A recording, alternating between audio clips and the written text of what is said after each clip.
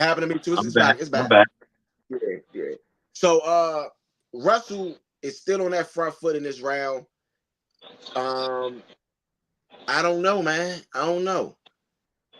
It's hard to say, man. Hard to say because Russell has landed three more punches. Puelo has landed three less punches, but this has been a very close fight. I don't see it 4 rounds to 2 like Joe Goosen had it in the seventh. I Yeah, me do. neither. Yeah, yeah. I see I Puelo, think especially. Go ahead. I think Russell is taking the round more right now. Um, it started out trading back and forth. Yeah, Shaq being traded. But now, well, it's slowing up now. yeah. Russell was getting it, but now it's slowing up now. I think Prelude knows how to go the distance, so he knows how to pace a fight, you know, Yes, and yes. not tire himself out. I think that's what he's doing right now. Well, they call it taking a fighter to deep water when you try to just box through the first parts of the fight and then go for the heavier punches late in the fight. What are you doing? Just a prom day? Come on.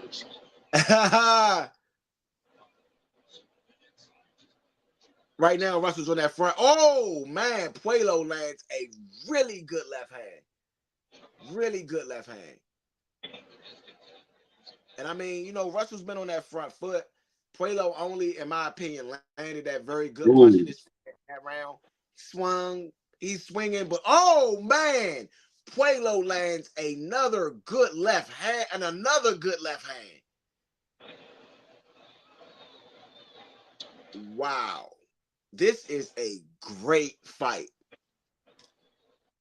Wow, I don't even know how to ooh, score and he that turned his round. body. I'm like, oh man, Puelo, Puelo is out there getting it in, and my man Russell, he got the heart of a lion. He out there fighting like Jamie Foxx on In Living Color. He getting it Next, in. coming He is up getting next, it in. David Benavidez versus Alexander Vosnik. David Benavidez 28 wins, 24 knockouts. Vosnik 21 and 0, 16 knockouts. Vosnik is hailing from Ukraine, and David Benavidez is an American fighter, but he's hailing out of Mexico. He's a Mexican fighter, and that's coming up next. So don't go nowhere. Got to All stay right, right here David. with me. I'm gonna score the fight. Got to All stay right, right here with David. Victor. I got to go. I got to go with the Ukrainian. He gonna fight like a goddamn going Tasmanian devil. He's gonna fight Wow, real good. I'm telling you, there's gonna be bombs everywhere in that ring. wow. Benavidez gonna have some bombs too, though. Yeah. But I got to go. Yeah, I'm going on the Joe, plus side. Joe Goose's scorecard is 76-76. And Puelo is getting a point taken away from holding.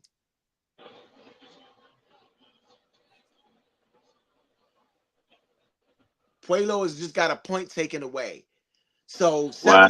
76-76, if this was right by Joe Goose's Hold scorecard. on.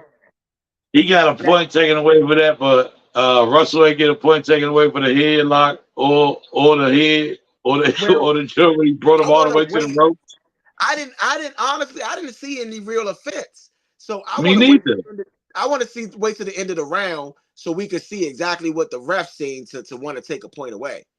I Well, mean, he spun him around. He was telling him, he was about to break it up, but he spun him around, but they broke up. So I mean, I guess holding the hand. I don't know. yeah, I don't know. That's why I said I want to see that. I want to see a replay on that. So this is nine rounds. In well, not in the books yet because this is the ninth round right here. 8 rounds in the books. 142 left in this ninth round.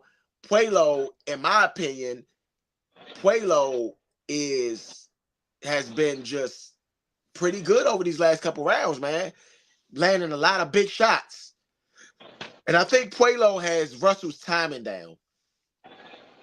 So I think that could be very dangerous for Russell, especially fighting on that front foot, because a lot of Tank's knockouts come on that back foot when people walk into them shots. Like kind of like Ryan Garcia did in the second round of their last fight. Oh man. Russell landed a very good uppercut right there. Right now, Puelo has landed 50 out of 179, 28%. Russell has landed 43 out of 202, 21%. So, Mm. Hey, I mean, numbers so don't lie. well, yeah. I mean, but it like with boxing, like the thing is, it's about oh man, Russell landed a very good right hand. It didn't knock Puelo down or anything like that, but it was a very solid punch. Puelo's fighting off his back foot on that rope, and Russell's literally I going mean, in it was a good just right hand, but he also oh rolled with it, so it didn't yeah get the full effect. He rolled yeah with it. wow these guys are just going at it, man. This is a really good fight, really good fight. This Oh, might end good, up being good the best double. fight of the Ooh, night. good double up by Prelude, and then Yeah, come back. yeah. Yeah, This they going might for it. be. They battling. Oh, he This hit him with a might nice be. one, and then he came back. Oh, nice right by Prelude. Yeah. I mean, Man, Gary Antoine Russell has knocked out every opponent in his previous 17 fights. This fight looks like it's going the distance. This fight looks like it's going the distance. And you can see some swelling around Russell's left eye.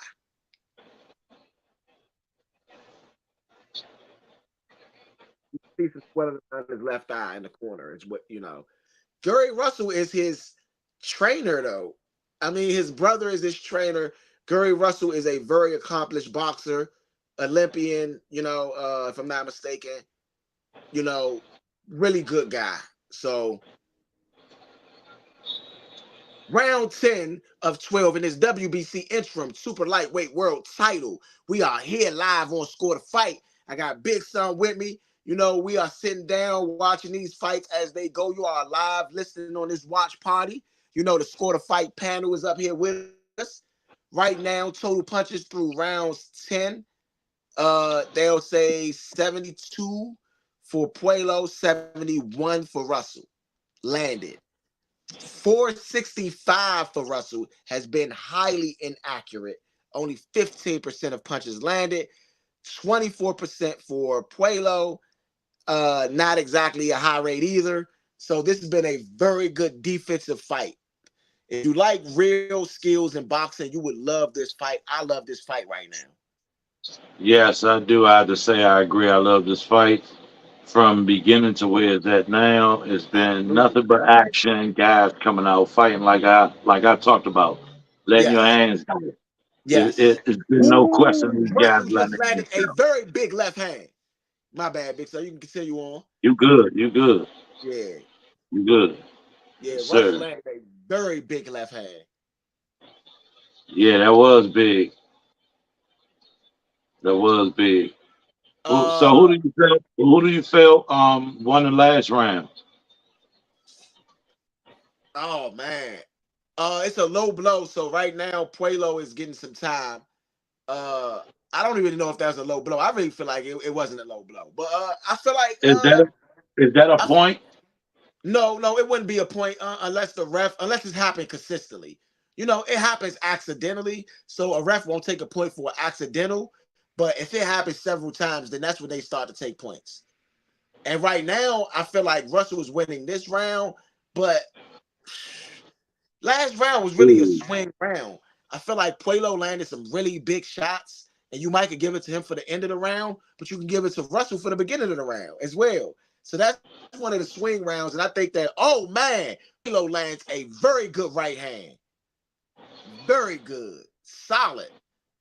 Russell did and kept it moving forward, but wow, Puelo was landing some heavy shots, and wow. Yeah, I mean, I don't know, man. I think that's a Yeah, swing that one round. stopped him. Oh, that was a big one. That was a Yeah, big right hand yeah, over the top. yeah. And I mean, let's be real. This is going to be probably the hardest fight to score out of any of the fights tonight. because this has been a very close battle. Nobody's landing over, nobody's landing a lot more than the other person.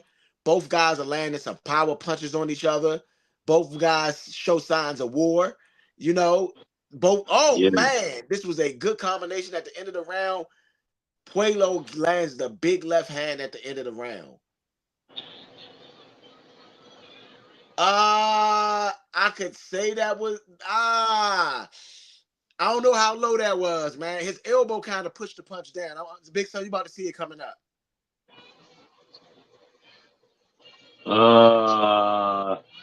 It might. I don't know. It might be real low because it's short so high.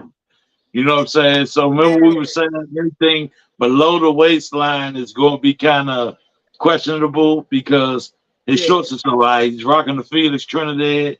If y'all don't know who Felix Trinidad is, go back and look him up. That's exactly how he used to wear the trousers when he was in the ring. Same way. You know, he would sometimes have the same problem because the trousers were so high he would get low blows. Yeah. You know. I mean, me personally, I wouldn't want my trousers that high because I don't want nobody punching me in my family jewels, you know. But you never know. Yeah. These are the championship rounds, right? Rounds 11 and 12. Big Son, what do you think that either one of these guys have to do to take control of this fight or to show they have control of the fight?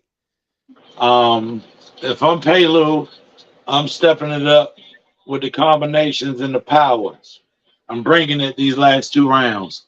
If I'm Russell, I'm not going to let this man beat me down, even though I'm going the distance, which I rarely do. I'm always knocking opponents out, rarely go the distance. So I'm gonna try to stand my ground. Oh, man, hold up. Not to cut you off. Puello just landed the best punch of the fight. It was a strong left hand. Gary Russell looks to be shaking a little bit, but he's oh my goodness, he hit him with the right before that. I think that left was it though. That left was he hit him with the right before. The right set it up. The right hook, the punch you don't see is that hook, and that's what he gave him.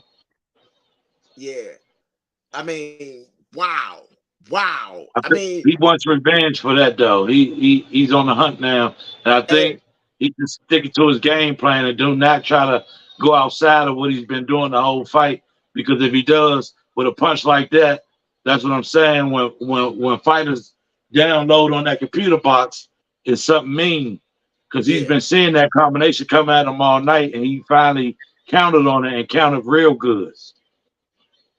Yeah, these two guys are going at it, man. I can see them making this. I mean, I could honestly, I'm gonna say this. I could see it's 86-86 as far as total punches landed through round 11. Puello's landed at a higher percentage. And right now it's 87-86. But like, it is going to be super hard to score this fight. Russell has been more active. Puello's been more accurate. Oh man, it's going to be a tough fight to score. It's going to be a tough fight to score, man. Through round 11, though, I'm going to have to give this round to Puello, I would say, because he's landed the bigger shots. He's landed the bigger shots for sure. So you got Russell on the front foot, moving forward towards Puello. Puello on the back foot. Russell's trying to kind of taking control of this round late in the round. I feel like Puello is just there fighting this fight. Not really hurt, still been landing some really big shots. Both of them go to the body right there. Yeah, I mean, this is a very good fight. Wow. This is a great fight. This is a great fight, man.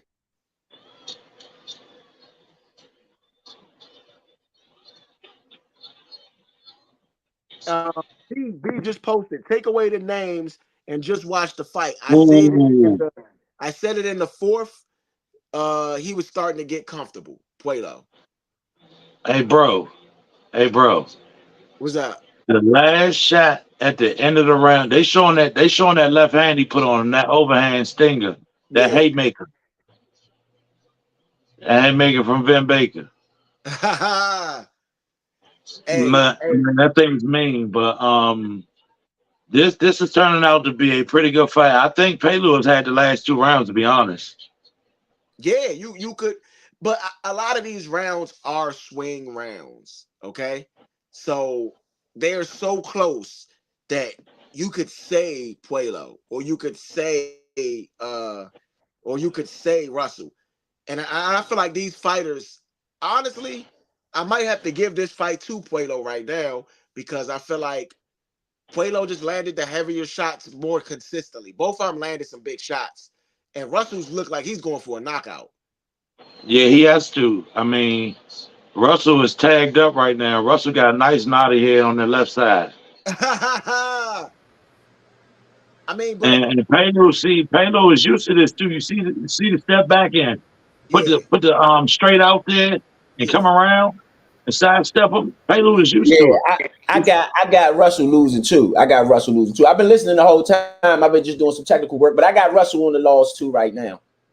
Yeah. Man, Palo put that work in. Like I said, Palo is 22 10 knockouts. That means he's went the distance 12 times. He knows how to go the distance. Yeah. And that's what I looked at when I see anything. I'm like, oh, Slim don't go the distance, but Slim do. Oh, low Okay. blow, low blow, low blow. Puelo just hit Russell with a low blow, unintentional, of course.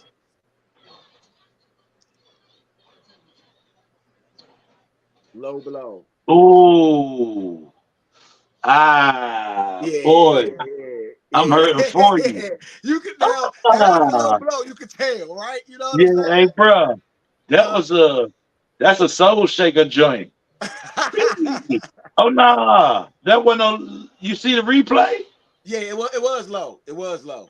It was. Yeah, His foot yeah, for jive sure. shaking. I don't know. He might knock him out. That was a mean joint. Oh man, Puelo lands a very big right hand. They are throwing shots late in the 12th round, back and forth, Puelo.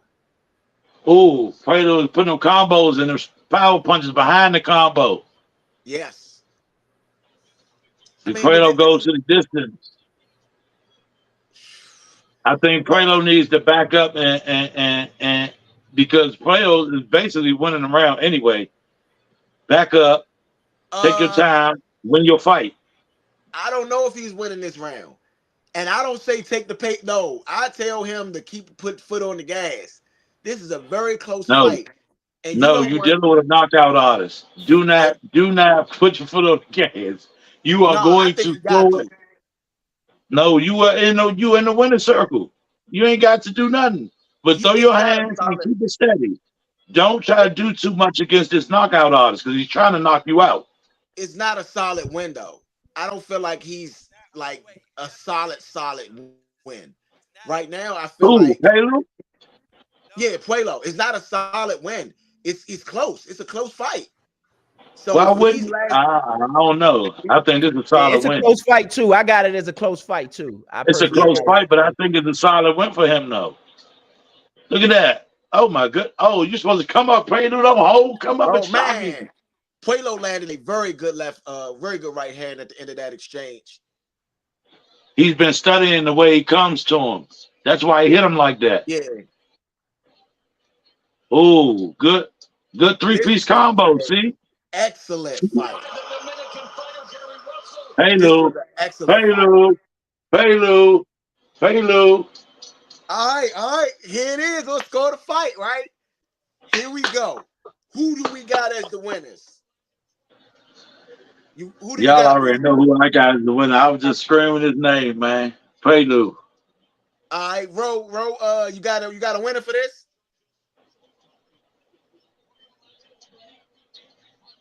I don't know if Ro with us. I'm going to say this. This might be a draw. Yeah, I actually got it as a draw, man. I think Russell, I don't know, man. I don't want to go against the homie, but Prelude got man. Don't need it, Prelude but Jai got him. Prelude Jai got him. I don't want to go yeah. against the homie though. But Prelude Jai been working him, in my opinion. I mean, I feel like on a split decision though. Split decision, Prelude. Yeah, I feel like it may be a split decision. It may be a draw. I don't think it'll be a unanimous at all. I don't think it'll be a unanimous. I think this is a very close fight. I think that you could give this fight to Gary Antoine Russell. You could also give it to Puello. I feel like Puello landed some very heavy shots, especially late in the fight. There's the low blow. Look where Russell. Look where if you look at the fight, you could tell if it's a low blow because the guy, boom. Vito said that should have been counted as a knockdown. The body shot was clean.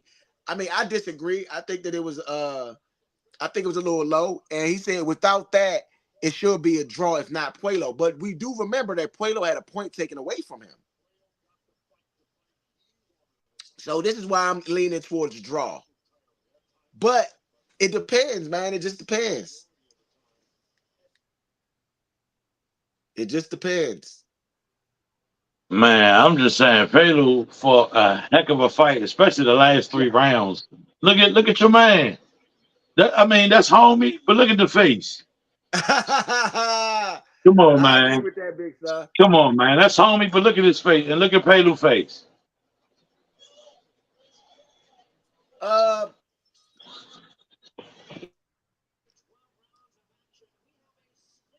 Split decision.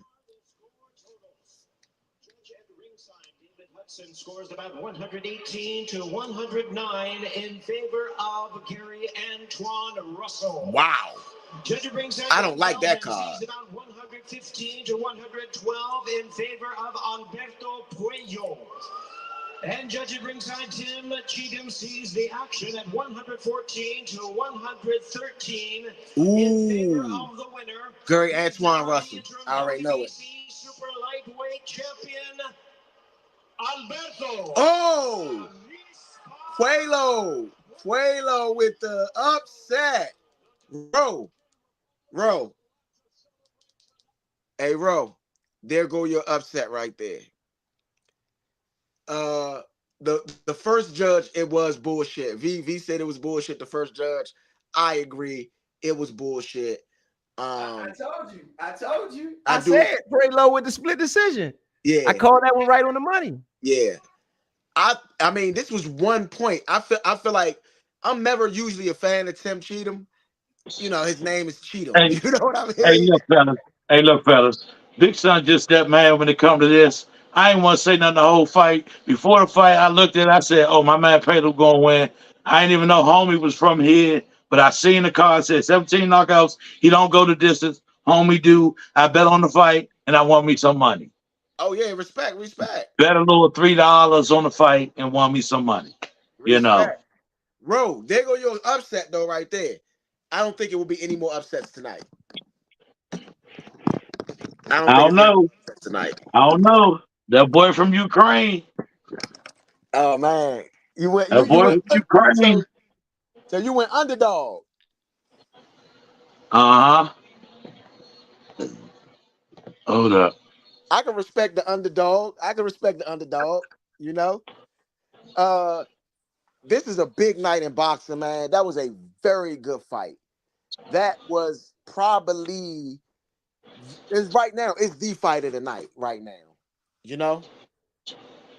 That was real close right there, hey, and it's living up to expectations, man. Yeah, I do feel like that was a very close fight. I would have scored the fight a little bit closer, like 113, 114, probably for Puello. I really felt like it was that close of a fight where it was within 1 point. But I mean, shout out to Puello, man. Shout out to Puello for taking this opportunity and winning. I do think that it'll be a good fight to see again. So far, both of these fights, I would like to see again. And V said the night is still young as far as upsets go. Yeah, as far as upsets, I'm pretty upset right now. I bet on that, Jonas. I don't know what happened. No money is in the vault. I don't know what happened. It's all good though. Maybe they're gonna wait until the end of the night to pay you out to the event is over, or it's just so early in the event being out being done the fight being done that you haven't been able to get get your funds yet? I don't even have the bet pending or nothing, bro. Oh man, yeah, that's a whole nother situation. That's a whole nother situation. I'm sick over here. It's all good though. You It's win cool. It's some, you cool. lose some. Yeah, To live to fight another day. yeah. I mean, right now, if you wanted to go throw in some bets, this is the time to do it. This is the time to do it. If you want to throw in a bet on the Tank fight or on the David Benavidez fight, right now, last seconds, this is where you got to do it.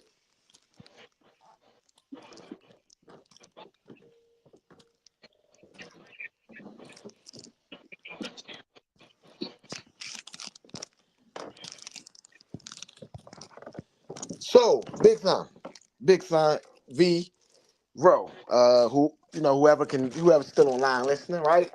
Fan base, Score to Fight fans, are you guys ready to see two of the most exciting fighters in boxing, David Benavidez and Gervonta Tank Davis? This is a big moment in boxing, huge moment. So I would love to see these fighters go out and get it all tonight, and make sure that they're safe and healthy. But I'm ready to see the fights. Been a Bro, lot they of trash talk. Been a lot of trash talk.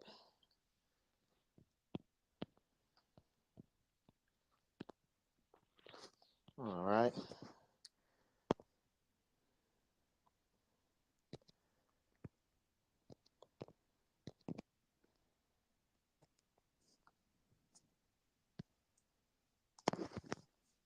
And Vosnik is a guy who only now. This is the thing. A lot of people don't know.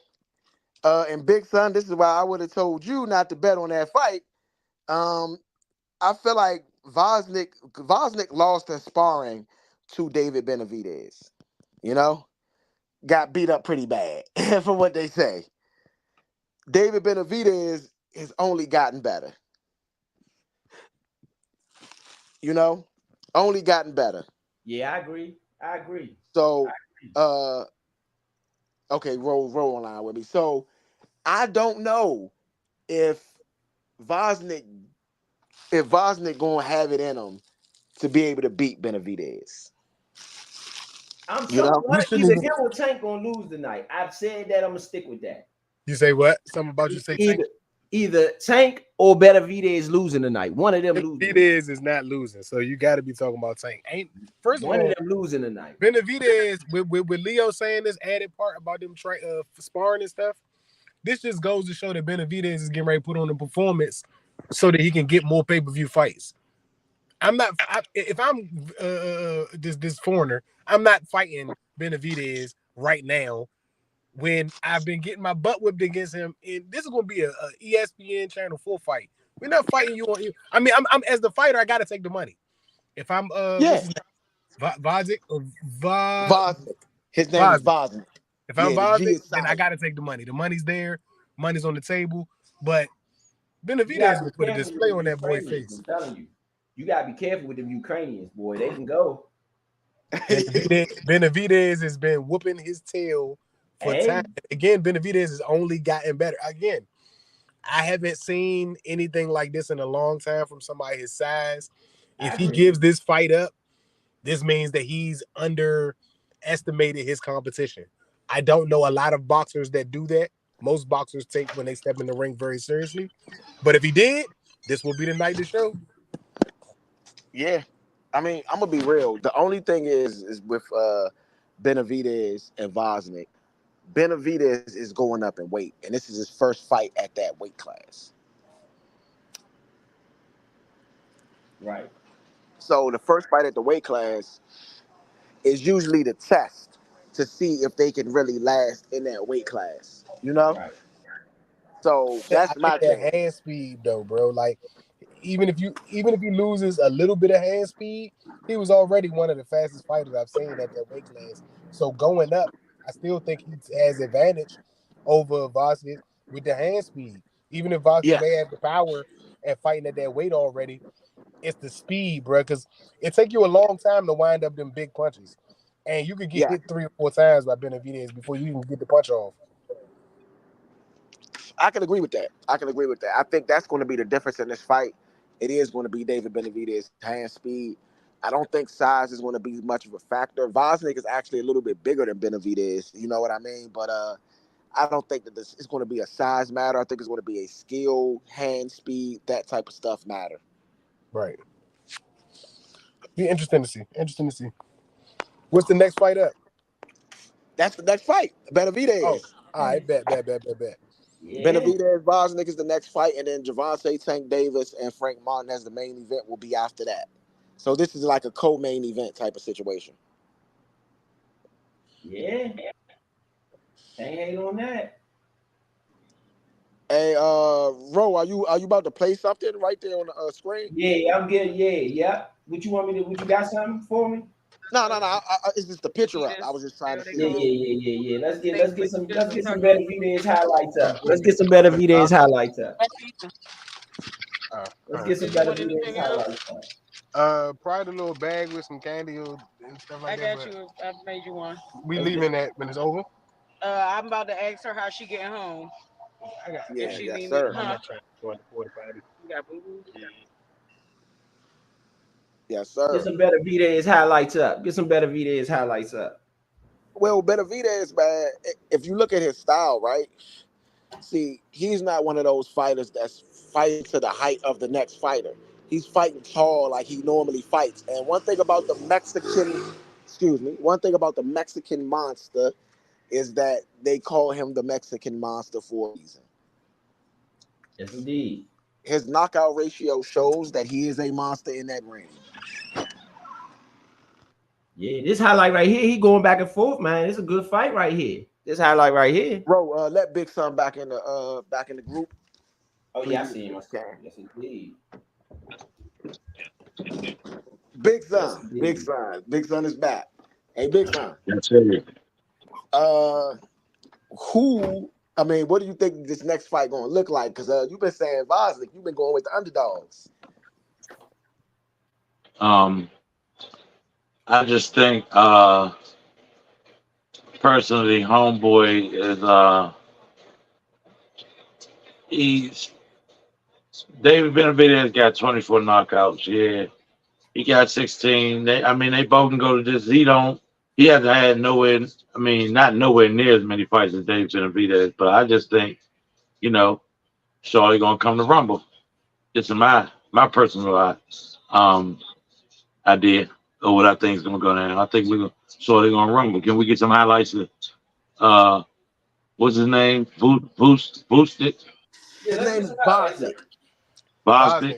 Yeah, Let's get some highlights up for Boston. We see Benavidez work though.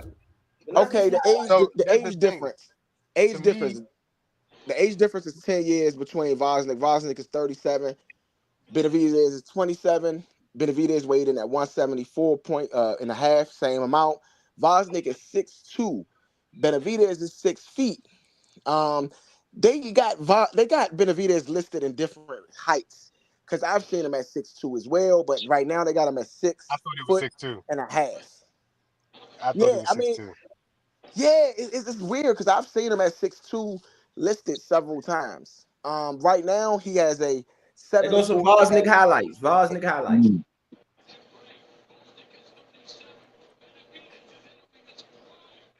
Yeah, right now will be the time to get into Vosnik highlights while we can because pretty soon that fight gonna be going. Benavidez is 6'2", bro. They got him listed with this fight at 6 feet. That's what I was saying. I've seen him. I'm on Google and on boxing PBC. Boxing PBC Rec. got him at 6'2". Yeah, that's what I'm saying. Like I don't know. And this the thing. If They got Vosnik Vosnik at 6'3". Okay. I don't know, man. I don't know. You know how that work though. Vosnik a big dude. They about the same. They the same size. He only a 4-pound fight difference. Then unless he came in heavier than his walk around weight. His fight weight is at 179. So unless he came in heavier than that, they only a 4 or 5 pound difference. No, they both had to weigh in for real at 174. It just depends on the rehydration of it. You know, no, that's what I'm saying. They got Vosnick at 179 on regular weight. Not where he fight it on Google. They got him at 179. So unless he's over as far as what he came into tonight, they shouldn't be too much heavier than each other. Yeah, no.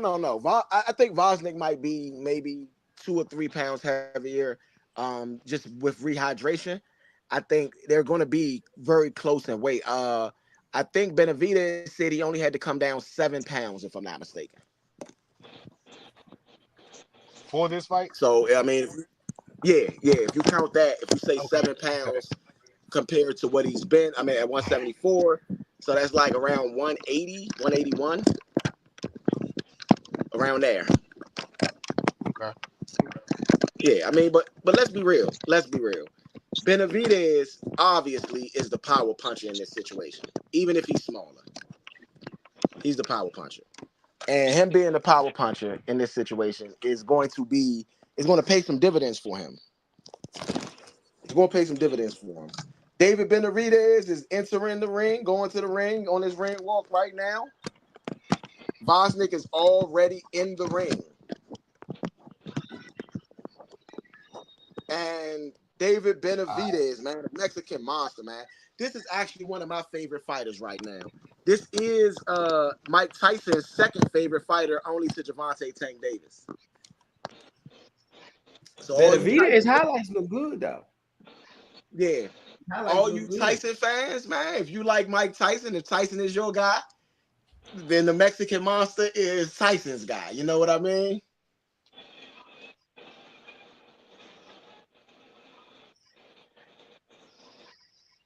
And Benavidez, man. It look like Bach is really active though. Yeah. Vosnick, I'm not saying Vosnick is no slouch here. It's not like he's in there against a bum. This is not a bum that he's fighting. That Benavidez is fighting. Vosnick is definitely one of the guys that deserves to be in the spot that he's in. And you got people that actually fight that just don't deserve that spot. They kind of get walked to the location that they're at in boxing. But then you got guys that's just straight up dogs that earn their way. And Vosnick is one of those guys that's earned his way. I can see that. So the only difference in this fight right here that I'm looking at in highlights, and the same thing for the Benavidez fight. Actually, the Benavidez fight, the guy he was fighting was fighting back. This guy is taking a whooping right here. That is Adonis Stevenson, actually. That is Vosnick's biggest win. Yeah, that's Vosnick's biggest win right there. He is. He's not letting him breathe. No, I watched that fight. Oh my god! Yeah. Oh my gosh! Yeah. Oh my lord! And he gave him the noodle legs. Noodle legs. Yeah, man, Benavidez throw too many punches. He ain't going out like that. Yeah, don't get me wrong. It's about how good Benavidez's chin is tonight at a bigger weight class. I was about to say, did those 24 knockouts came out of the other weight class, right? Yes. Okay. I mean, but if you look at Benavidez is a Spanish beer drinking guy. You could tell. You know what I'm saying? So it's not like a small guy. Vosnick, 20-1 with 16 knockouts, age 37, 6'2.5", 174, and the 1/4 pound fighting out of Ukraine, former WBC light heavyweight champion. He probably drink potato liquor. You gotta be careful with him. Look at them highlights. That boy drink potato liquor. You gotta be careful with a guy like that. He fighting a guy that's not fighting back though. He fighting Charlie Villanueva. He could get a punch in. Charlie Villanueva wasn't fighting back. He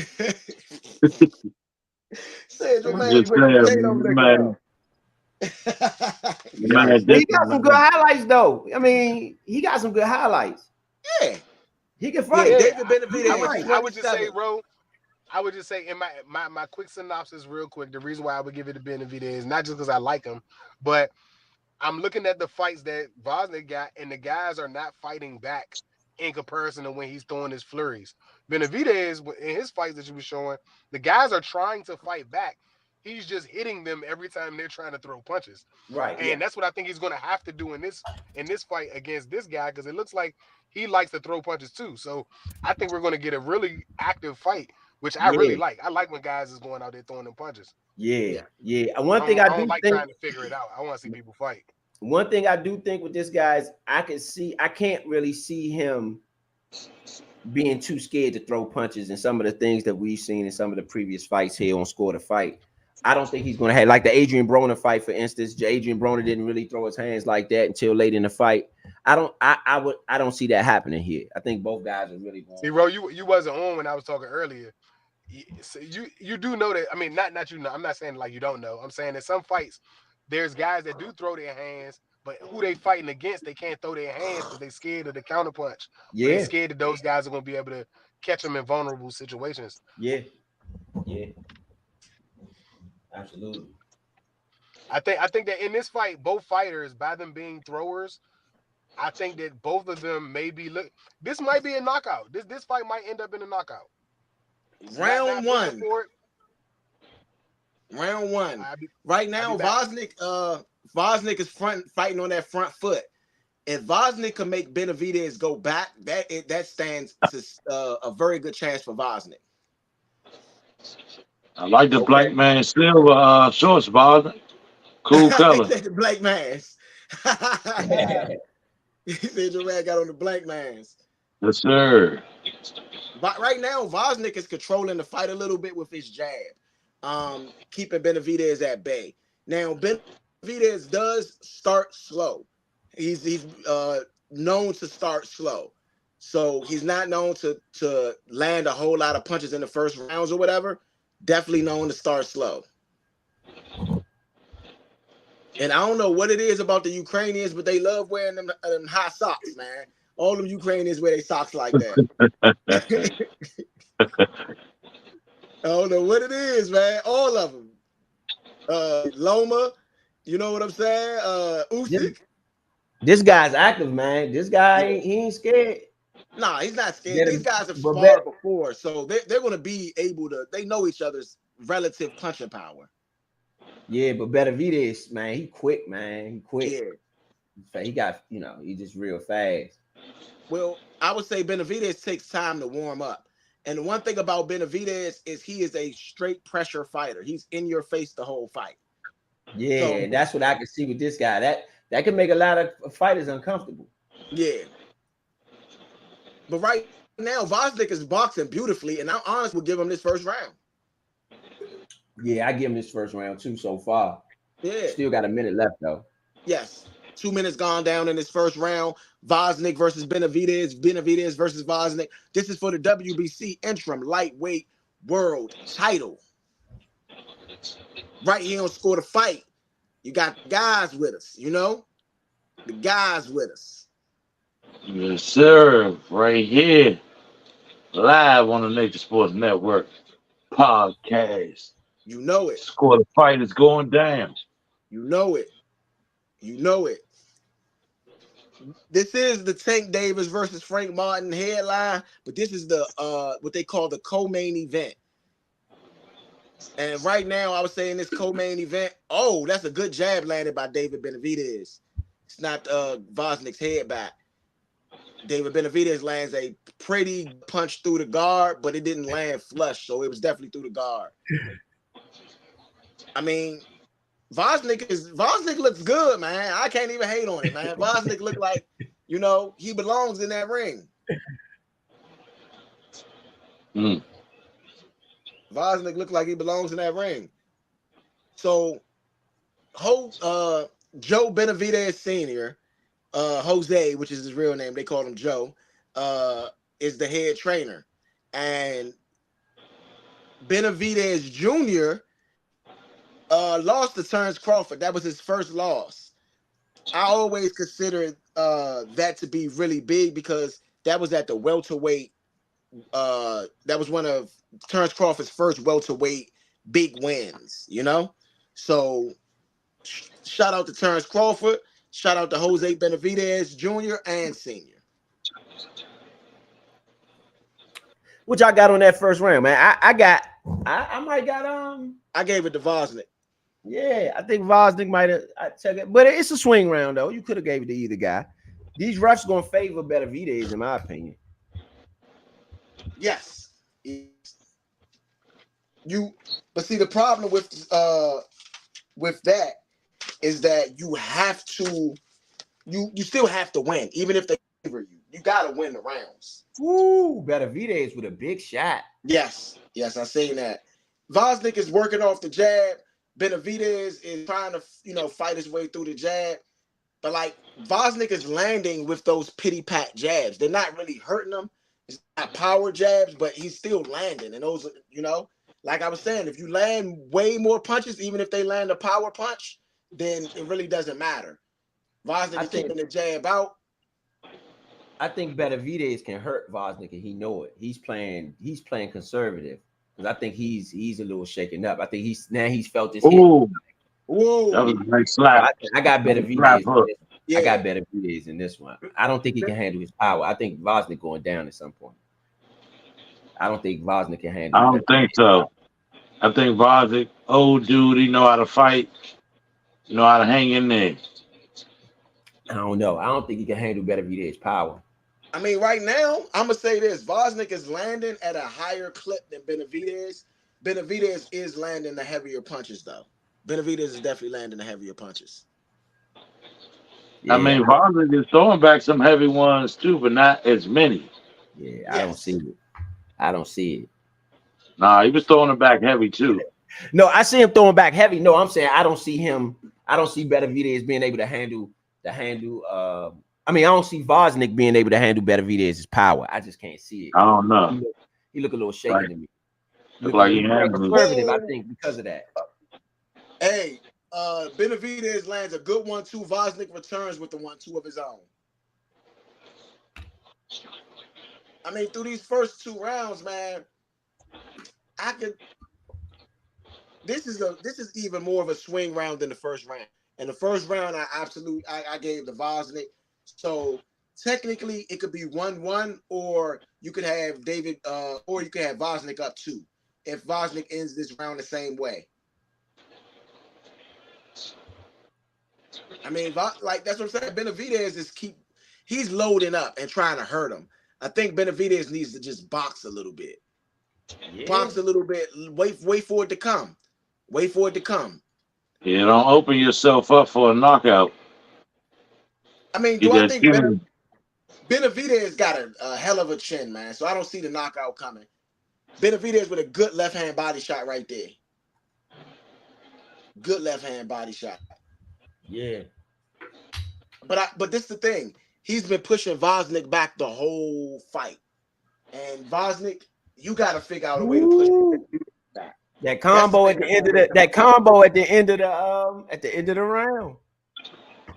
You got Mika Parsons in the building.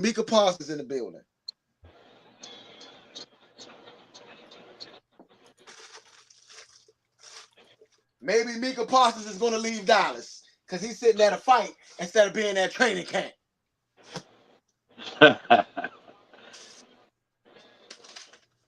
So then people I'm training on my own. And you can see Mika Parsons doing a little bit of boxing himself. Mika Parsons doing a little bit everywhere. He ain't been in no practice. He was at the NBA Finals getting signatures from Dirk Nowitzki on the sideline. Now he had to fight. What do you score the fight so far? What do you score the fight? What y'all got?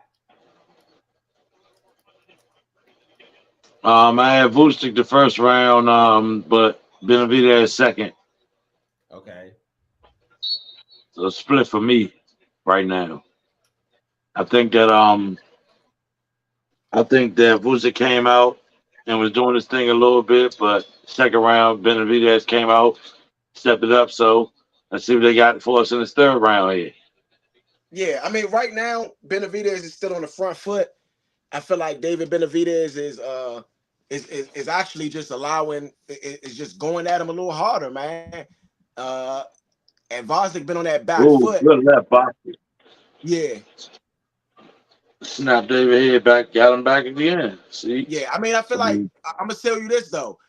David Benavidez has been invested in that body, and I think that's going to pay dividends late in the fight. That's definitely going to pay dividends late in the fight.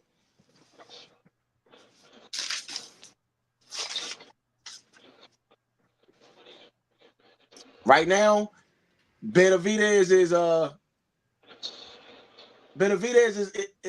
Vosnick has just been throwing at a high volume.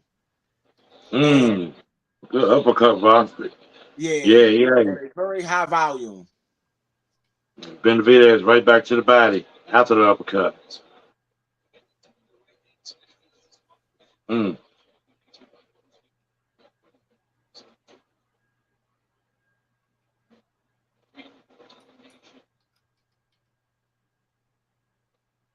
Hey, Vosnick is using that jab, that triple jab, and it's slowing Benavidez. Oh, Vosnick lands a really good right hand. Yeah. Benavidez returns fire with a good body shot. They both land jabs at the same time. Benavidez seems a little tired. He seems a little fatigued. Yeah, this pace is picking up. Nah, hey, Ro, that's how Benavidez fight. I don't think he's tired. them punches. I agree. I think I agree with Ro. I think the weight class, the weight that's on him, is not a usual weight for him. Them punches ain't as sharp as they was in the first 2 rounds to me. They a little sloppy to me. I mean, if you listen, a lot of times people when they see Benavidez fight, he fight kind of like a zombie, man. You can't knock him out, you can't knock him down. You know what I mean? It's really hard. And he looks like he's a zombie, looks like he's tired. But I mean, when the power punches start landing, they really start landing. Vosnick is smothering Benavidez with punches though. And I think this is a very good game plan for Vosnick. Yeah, Vosnick taking the power punches too, the big hooks. They just came in, the big left hook came in. He took that, kept on boxing. Yeah. I'm gonna give that round. Oh man, that's a close round. I'm gonna give that round to Benavidez. No, I can't give it to Benavidez. Not me.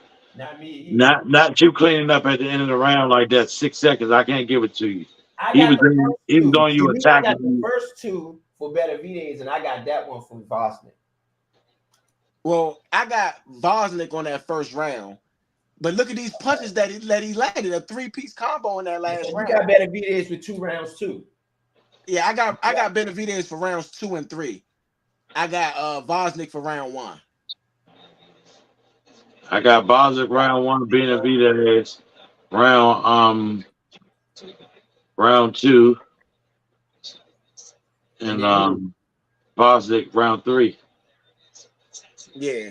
They showing those. Why they not showing another Vosnick? Because Vosnick didn't really land like power punches. He probably only landed a couple come back, but they're not going to show him because they want Benavidez to look like the guy. Maybe some good comeback. He was on him the whole round. How they ain't had no highlights of him? All they showing is his power stats. Come on, man. Don't do that to that man.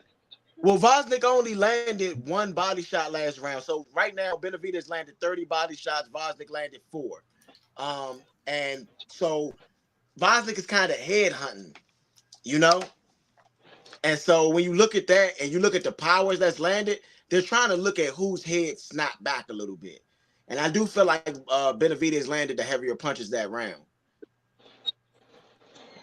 I don't think Vosnick is doing well with this pressure that Benavidez is giving him. I think he's fighting though. He's fighting, but he's doing okay. Right now, Joe Goose's scorecard is 3 rounds to none. David Benavidez. I don't feel that way. I feel like Vosnick won that way. I think Vosnick got that 3rd. We will see. So right now, Benavidez is landing heavy shots. Vosnick is boxing really well though. Vosnick's keeping the jab working, keeping the right hand working, cross right, and he's holding a good. He's holding his guard very well. Vosnick is boxing really, really well though. You know, he's honestly taking the Benavidez shots really, really well. This third round. I mean, it's fourth round. Excuse me. 4 rounds out of 12 already. 4 rounds out of 12 right now. We at. So we got 8 more rounds after this round to see what's going to happen. But right now, the way it looks, it don't look like Benavidez is going to be able to knock out Vosnik. No, not at all. Benavidez look tired to me. I don't care what you say. He looked tired to me. Okay. I'm telling you, that's just the way the man fight, man. I get you. I get what you're saying, though. I do get what you're saying. Look at that. Oh, man. Benavidez lands a really big right bomb. See, Vosnik, the only thing about Vosnik is he's not throwing no real power punches. A bunch of straights, all straights. Oh, man. There we go. Vosnik, a good combination, 3-punch combination. Oh, man. David Benavidez lands a really big right hand. Another uppercut and a really big right hand. Uh-oh. That doesn't last. Uh-oh. It might not look good for I can tell you that man ain't time, bro. Oh, man. Oh, my goodness. This Benavidez round right here. Oh, my goodness. Benavidez. This is Benavidez in round 4. Yeah, this is that Benavidez round. All Benavidez in round 4. Yeah, this might be Benavidez to me. Yeah, that was all Benavidez in round 4.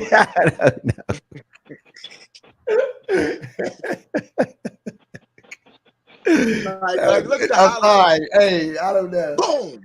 Look at the highlight. Now, Vosnik is eating the punch as well, but you can tell he getting hit with them jumps. Wow. Man, let's get Vito in here, man. Let's get Vito in. As I said, the Bama putting on the show. That's all I had. That's all I came in to tell y'all. The Bama putting on the show, bro. You 37 years old. You are out here play punching. That boy is smacking you in your face. Put your hands together. That's what I've been saying. 30 to 4 in body punches. The man gonna pass out. That's what I've been saying.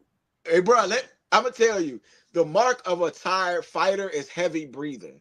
Man, and what? I don't feel like, I'm saying the mark of a tired fighter. I don't feel like Ro was saying David Benavidez is tired. He's not breathing heavy or nothing. Nah. He could be in better shape. That's the beer.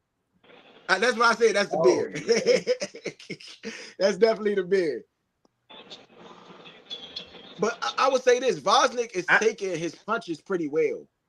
But that's being that light heavyweight for a little while first. Yeah.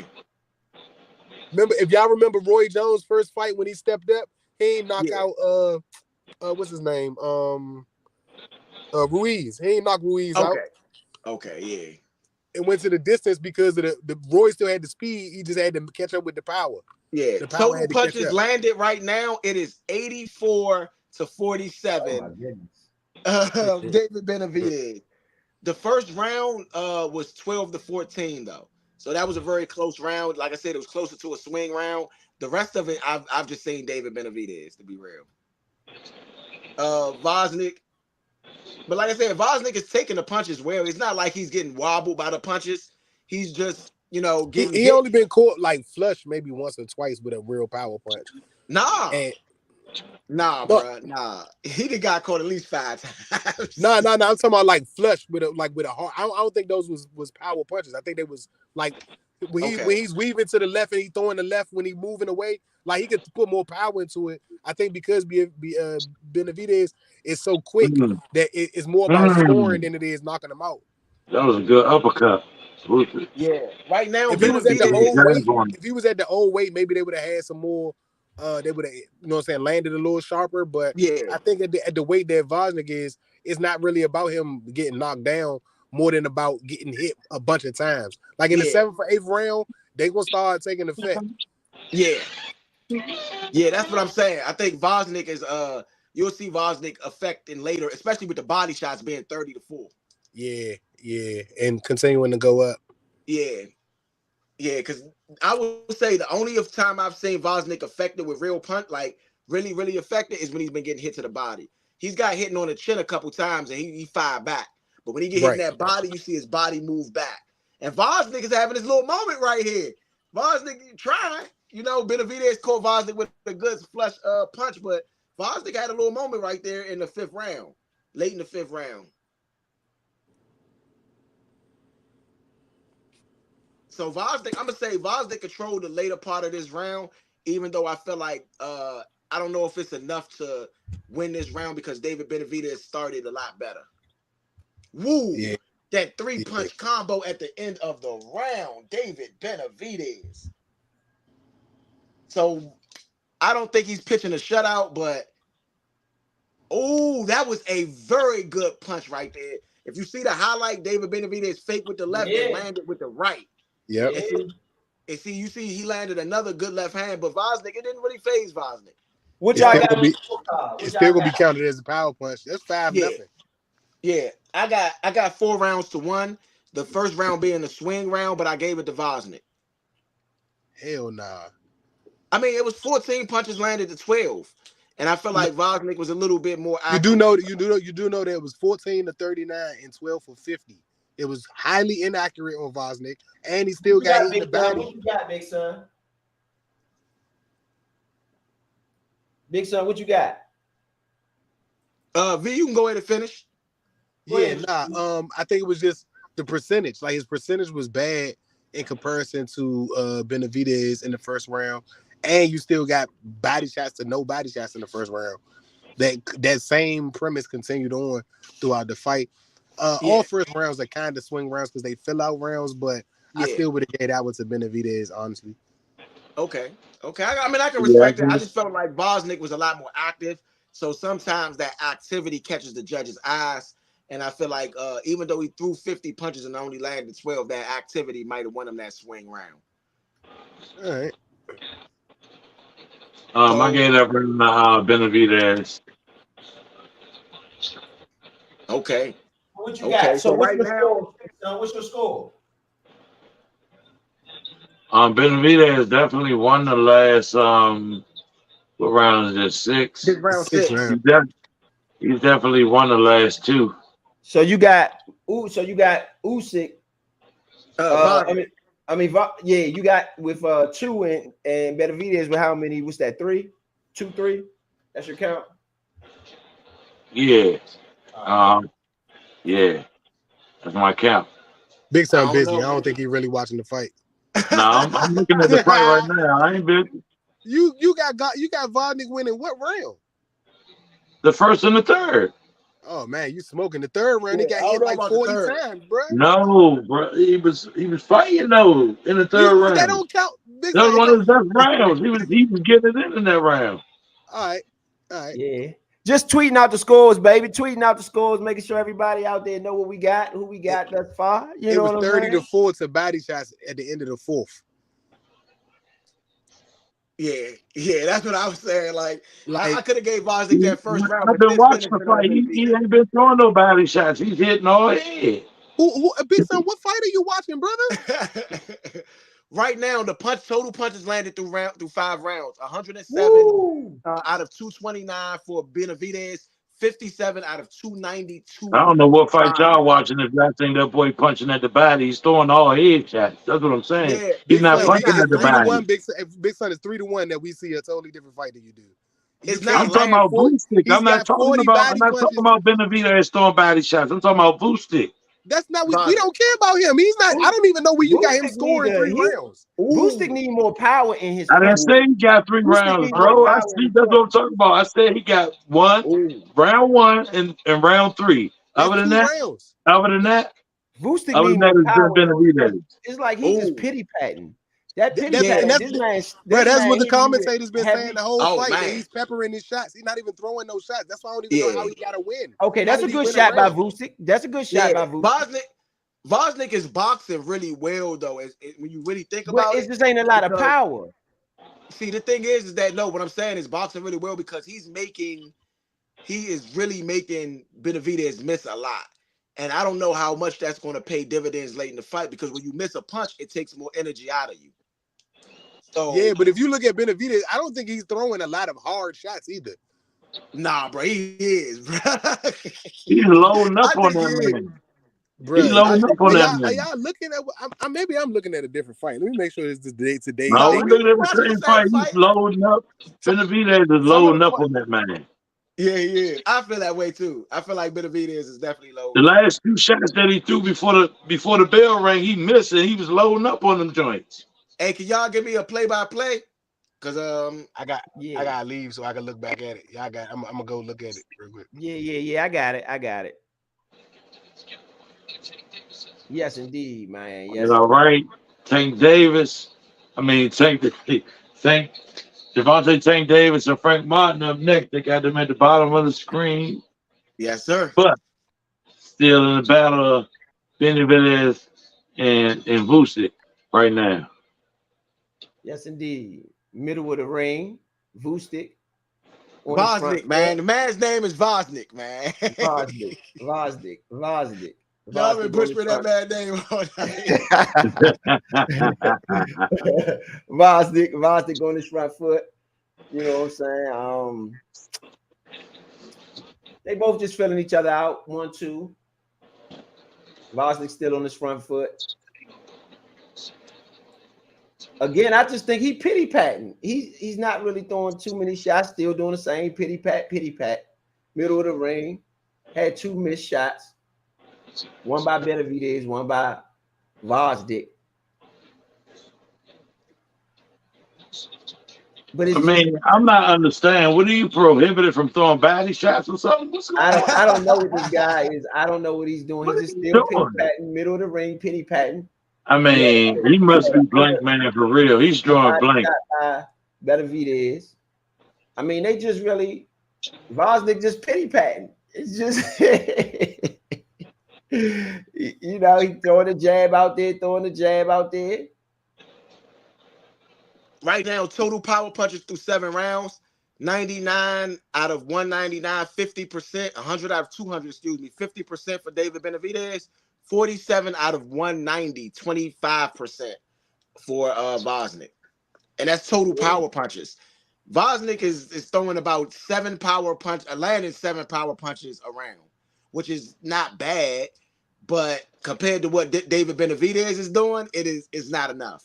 It's just Benavidez Benavidez with the sharp overhand left to the left side of the ring. He hit him with like three good shots. Benavidez hit Vosnik. 3 good jabs. Vosnik got him against the ropes though. Vosnik with a moment having to get some ropes, but he's just not throwing no power punches. He got him where he wanted him. Benavidez looks. Again, he took a couple seconds off. Vosnik really took. He finally threw a body shot. Hey, Vosnik just landed a really good uppercut on Benavidez. Vosnik with a 1-2. Another body shot. No, a body shot. He looked low. He just hit with a body shot. Benavidez with a low shot. That left hand. Oh my God. Oh, Benavidez with a 1-2. Vosnik and another uppercut. Just unloading. I still might get his round of Vosnik again with an overhand right on the counter. But then Benavidez throws a wild punch at the end of the round. That's what I've been talking about, making a miss. You know what I'm saying? David Benavidez was 15 years old. He was 250 pounds. That's crazy. Yeah. He's tired now. He just missed that wild punch. He just took a deep breath coming to that sideline. Yeah, that's what I'm saying. He's been missing a lot of those wilder punches. Even though I think he had the heaviest punches in that round, I'm still giving that round to Vosnik. Vosnik had Benavidez on the rope. He didn't really land a whole lot, but he definitely had him on the rope. He definitely controlled that round. A lot of that round. Those punches ain't do nothing though. That's the problem. Those little pity pat, pewty punches ain't. We can't say they ain't doing nothing. We ain't getting hit with them. It may not look like it ain't. It may look like a pity pat, but from the side, from the looks of it, at the side, while he on the side of the ring right there, that face do look pretty red. Yeah, right. Yeah, realistically, he's landed some punches. It's just not. I don't think it's been enough. I don't think he has enough power behind his punches. That's what I don't think he's putting enough power behind him. I think he's playing around. I don't know why. Like, man, I don't even want to say what I want to say. Real, real simple. Because this is not the guy we seen in the highlights. I'm sorry. This is not that man. I mean, Oh, the thing is man. that David Benavidez is now throwing way more punches and landing at a way higher clip. And Vosnick is having his little moments here and there, but like we've all been saying, none of those punches are enough to hurt Benavidez. Yeah, None. I mean, and he's had some opportunities. It's just Yes. he don't have enough power behind those punches. It's like he's not Yes. punching to hurt. He's just punching the punch. Yeah. And I mean, this round, I would say that, I mean, Benavidez is controlling the pace of the fight. Benavidez landed a very good uppercut. And the thing is, Benavidez keep getting caught swinging in wild punches. He swings a lot of wild punches. Yeah, Yes, he does. that that's can be a because he knockout. knows that whatever that's going to hit him ain't going to hurt him. So he just like, forget it. I'm gonna try knock him out as fast as possible because whatever. I have no fear of a counter here. Whoa, So I a can good just- right hand from David Benavidez. Yeah, Good right hand from David Benavidez. David Benavidez playing some decent defense though. I can't even lie. He's sharp. He's sharp. I think Benavidez is hurt. Oh yeah. I don't know. I don't see that. I don't see that. The way he wobbled to the ropes a little bit, I think he was a little, either very tired or hurt. Yeah, I don't see that. I see him in full control. Oh my goodness. Yeah. But uppercut combo by Benavidez, middle of the ring. oh man. Benavidez landed a really good left hand just now. Oh man, he lands a really good right hand and then a good left hand to the body. David Benavidez. That's what I'm saying. I'm not. Oh my. I just. How could you say that Vucinic is? I mean, Vucinic is doing anything. How are you going to say that? I don't think Vosnick is winning. Vosnick. Yeah. I keep saying Vosnick. Vos. The G is silent. Right. The G is messing me up. The G is messing me up. Yeah. The G is messing me up. Silent. And DYK is Nick, I believe, and Vosnick. See, that's what I'm saying, and I'm already not good with names. I'm already not good with names. So this is. Hey, bro, I ain't gonna hold you. Before every Score to Fight, I do my little research. I go look up the fighter. I go look up their fights. I go look up, some stuff. David Benavidez appears to be cut. Yes, David Benavidez is cut on the left eye, right above the left eye. Oh yeah, he sure is. Them little pity pat jabs. They did something to him. Cut you. They cut you. Them little pity pat jabs did something to him. They cut you now. You gotta be careful with them little pity pats and cut you. Realistically, Vosnick doesn't show any signs of war on his face. He doesn't. I mean, other than it being red a little bit. But remember, I told you Benavidez was hurt last round. Right. He's been hit with some shots. I mean, he's been hit, Vosnick. So I commend his chin because he's been hit with some stuff today, and his defense has been pretty good too. I gotta say, to be honest, he hasn't. Yeah, I'm about to say Vosnick. I thought his chest was real red, but they zoomed in closer. That wasn't nothing but taco meat. But Vosnick been getting hit to the really body. good 3-punch combo. Okay, so what do y'all got scorecard wise? What do y'all got after 9? We'll wait. Right now, I got 5.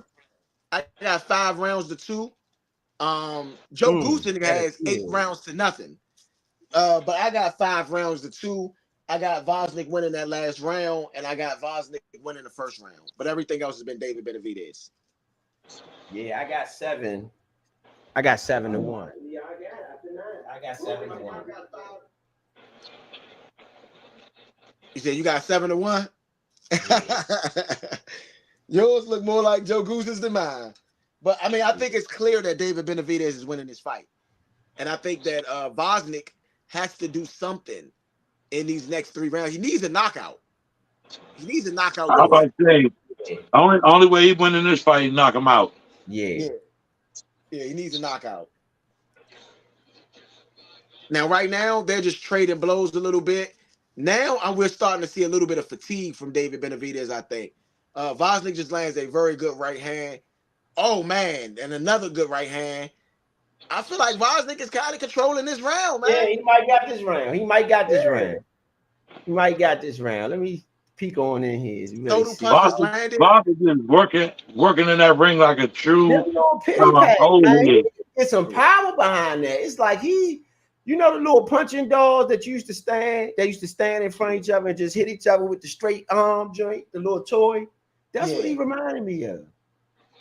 A rock'em sock'em robot. Yeah, I mean, come on, man. He give him that snapped his head back. Let's see. That's why that left eye is bleeding.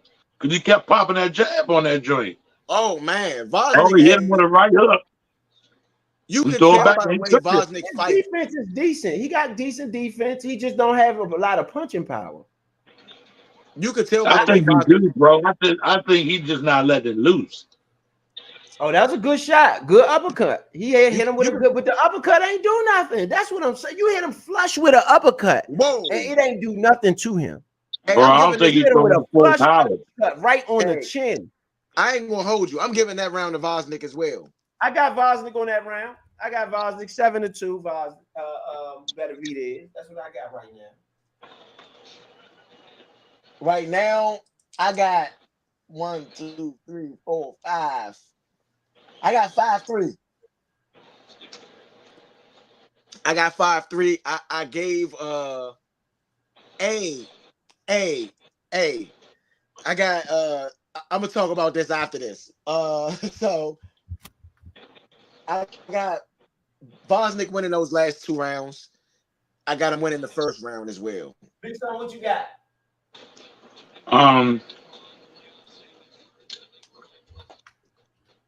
Win 9 rounds, Vosnik, like I said. So you got 5-3 point? You got 5-3 point? Yeah. Is that what you got? You got 5-3. All right, what you got, Big Son? Well, Vosnik having the last 2 rounds is halfway for me. So you got 5-5. 5-4. 5-4. 5-4? How you go 5-4 who? 5-4 who? Yeah. How you got 5-4 who? Who's up? Benavidez. All right.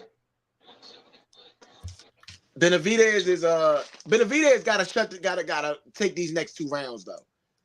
He gotta show he's a superior boxer. Yeah. And I feel like he's faded in these last 2 rounds, which to me is unlike Benavidez. Benavidez is now on that back foot. And maybe Benavidez figured your round total don't match ours because we both got 9 rounds, and it's the 10th. You missing a round, you got 5-3.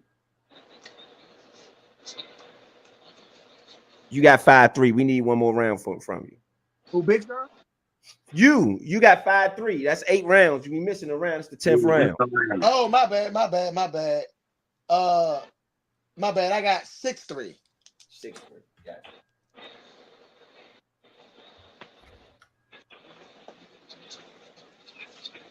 Okay, David is losing a little bit of power on that hook, that jump hook he was throwing all fight.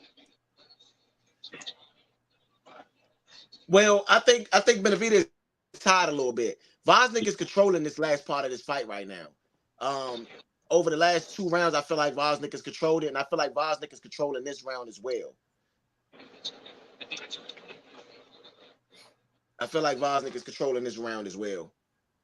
And you can look at Vosnik and tell he's kind of the bigger guy in this situation. David Benavidez is used to being the bigger guy. It's his punching power for me, though. It's hard for me because Benavidez, to me, can have a couple flurries and win the round because, okay, that was a good shot right there. I seen a little bit more power out of that one. Oh, man. Both people landed left hand at the same time, but okay, he throwing a little bit more power. He got a little bit more power now. His corner probably telling him, man, you ain't hitting him hard enough. I believe his corner probably told him that. good corner adjustment. Because if he can hit him with something, he might could do something in this round. He's backed in the corner right now. Well, Benavidez, I think you might be Benavidez, right, Leo. I think Benavidez was hurt last round. He's not coming forward as much as he was last round. Benavidez with a good combination, man. this is a good exchange. That was a good exchange between both fighters right there. Both of them landed.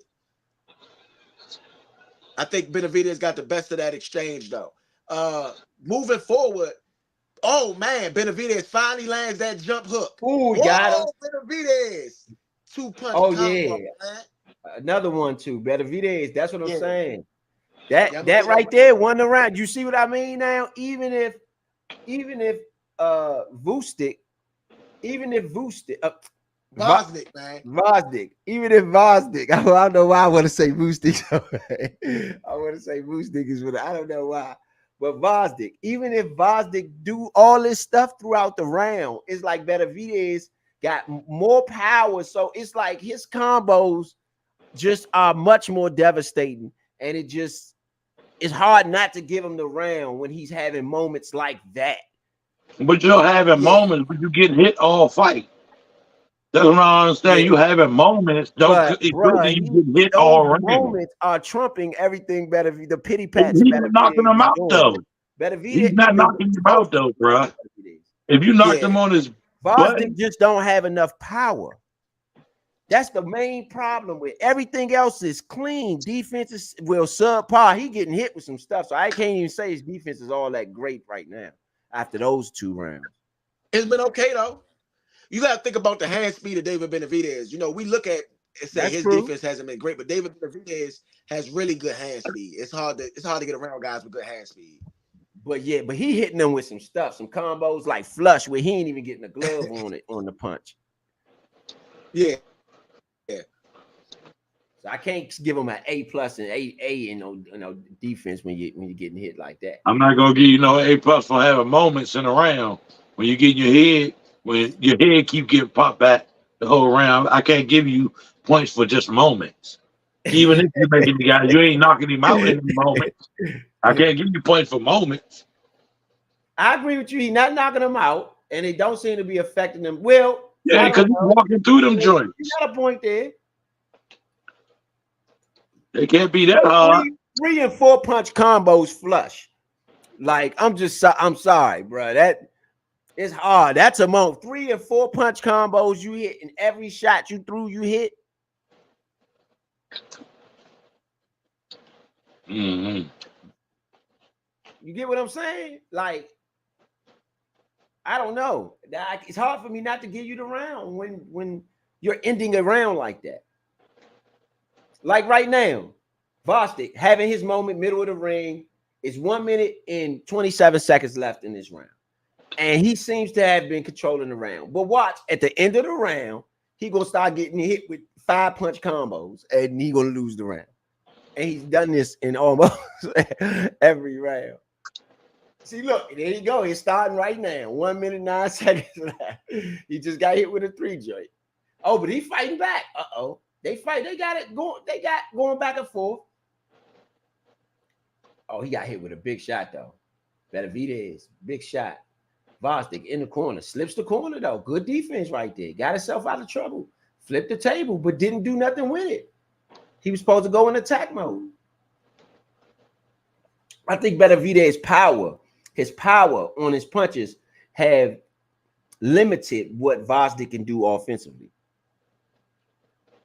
Or would like to do offensively. He has to conserve himself because of the shots. He got to be careful. You just can't tee off on this guy because this guy's so quick. So I got to be careful. I got to still protect myself. Mm-hmm.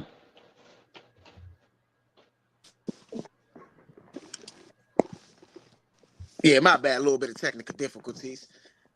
What y'all got so far in this round right here? Benavidez. No, I ain't gonna say that. I say that's a swing round. That might can go to Vosdick. Yeah, that wasn't too bad. It wasn't. Yeah, I'll give that one to Vosdick. So I got Benavidez 8 rounds, Vosdick 3. That's what I have after 11. You need one more round. Oh, you said 8 That's to 3? 11. 8 and 3 is 11. Okay, no, my bad. I thought you said 7 Yeah. and 3. Right now I got 7 rounds to 4. David Benavidez. I gave that round to Vosnick.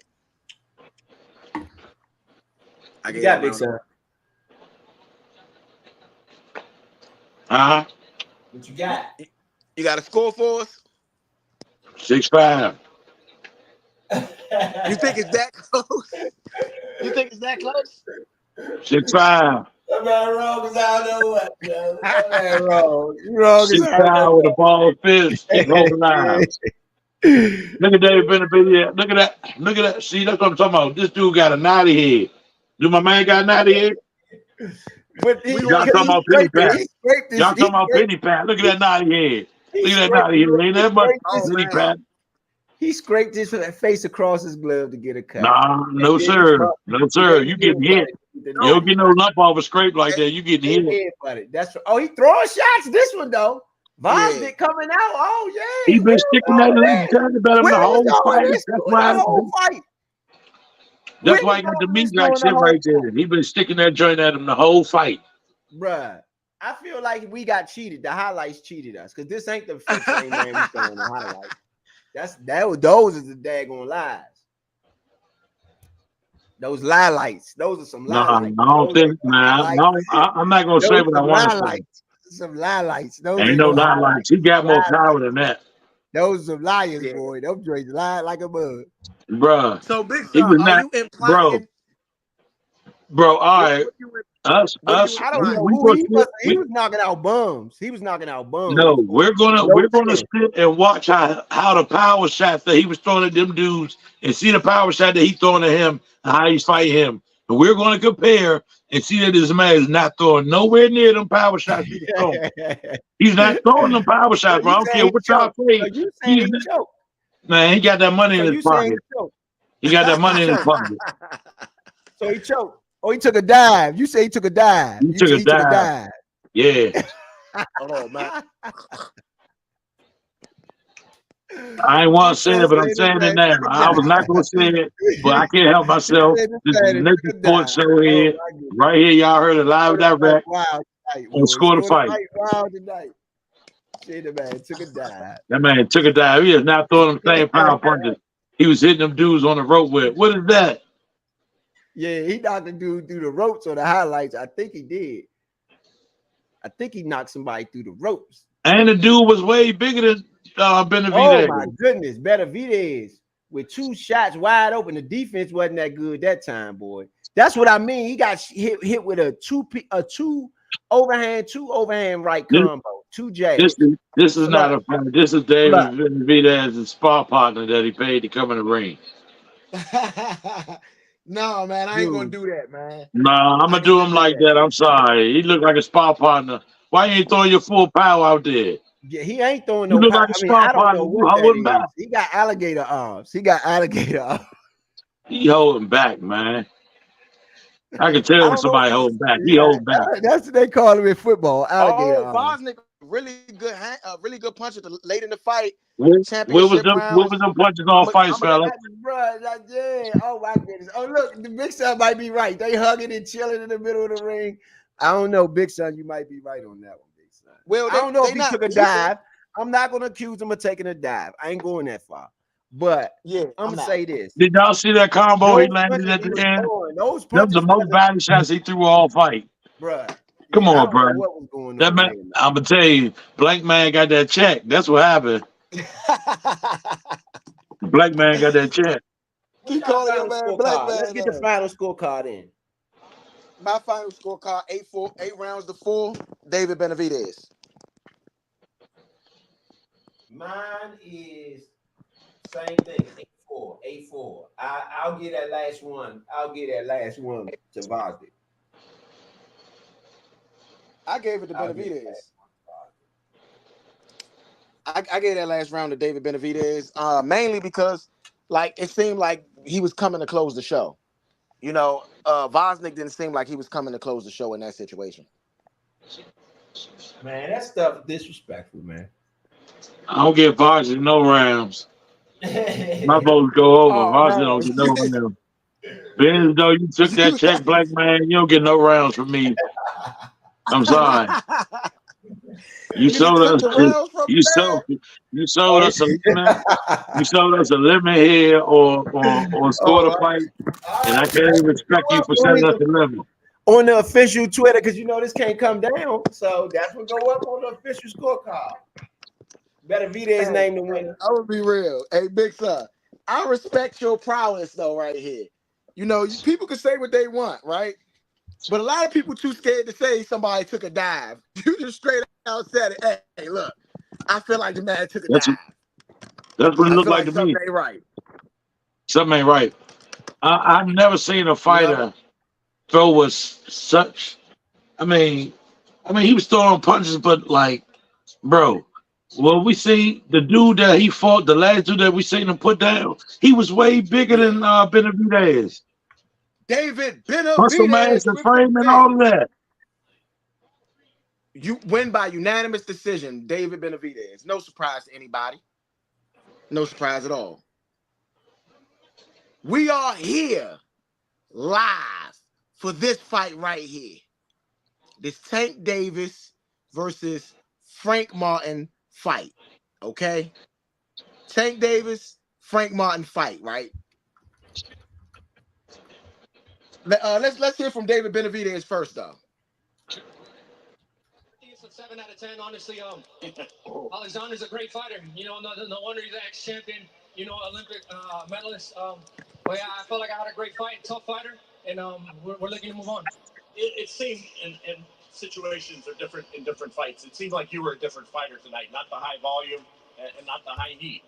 Would that be your assessment as well? Yeah, I think it's because you know, I was trying to get the feel of the light heavyweight, you know, division. You know, this guy, they hit a little bit harder up here, so you know I had to get a feel for it. But also too, I'm just happy I was able to make it tonight because 2 weeks ago I suffered a cut in my eye. This one that I have right here. Yeah, to take that hat off, that thing was squeezing that eye. And I didn't think I was gonna make it tonight, but you know we pushed through it, and God, thank God that we were here. Did either of those injuries affect you? No, I mean I can't let it affect me. You know, I wasn't thinking about it, but yeah, man, I'm just happy for this victory and happy to be here, perform for all you people. What was your weight coming into the ring? 189. I only gained 14 pounds. So is this where you'll stay? Is this what you're comfortable at now? No, right. Your man was 189. That man cheated, Right. bro. Right. That man cheated. I would like to win every time, so we're still gonna see. Will that be trouble for you to make that weight? Why are you coming in like that, man? The Bevo winner. Yeah, I would like to fight both these weight classes. All right. That man weighed in, then went to the Golden Corral. Los quiero mucho. Saludos. Y puro finiquera. Thank you. All right, Jim. Thank you very much, David. He a weight bully. Hey, Leo, your man a weight bully. We will have a segment on weight bullying after the fight. Do you feel like he weight bullied? I think he did. I think he felt he had to weight bully because if he didn't, he was gonna get that chin rock. It was gonna be more than that eye. Hey Vito, we got you on. Can I get your final score? What did you have there for your final? 118, 113. I mean, not 118, 113. Like 118, What's that? 110. So what's that? How many rounds to how many rounds? So me personally, I said 10-2, but realistically 8-4. I think he took off 3 or 4 rounds that he could have actually fought. He tried to win it at the last minute, but I just give it to Voshik just for the fact that Benavidez took those rounds off. Well, we always unanimous 8-4, except for Big Son who had 12-0 on the side of. No, Big Son said that we're going 1-2 rounds early in the fight. He took it back. Oh. He said your man I took it back, Vito. That nigga took a dive, Vito. He said he took a dive. That nigga took a dive. He took a dive, Vito. I know a dive when I see one. That man took a dive. That man was not fighting nowhere near. He fought a dude with a way bigger frame. It was putting it on that boy. He ain't putting nowhere near the effort that he put in knocking that dude out in the trying to fight Benavidez. I know a dive when I see one. Then you want to throw your only body combo at the end of the fight, the last few seconds. Bro, I can't stand these niggas, bro. Well, I said that before the fight started, though. I said some fighters can make it look like you active because they're not good. And then the other fighters, when they're punching back at you, you can't be as active as you want to be because you don't want to get caught with the counter shot. Benavidez threw a lot of punches. And because he attacked so much in the body, Varsha couldn't do he couldn't do anything except for start moving forward. When he started moving forward, he had a better game plan, I think, and it allowed for him to block some shots and make Benavidez tired. If he hadn't wore himself out in the beginning, I think he could have probably added some more pressure to Benavidez later on in the fight, but he was out of it too, to be honest.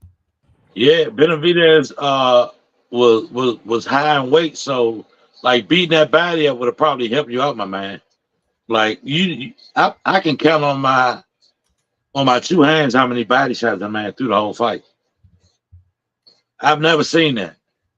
Yeah. In all my years of watching boxing, I've never seen a dude throw like 8 body punches the whole fight. Who does that? Oh, it's some boxes that head hunt. Yeah, he was head hunting the whole beginning of the whole fight, basically. The whole fight. And to me, if I'm Varsha's coaching crew, I'm telling them to attack the body of Benavidez just for the fact that he doesn't look like he's as in shape as we are.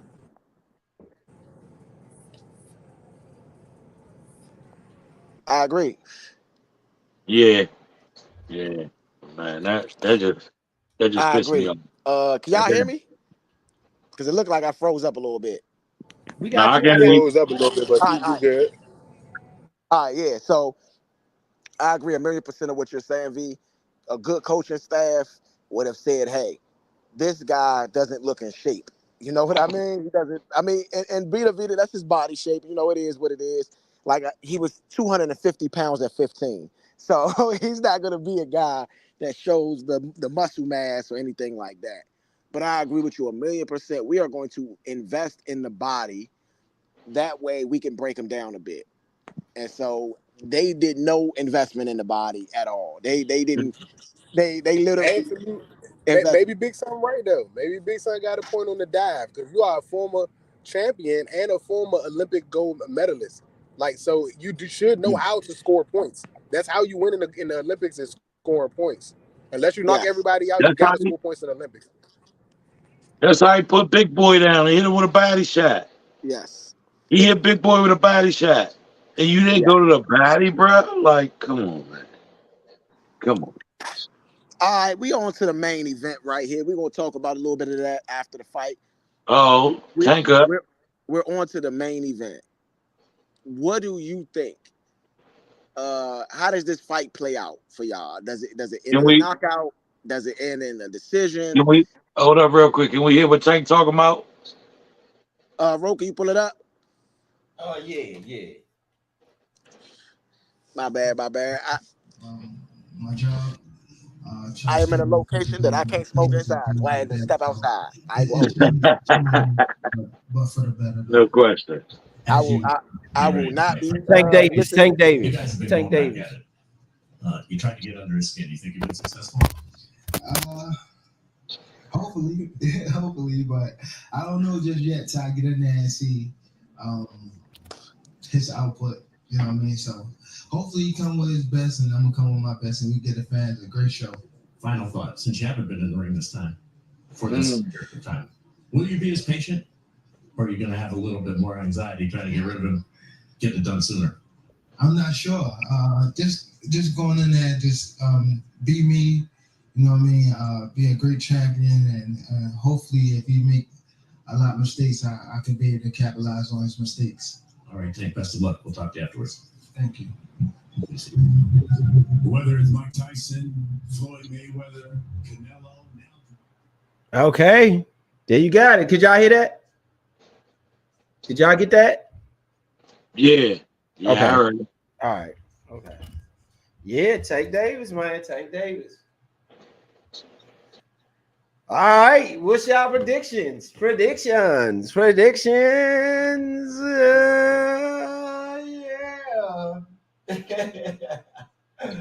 Predictions.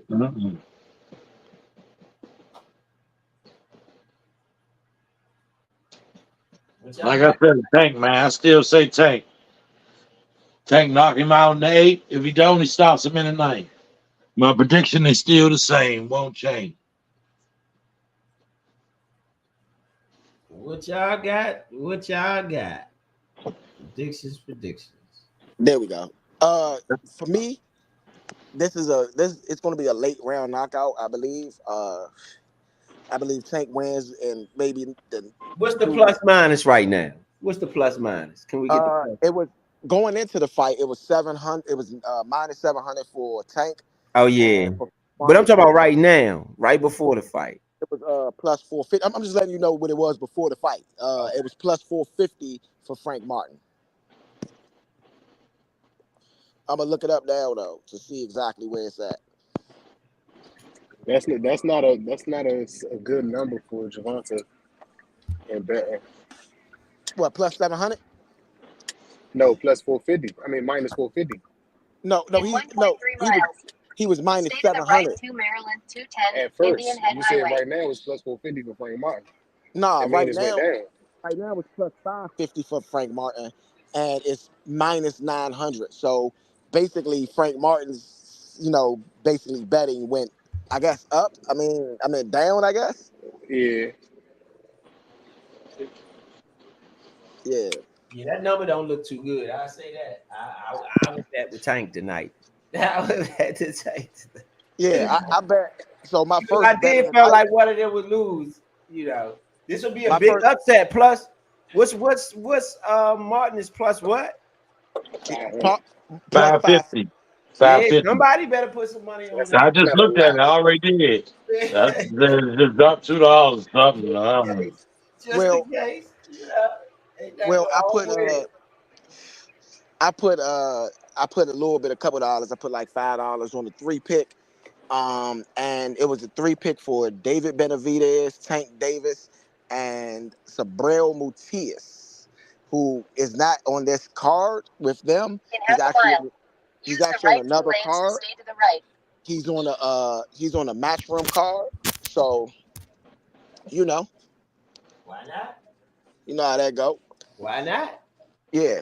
And I encourage everybody to do some parlays with the boxing. Those ain't too bad to hit. Those are sweet to hit, sweet odds. It's not just win or loss though. You gotta bet whether how they gonna win. Well, I just did win or loss because I didn't. No, you can do win or loss. You can do win or loss. But there's no odds in that unless you pick the upset. No, you with the parlays though. It is decent odds. Parlays. Bro, I do this. You can. What's the plus at the end of it? At the end of the 3-bet, what's the plus? Mine was still minus. I don't know. Exactly. That's what I'm trying to explain to Ron. Yeah, we're not about to do this. Yeah, I bet too, bro. There's no odds in there. What did we? Hey, Leo, we looked something up that wasn't bad. And I was like, well, that's how you really want to bet. Early knockout. Yeah, that's what I'm saying. It's never going to be as straight up where you're going to have odds in your favor in boxing, bro. Because you got to bet on the underdog in order to get plus money. I agree with that. Not really, no. Like, for instance, Tyson Fury was a plus 200 or whatever he was. I knew that was a loss immediately. Yeah, that's not good money. I know that because he's too good a fighter to be plus anything. Or not too good, too big of a name to be plus anything. No, it just showed how Usyk wasn't slept on by nobody. Just like that's true, but just like Tank tonight, if Tank tonight was a plus, I would be very worried about Tank winning this. Tank just like Floyd is never going to be a plus. I know. I get it. There's no plus situation for them unless they fighting 2 people at the same time, and they still might get them odds that they can win. Well, I'm gonna tell you, the only way they'll be a plus is if they lose. Yeah, and that just don't happen. And again, in order to get an upset, somebody's got to bet on the upset guy. This is a fight that I believe that Tank is going to win. I'm not changing my answer from that, but I don't think it's a knockout. That's my oddest thing. I think that Tank is going to have to fight a full fight this time if Frank Martin can survive the first 3 rounds. If he gets past the first 3 rounds, I don't got to be in the knockouts. Because I think just like Puello, I think Frank can have an opportunity to get comfortable fighting Tank. If you get comfortable fighting a boxer, you can at least fight your game plan. It doesn't mean that your game plan is the best or you win, but if you can fight your game plan, you can make it through the fight. So if he takes this to the distance, I think it's especially and for the fact that Tank gets a rematch if he loses. You know what I'm saying? So automatically, I feel like you got to try to go out and put on your best performance for Frank. As we saying with Canelo after he fought Floyd, You want to be able to, no matter how this fight goes, you don't want to get knocked out because that doesn't help you in your next fight. But if you can survive this fight, that plays a lot better in you being a top name in this sport. Yeah, I agree. I will say this though. Speed trap reported ahead. Even if Frank loses by knockout tonight, it doesn't hurt his stock if he fights well. I see we all. What? Yeah, but he has to fight well. That's the thing. If he fights well, then he can get that. He can get another big fight. You know. Absolutely. But he can't. You gotta do like Ryan Garcia. Exactly. Okay. Hey V, you took the words right out of my mouth. Ryan Garcia is the perfect example of you getting knocked out and still being able to go on about your career. But yeah, no, the winner by KO. That's what I was talking about. Winner by KO. Yeah, winner by KO. Yeah. Go the distance is plus. Yeah, that's where the money is. Yeah. Yeah, that's what I was talking about, Vito. I wasn't talking about. No. I didn't say it wasn't any. I said that there's no straight up bet that plays in your favor unless you pick the underdog. Like you're gonna always deal with minus money if you pick the straight up winner, unless you got an underdog in there. And most times, believe it or not, like we're not supposed to have an underdog for real. Like the fighters are ranked accordingly. Now again, because they both gotta fight each other, somebody gotta win, somebody gotta lose. But outside of the Puello upset, all of the fights went the same way that we thought they would go. And they went accordingly. Like I said, the Puello jump was a little throw in there monkey wrench, but Gary didn't necessarily do everything that he could have did to secure that fight either. Yeah, I mean, but see, with that fight, it was a 50-50 fight. Yes. Both fighters were even. It wasn't a big, and it's not like that's Gary Russell, the big brother. You know what I'm saying? So, and that's weird that they all got the same name. That's crazy, man. Trying to even describe which fighter I'm talking about. You gotta start talking to him about their middle names only. You gotta say Gary. Leave Gary out of it. Bring Antoine. Nah. I mean, yeah, you could do that, but he goes by Gary Antoine, and then the other one is just Gary. So that would be the distinction. Oh, tell her to take right here. Yeah, 29. Both of them. And one gonna be Gary. Yeah, both of them were 29 years of age. Tank weighed in at 133.5. Frank weighed in at 134.5. Gervonta Tank Davis 5'5.5". Frank Martin 5'8". The reach distance is 68 inches for Frank Martin and 67.5 for Tank Davis. I don't think Frank Martin. I don't know what's up with these heights, bruh, but I do not think Frank Martin is 5'8". Nah, they look similar. They look the same height. They look very similar in height. I mean, because look. If you look at my picture right behind me, this was the face-off. So I mean, technically that could be 3 inches, but it looked closer to like 5'7" to 5'5". They got him at 5'8" or Google. Yeah, they got him 5'8" everywhere. No Diddy fellas, but I think it's his neck. Frank Martin is entering the ring. Frank Martin has won 6 out of his last 10 fights by knockout. Frank Martin is an undefeated fighter. We know that Frank Martin he's the real deal. I'm not saying he's a slouch. This is a very big moment. And I'm pretty sure he has never fought in a spot like this ever in his life. Okay?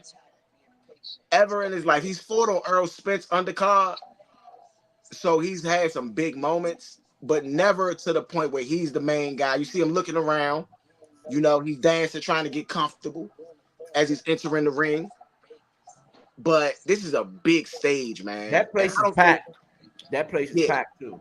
Yeah, I mean, come on, like the energy in that place gotta be unreal. The energy in the place gotta be unreal. Who is he being brought up by? What artist is that? I don't listen to the fight. I apologize if you got. I don't know because I don't listen to the fights at all when it comes to sound. I watch the fights without sound, which is why I get the scorecards that I feel like I get. Because I'm not getting the commentators telling me that this puncher or this is this or this is that, you know? I'm just I like looking that. at the I like fight, that. seeing who lands the heaviest shots. Man, this is a big fight, man. Shout out to Tank Davis and Frank Martin for signing this contract to even get this fight done. Where you got what they call real competitive people.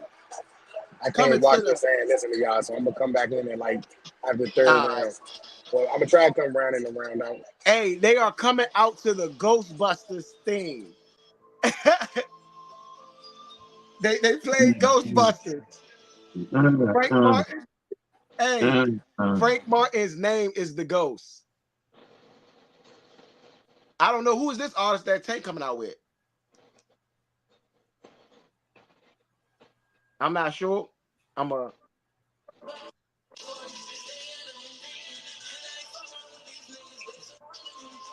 I heard this song before. I don't know who that artist is though. You know, we're gonna blank that because we don't want to get blocked. We don't want to get blocked. you know. Hey, you hear me? You hear me, bro? If you heard the sound bite, you get it. But if not, we ain't getting blocked messing with no artists, man. You hear me? This the Tank Davis fight, man. Big fight here. Tank looks in good spirits. He coming out with the mob, man, you know. My favorite boxing trainer is actually Tank's trainer. And I don't even just like just him. I feel like the combination of him and Kenny Ellis, those are my because I have two favorite fighters, Tank Davis and Bud Crawford. So I'm not gonna lie and sit here and act like I don't like certain fighters. Okay. I'm not gonna be one of those guys. I'm a fair guy and I like to call everything fair. So it's not like I'm going to sit here and just lie because I do like this fighter. No, I'm going to say what it is. You know, I like David Benavidez. I said he lost 4 rounds. I said he lost the swing round that potentially was there. So Jimmy Leonard Jr. is doing the ring announcement.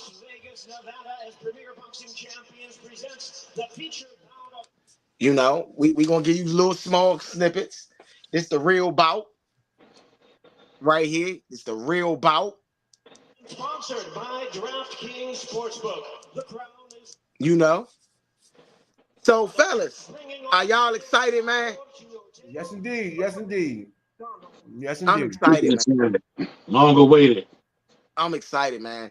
Tank ain't been in the ring in, I believe, 14 months. You know, he ain't been in the ring in a while.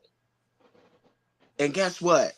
Frank Martin ain't been in the ring in a while either. You know? Both these guys had longer layoffs than you would like. Introducing our 3 judges. That's what I'm saying about these, man. About this fighting once a year stuff. Like, get back to fighting at least 2.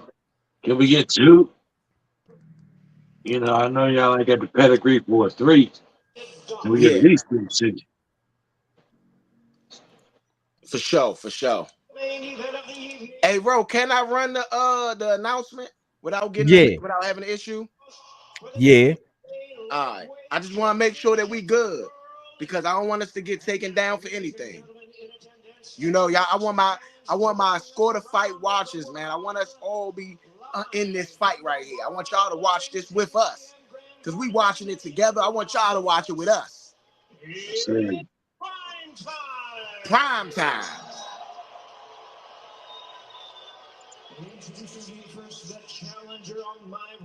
You looking around, these lights too much for your fright?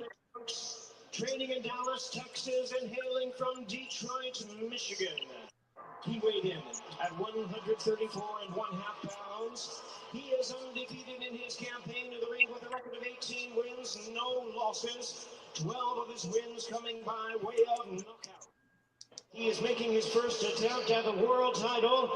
Ladies and gentlemen, please welcome All Action World Rank Contender, introducing Frank the Ghost Martin. Frank the Ghost Martin. The defending world champion fighting out of the blue corner.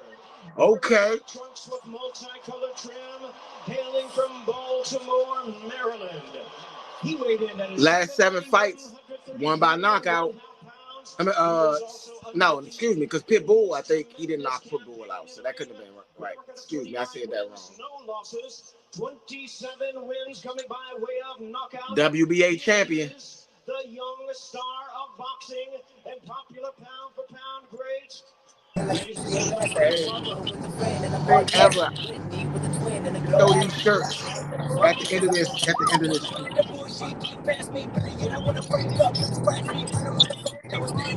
Hey, B, we need a mute. Introducing Gervonta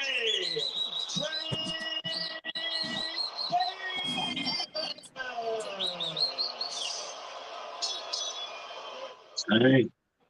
Get a referee in charge. Harvey Doc now to give instructions. Okay, Bob. Instructions early as a reminder. Get my plans ahead of time. Protect myself at all times. Touch him up. Good luck. Short and sweet, Harvey Doc. You know we ain't here to see you. You know what I mean? Here we go. Tank versus Frank. Tank versus the Ghost, man. And so they got on Ghostbuster shirts. This is the funniest troll ever. Yes, I think that this is the funniest troll ever. I've never seen a funnier troll than this. He came out to the Ghostbuster song. Okay, they getting into the ring. Okay, Tank Davis on the front foot, Frank on the back. Frank is tried a sweeping shot to the body. Frank is very active. Frank is had very good footwork. Frank Martin is a orthodox fighter. Gervonta Tank Davis is a southpaw. So on DraftKings, it is still minus 700 for Tank Davis, and it's still plus 450 for Frank Martin. So you still get those same odds as you would have been betting. And Frank lands a body shot, well, really on the arm.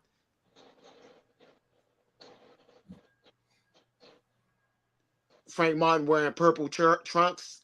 Gervonta Tank Davis wearing black chrome heart trunks. Frank Martin looks sharp. Yeah, Frank Martin is sharp. A great boxer, man. He's a great boxer, bro. He's not just a good boxer. He's very talented, bro. Like talent-wise, he's a good boxer. Right now, Gervonta Tank Davis has not landed a punch, but Frank Martin is on that back foot. And this is the thing. I feel like recently, as of late, Tank has liked fighting on the back foot. So we're gonna see where what the game plan is. And one thing I like about Calvin Ford and Kenny Ellis is that they give a really good game plan. I think Tank wants to be on that back foot, but Frank is staying on that back foot, you know, and Frank is landing a couple body shots. Frank lands another one. Frank lands another jab. Okay. Frank misses, you know, Frank is definitely sharp. Frank throws a couple flurry, didn't really land anything. They both land a jab. I think Frank got the best of that jab exchange, though. So Frank is on back foot again. Tank is leaping in. Okay, Tank lands a shot to the body, a right hand to the body. Wasn't really effective, but Frank got tripped up smooth, like running out of that one. Okay, Frank is having really good defense. Frank, Tank lands on the shoulder. He pushes Frank back. I mean, excuse me. Frank pushes Tank back. I gotta get this. Okay, Frank tries a shot. It's blocked by Tank. Frank is still on that back foot a little bit. Oh, Frank goes around the guard and lands a really good punch, probably best punch of the fight so far. It was a left hand around Tank's guard. Didn't really look like it hurt. Tank looked like he's talking to him. It's 17 seconds left in this first round, and we are on score the fight. We are on score the fight. Okay. And Frank lands another shot to the body. Tank definitely gives away those early rounds. And guess what? I feel like that first round goes to who? Frank. The Ghost Martin. Frank Martin. He gotta go to Ghost Martin for sure. Yeah, I think it goes. It goes. I mean, automatically, Tank wasn't really active in his first round, but like to Vito, I mean not Vito, but to point, to Leo's point, um, this is how Tank really starts out. You know, if I could bring y'all memories back, y'all remember that Rolly fight I was talking about earlier? Yeah, He started out really slow in that fight. yeah, definitely. You know, so this is how Tank feels it out. He's downloading right now. He's Yeah, just downloading. for sure. And once he's done downloading, it's gonna be on and popping. You know Yeah, what I'm I saying? mean Frank landed a really good punch that they're showing. It was a good left hand. It, I mean, it didn't hurt. It didn't hurt Tank, but so Frank coming out a little more active now. Frank lands a shot to the body. I mean, Tank is just chilling right now. You know, just chilling. And okay, Frank shoots a shot. 3 total punches landed for Tank Davis in the first round. 3 for 16, 11 for 46 for Frank Martin. Frank Martin is now 11 for 49, not really landing at a very high clip, but just landing a little bit. And he's shooting around the guard. I mean, Tank, I need you to throw your hands, Tank. You know what I mean? I need you to throw your hands, Tank, because you just sitting there in his face, letting him touch you. You know what I mean? It's almost like you just gonna get these early rounds away so the betters don't win on the first couple rounds, man. What's going on? I mean, Frank Martin is more active. I would say this. Frank Martin been throwing some punches, not really landing, but definitely more active, and he's still on his back foot. And Tank is just walking towards him. Tank is it's now 1 minute and 42 seconds left in his round, and Frank holds Tank. Did Tank throw a punch that round? I don't feel like he did. he did. He threw exactly the punch that he got. Oh, he throws the punch right there. And that's a left hand that lands. Frank lands as well. But I think Tank's punch was a little heavier. But both of them do land. And Frank is going towards the body. Frank is punching really well, boxing really well, moving a lot. And Tank lands one to the hip. That's what Frank says. Frank dodges it. Frank throws a couple punches, misses. Tank throws a couple punches, misses. They both land on a jab punch. You know, it's a good fight so far. Really good chess match. Oh, Frank swings, misses. Tank lands a shot as Frank leans out. Tank lands a jab. Now Tank is starting to box. That's what we're talking about. Throw your hands, young fella. Frank Martin has been boxing the whole fight. Frank Martin ducks Tank's, man. Tank tried to take Frank's head off. But I think Frank is aware of the punching power. yeah, they've already. He's aware. He's playing good defense. Frank Martin. Yeah. Oh man. Yeah. So that punch, I just seen that take your head off, John. If Yeah, he'd have Tank caught him with Davis- that, fight might have been over. Tank Davis, look, throws a couple punches. Frank Martin is holding. Hey, Frank, you can't hold like that. You're going to get some penalties, bruh. You're going to get some penalties. Frank Martin throws a punch, tries to get through the guard, really blocked by Tank. So Frank is throwing out the tester jab. Oh, Frank gets one through the guard right there. That's a good shot for Frank. That was a really good overhand right for Frank. And that's time. Who do you get that round to? That round's a little bit better for Tank, I would say. But that was a close round. Who you give it to? I will still have to get that round. Swing round. That can go either way. I will get that round to Frank. Still, Frank is still active. Yeah, majority of the round was Frank. I don't think that Davis did enough at the end of the round to overtake. You know, I don't think he did enough. So I'll take that. Y'all took the words out of my mouth. I was just testing y'all to see what was going to go on. Y'all, in my opinion, y'all passed my score to fight test. That's exactly what it was. Frank Martin was too active in the beginning of the round. And even though I feel like Tank landed some good punches at the end of the round and put some activity, it was only 1 minute out of a 3-minute round. We can't give you credit for that, man. So that's a Frank 10-9 round, in my opinion. Yeah. Third round. Looks like Frank is up 2 rounds to nothing right now on Gervonta Tank Davis. Frank I Martin think throws I a couple think punches. I think this is the round where Tank comes out and Oh, yeah. actually throws some hands Yeah. for sure. So This round through, 3. through round 3, Tank Davis lands 4 punches, 4 jabs, excuse me, and Frank Martin has landed 6. Neither one of them has landed a whole lot of jabs so far throughout this fight. And guess what? We don't expect it. They got around the same arm length. Frank is a little taller, but Tank lands a jab to the body. Tank is on the front foot. Look, now Tank is laughing. Tank is way more comfortable. Frank Martin is still very serious. That was bad camera work right there, man. Y'all got Harvey Doc all in the middle of the camera, man. I didn't even see that. All right. So right now, Frank Martin throws a good punch. Tank Davis weaves it off, kind of uses the shoulder to block it away. Frank has just been on the back foot. He looks scared to me.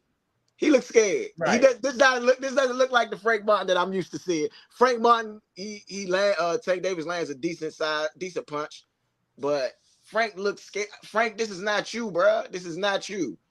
I'm a little disappointed right now in seeing the way that Frank is fighting, but this is game plan. He won the first 2 rounds, so I'm not too mad at him. Tank Davis is on the offense, pushing Frank back with a couple body shots.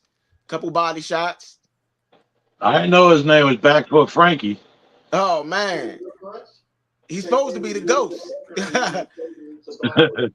Why the ghost backing up? The ghost supposed to go through you. Man, yeah. Hey, so look, every time Tank faints, Frank reacts. Oh, Frank lands a very good left hand. Frank lands a very good left hand and lands another 2 punches. Okay. Okay. So it's quiet. They just stalking each other for real. First couple rounds. Frank must know that left hand. What that left hand do? Yeah. He keep throwing that guard up there ASAP. Yeah, I feel like Tank's winning this round right here. This is probably Tank's first round that he's winning. He's been on the front foot. He's thrown a couple more punches, but I don't like and Frank Martin. Oh, he throws and doesn't land. Oh, he lands finally. There we go, Frank. Oh, we got him. Frank lands. I don't know. This round might went to Frank at the end there. I don't really feel like Frank did it. Oh, Frank lands another one. Okay. Frank, he just running though. He doing a lot of running. Yeah, Frank is running. He Back Foot Frankie. I'm gonna get that round. I didn't know his name was Back Foot Frank. I thought his name was Frank the Ghost Martin. I'm gonna give that round to Tank, but it's a swing round to me. Frank landed some really clean punches there, but I mean, let's be real. Frank looks scared. Yeah, Frank looked like Frankie Raw Dog Martin. He he's running. Like He's running. I mean, he looked like Martin out there when he fought Tommy Lee Hearns. He looked like Raw Dog. You don't look like the Frank is landing. He's that round. I feel like he landed some of the cleaner punches, so you could give that the round. I agree, but he just running. That's the part where it's just you're gonna lose me. I need to see you. You just doing a little too much running for my liking. A little too much running. Yeah, I give Tank. Hey, V is saying he's using my method of no sound, and so right now Frank is throwing a lot of punches. Frank is not really landing. Like Frank is literally thinking he's trying to finesse his way through this fight. Like they were saying, like they say about Stevenson, right? Yeah. Okay, Tank lands. So right now, Joe Goose's scorecard, Frank Martin has won all 3 first rounds. He holding though. He's holding. Yeah, he holding because Ruck gotta let him know you can't hold him. Man. Martin is running though. The strategy might, I mean, it can work because it seemed to be frustrating Davis a little bit. It could work. It ain't gonna work for long if Davis coming in throwing that jab on. I mean, putting it straight on him. It's a good strategy. I can't lie, but you can't hold every time. That ain't eventually you got to get a warning from the ref about holding. In my opinion, that's good refereeing where you're not even boxing. Every time you get close, you just hold. You automatically go to hold. So I think something, to me, a good ref will give him a warning on that, where you just can't hold the man like that. That's you keep on being scared too. Keep on holding. Even going to the legs and holding. Bro, what? Come on, bro. Ref, you gotta take a point back. He can't keep on doing that. He got a box.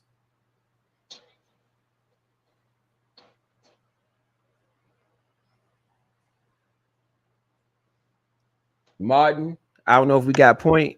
Oh, okay. Yeah, my bad. I had some technical difficulties right there. Can you hear me? They're going back at it. Can you hear me? Yeah, they going at it right here in the middle of the round. They was going at it. But if Martin continues to hold, I'm gonna give the round a Tank just for that. Oh, that was a headbutt. That was a headbutt. You're not getting no points for holding. Yeah, that's me. I'm gonna score you negatively. Even if I say, okay, you running a little bit, you keeping on the move, okay, that's good footwork. Okay, even if I give you credit from that, you're not gonna get credit from holding. Frank is throwing his hands, and I respect that. And so he's landing a little bit. He's throwing his hands, but he's holding whenever the exchange comes. Yeah, he automatically goes to hold, and so he's trying to fight like Floyd. Yeah, and Tank landed a really good uppercut. Right? Oh man. Tank is landing. When he lands, he's landing hard. Oh my goodness. And y'all see the way he put that jump down? He put that jump from down the basement. So that's what I'm saying with Martin. Martin, there's nothing wrong with staying on your toes, moving around. Okay, cool. But the holding part, you're going to lose me there. That's where you lose me at. It's with the holding. Yeah, you're doing too much with the holding, Frankie, baby. So what y'all got? I'm gonna give that round. I'm gonna give that round a Tank. It's 2 up now. I'm gonna give that round a Tank. The way I got it, I got 2 swing rounds. I got Frank winning the first round, and then I got a swing round for Frank in that second round, and then I got a swing round for Tank in that third round. And then I just got Tank with winning that round. So 2-2 basically. But when I put swing round, I mean that it could go to the other fighter. So it could be 3-1 or it could be 2-2. Right. But right now, okay, you see total jabs through the 5 rounds. Is 13 for Davis landed out of 37, 13 for 87 for Martin. That Davis is landing 35%, Martin is landing 15%. Ooh, brother. Ooh, brother. So now Davis is on the front foot. He's dropped his guard. He's ready to fight, and he knows Frank is scared. So guess what? He's going in. And right now, no offense to Frank, you fighting. Frank throws it. It's slow. It's blocked by Tank. He does land low, but not really. Frank is on the front. Tank is on the back foot. Frank is just backpedaling all around the ring, man. Hey, but I do respect that Frank is throwing his hands whenever the exchange gets close. He's just trying to be first. That's what I think the game plan is. Oh, Frank Martin lands a good left hand. Oh, Tank got him in that corner though. Yeah, Tank got him with that left hand in that corner too. Yeah, but they not phasing on Tank. I feel like Frank won that exchange because Tank's head snapped over. Even though it wasn't like, I think he caught Frank, but like when your head snap over, the judges really look at that. So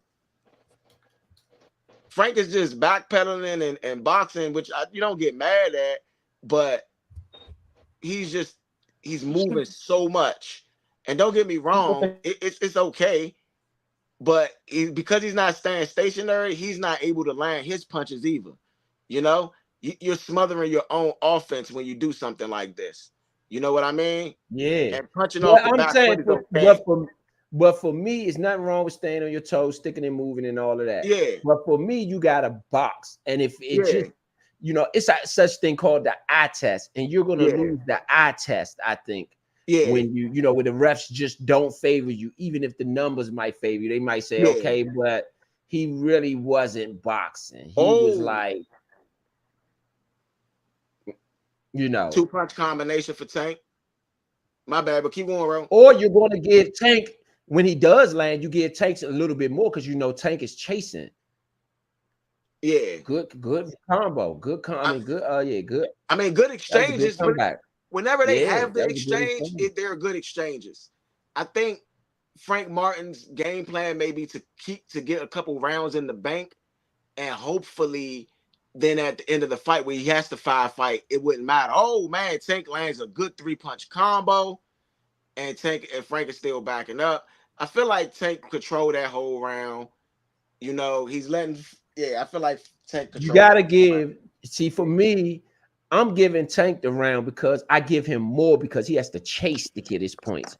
So his points add, for me, his points hold a little bit more weight than if he didn't have to chase to get his points. And that was a good shot by Tank. Yeah, good right hand by Tank. I said that exchange right. Talking about Frank, I feel like Frank won that. Right.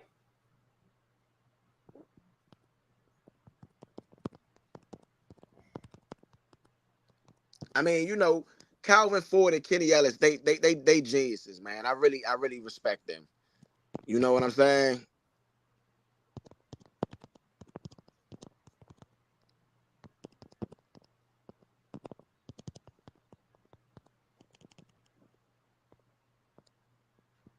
Right now, V got 3 rounds to 2 for Frank. I mean, 3 rounds to 2 for Tank.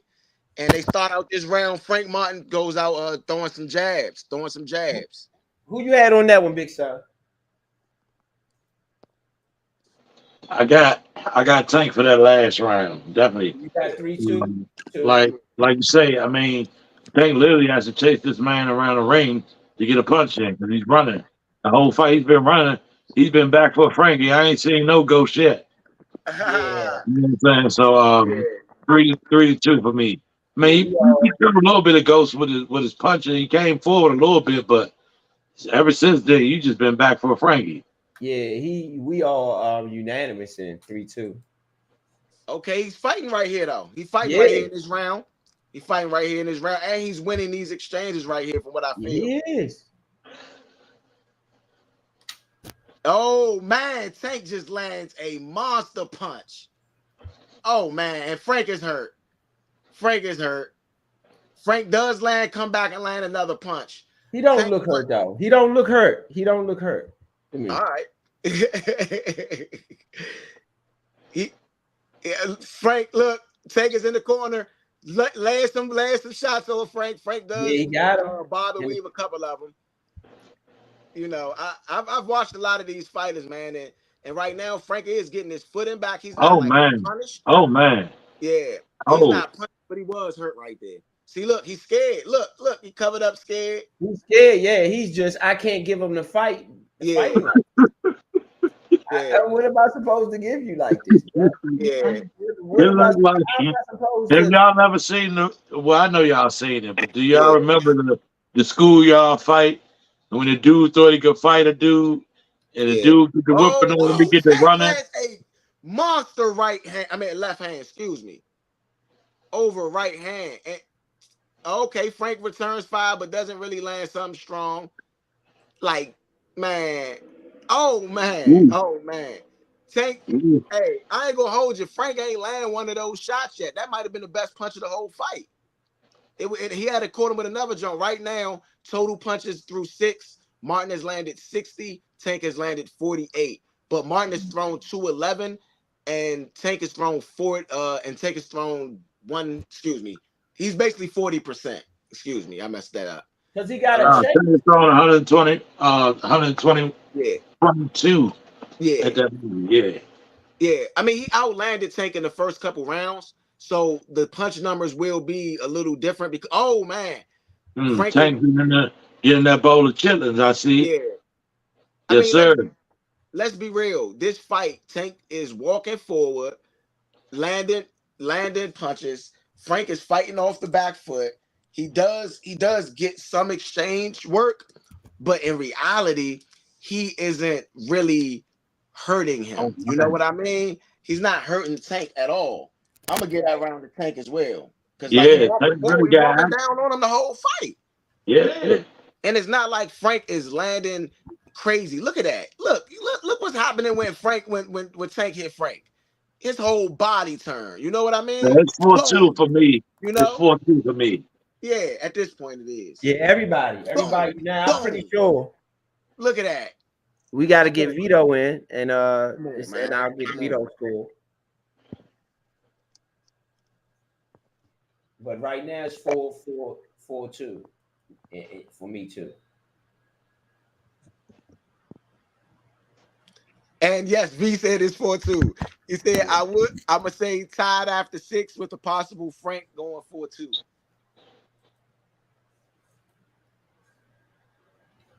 About that corner, Mike. So walking forward, right? You see Tank Davis walking forward, Frank Martin fighting off the back foot. Frank Martin is throwing some punches here now. He's throwing a lot more punches in this round. He isn't landing. Tank is talking to him the whole round, but Tank, you gotta, I mean, don't get me wrong, you don't gotta throw useless punches, but you gotta throw some when he's throwing that many, in my opinion. Right. So look. Whoa!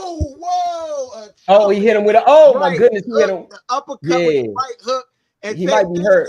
He might be hurt. He might be hurt. He might be hurt. He did a good job though, right there. He might be hurt. Okay, Frank is firing back. Frank's firing back. I guess he's showing he ain't hurt. I guess he's showing. Nah, he ain't showing he is hurt. That's why he's firing that way. You know, good job, Frank. I respect Frank what he doing. He took a big shot though. Anytime you get fired on like that, you got to go hold that man. That's a sign of being hurt. You start holding when you get fired down on like that. That's a sign of being hurt. Frank is in the corner boxing beautifully. What you were saying, big son? I said that's a sign of being hurt. When you get hit like that and you in the corner and you go hold, that's a sign of being hurt. You got hurt. Because if you wasn't hurt, you'd be fighting back instead of holding. He was fighting back right there. I mean, you know, he did a good job of he's getting out of that. He was in a tiffy. Man. Even now. Yeah. He backing himself in the corner and just sitting there. I guess that's defense is working because he hasn't been. Tank Davis. So basically what's been going on in this round, Tank Davis has been walking down on Frank Martin. Frank Martin, oh man. They're going to take him out in the 8th round. Maybe the 9th. They're going to take him out. To be honest, I'm looking at Frank Martin right now. He isn't landing anything with clear exchanges. Right now, this whole round has been Tank Davis. You could almost say damn near a 10-8 round for Tank Davis right here. He is completely dominating. That was a low shot by Tank Davis. Ref tells him to keep it up. Tank Davis lands that left hand. He's landing it at will right now. Tank Davis is just calm, breathing. He's not even taking it serious. Okay, Frank is hurt. Frank, get out the ring, bro, if you're not going to fight. If you're not going to fight, bro, get out the ring. Don't just beat yourself up. So, Frank, throw your hands, man. Oh, they both land, and Tank gets the best out of the exchange. Frank's wobbled a little bit. They both just staring. No, that was a good shot by Frank Martin. That was a good shot by Frank Martin. Yeah, Tank's hands are too low. Tank's hands are too low to me. Man, he's trying to bait Frank to throw. Exactly. That's what he did to Rolly. He did the same thing to Rolly. Yeah, he's trying to bait him to throw. Hey, Frank, I'm gonna give you a page out of Jerome book. Nigga, learn how to squabble. Yeah, I'm gonna be real. Come on, man. He went to the Floyd Mayweather masterclass. So I'm gonna say there's something that Floyd does well that I could bring up in boxing that a lot of people don't know, like your guards, right? So with him, the further he is, the lower his guards drop. So you see him down here. When he get closer, boom. You know what I'm saying? When he get closer, boom. So as he get closer to you, you know, when your guard's right here first, you drop him, you come up, and you come all the way up. You know what I mean? So that's what he's doing as far as guard work when it comes to Tank Davis. And not saying that other boxers don't do it. A lot of people do. You know what? Bro, did y'all see that shot? Yeah. Remember I told y'all it hurts much more when a puncher slaps it on you. Yeah. Then when he slapped that jump, when he hit him with that uppercut and then slapped him with that right, wow, haymaker, that boy looked like what the He slapped it on that man. You said he slapped it on that man. You slapped it on him. When you slap that jump and you don't punch it, you slap. Oh man, that thing hurt worse. So okay, Frank Martin comes out fighting this first part of this 8th round. Who y'all got for that last round? Tank, yeah. Tank. Right now, total punches landed. TGD. Look, total punches. Hold on. Total punches landed 69 for Tank Davis, 74 for Frank Martin. But they had an 11-8 round, 11-3 round or something. Yeah, they had on there. Exactly. Okay, Frank having his moments right here. Frank teeing off a little bit. Tank takes the punches and moves forward. Frank doing his thing. Martin. Okay, Frank. Sorry. Okay, Frank. Martin. Joe Goose's scorecard is Frank Martin is up 67-66. Last 2 rounds going to Tank Davis. They got Frank Martin up by 1 point. Wow. We could have Frank Martin Raw Dog Payne up, man. Y'all tripping. Stop it. We could have some bull crap. Hey, look. Hey, Frank Martin is in the corner just wobbling while Tank just beat on his. Oh, Frank Martin is out. He out. He out. It's over. He out. It's over. It's over. It is over. It is over. It's Frank over. Martin is out in the 8th round. He out. Is out. It's over. Hey, y'all heard it. Y'all heard it from who did y'all hear from? Who did y'all hear from? He knocked him out. Okay. He knocked him out. Okay. I told y'all heard it here. Y'all heard it here on the Nation Sports Network. Here on Score the Fight. I told y'all you're gonna knock that boy out in the 8th round. What I tell y'all? What's going on? I've been saying that for 3 days now.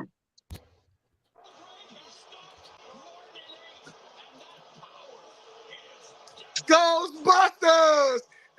Oh my goodness. Ghostbusters! And I rest my case. People came to see it. And I rest my case. People came to see it. No, Vito, we ain't see it before it happened. Vito said he about to get knocked out because you got on NBA 2K shoes. What I say? Did I call it? Yeah. Did I call it the round before? Did I call it before the fight? Yeah. Earl Spence Jr. getting in the ring right now. I've been called it a few days ago. Joe Goose, been called an 8th round knockout. I don't want to hear nothing Joe Goose got to say after this, man. You was tripping, Joe Goose. What was you talking about? Yeah. You talking about he only won 2. Like what? You thought Frank was up? How? I don't know what fight he was watching. How, bro? What fight he was watching. Listen to the sound of the knockout. Like I said, you running. That ain't gonna work. Uppercut, boom. Yeah. He was out. Hey, fellas. Can I get my credit? Can I get my credit? Oh yeah, you called it right on the money. You said the 8th. You called it. Yeah. Oh my goodness. He was scared. He couldn't take the power, man. He couldn't take the power. He ran all night. It was no comparison. This wasn't even a fight. He could not take the power. He couldn't take the power. Couldn't take the power. Wow, that uppercut was vicious. And then that left he couldn't hand. take the power. Yeah. You gotta remember that Tank Davis is a southpaw. Couldn't take the power. Tank Davis is a southpaw. When he double uppercuts and then oh my goodness, the double uppercuts left him dazed. Yeah, he was already out. Yeah. Boom. Yeah, he couldn't take him breakfast and lunch. You had to give him dinner. You can't serve him breakfast and lunch. You can't serve him dinner. I'm sorry. He couldn't take the power. Tank Davis knockout. God almighty. Breakfast. He ran the whole night though. Lunch. He ran the whole night. I encourage anybody listening, go back to our Twitter feeds. We were scoring it the whole night, man. We was talking about it the whole night. He ran the whole night. Bro, what did I say yesterday? That he would knock Frank out? Yeah. Did I not say that it was Frank did not look good yesterday? You did say that. You said it. That he would knock Frank out. I think old Frank said let me just lay here and enjoy this rest while I got it. Nah. He was out, bro. He was. I thought he was going to have to go to the hospital. I'm surprised he up on his feet. Did you see the head when he looked at the camera? He looked at the camera, looked over, and seen everything. Like, all right, I might as well do power. No. He couldn't take the power. He ran the whole night. Yeah, I don't know Brown eyes. That's hanging. That's crazy.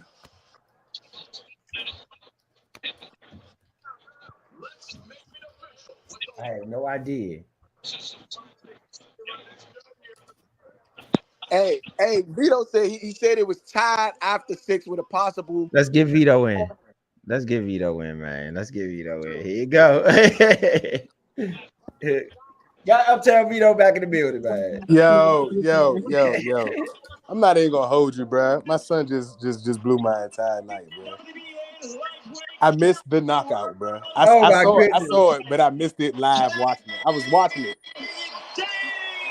and just missed it, bro. I'm so pissed about that. I mean, it was coming though, bro. He wasn't even fighting for real. I told y'all. Hey, we got Tank Davis right here after the fight. Talking to Tank Davis. All right, Morrow, thank you very much.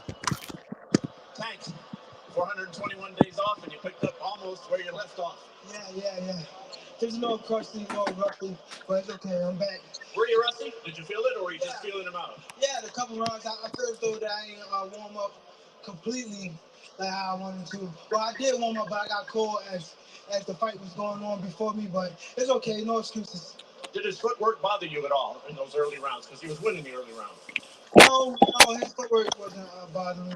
I knew that he was going to tie down. So that's what I was doing. I was just stand there, be a target for him just so he can tie himself out. And once he tied himself out, you know what I mean, I started picking him apart. And you were looking at your face in the monitor, a bit of a target? Because he's running. You can't fight nobody and you running. You gonna get knocked out eventually. Let's jump in and take a look at this 8th round. First, let me ask you, did things turn around in the 7th round? Did you start to figure out? I know I haven't. Boom! There we go. Okay, that was the big left. Tell us. No, but go ahead. I thought it was an uppercut first. I Yeah, thought it was an uppercut. You did. Y'all could have showed this part. Fight over with. Nah, not to these people. That's what it was. We still live. We live on YouTube. So they gonna get us. He said, "Goddamn." 28 KOs. It's almost as though, I mean, really, do you feel that these guys can compete with you once you get into the later rounds? I mean, I don't know till they get in there with me, but I've been around for a long time. I've been training since I was 7 years old, competing since I was 8. You know what I mean? So it just it comes with, it's like second nature. You know what I mean? So it's just about staying focused, make sure my mind is on the goal, and that's always to come out on top. You've said this week, and you've said to me tonight, that what you went through, the incarceration, made you a better person. Can you explain how? It made me a better person, Bob. Like just patience and things like that. Just stuff happening in life where so you got to go through it and not try to get around it. So it just better. It made me a better person. Made me a better father. Made me a better everything. You know what I mean? Want to be a better athlete as I continue to build and be great at my career.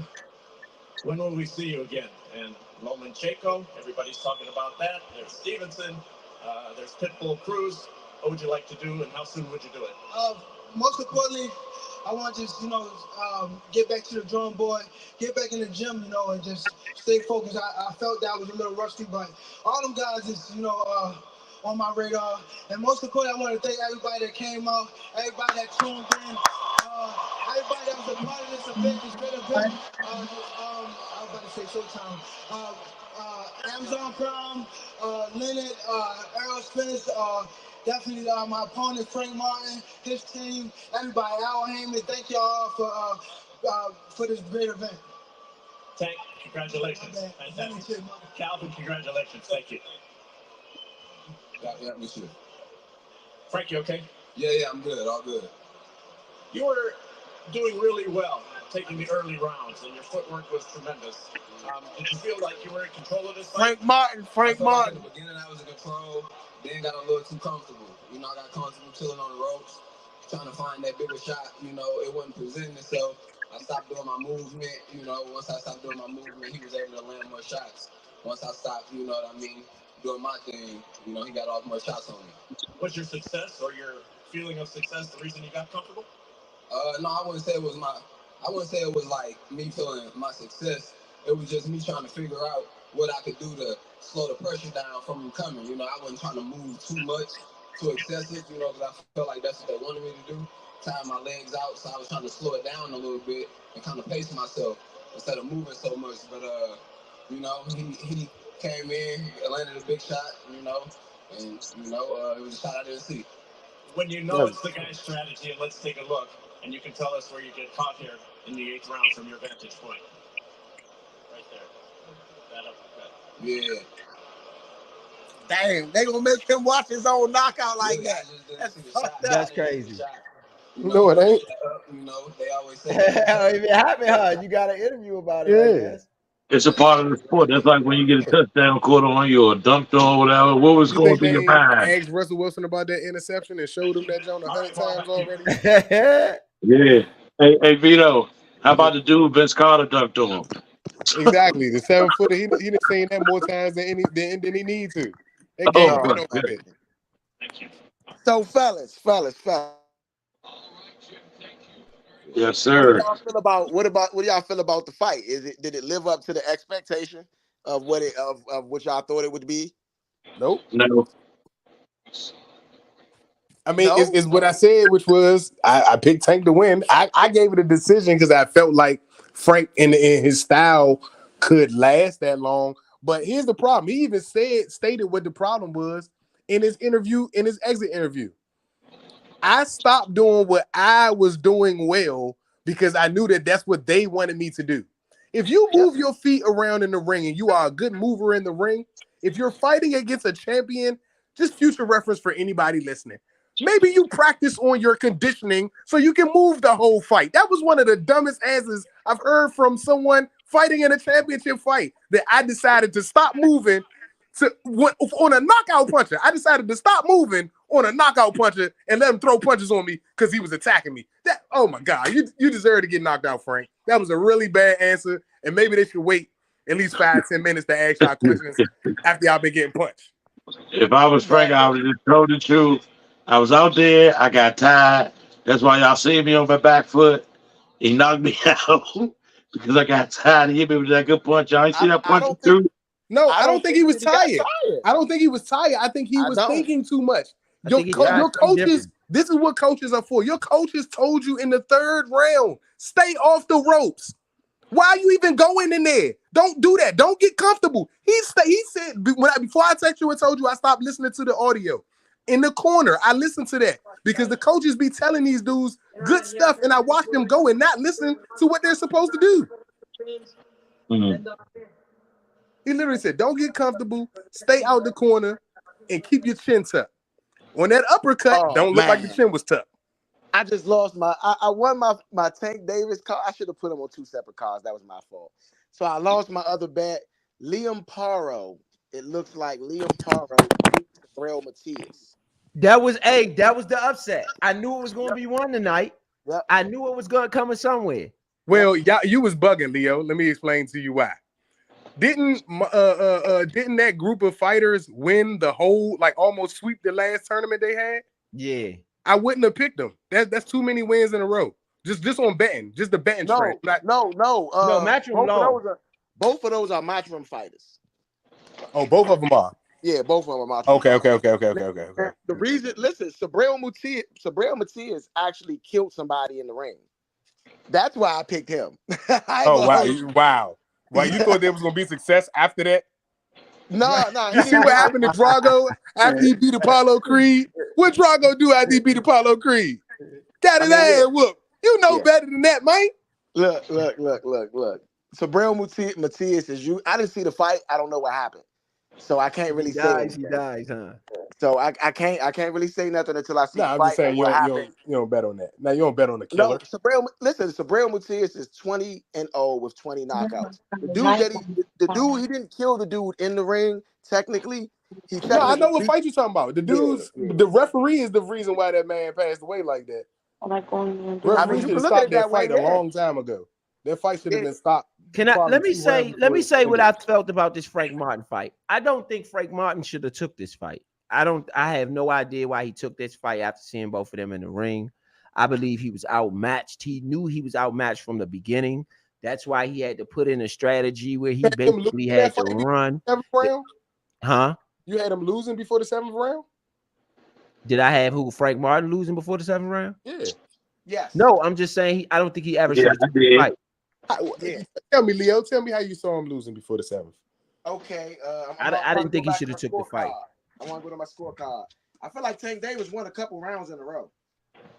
Nah, bro. I mean, well, okay. I'm listening. I'm listening. All right, I'll listen first. So, all right. First round, I gave it to Frank, straight up. The second round, I felt like it was a swing round, and I gave that to Frank as well. The third round, I felt like was a swing round, and I gave that to Tank.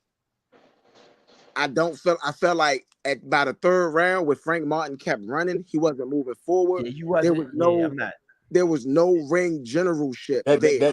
So before we go any further, please let the fans know that how you move in the fight does not score your card. That's unfair to say that. The fact that on my ring end, generalship is one of the codes that they score the cards on. If you're a judge, you have to judge it on ring generalship as well.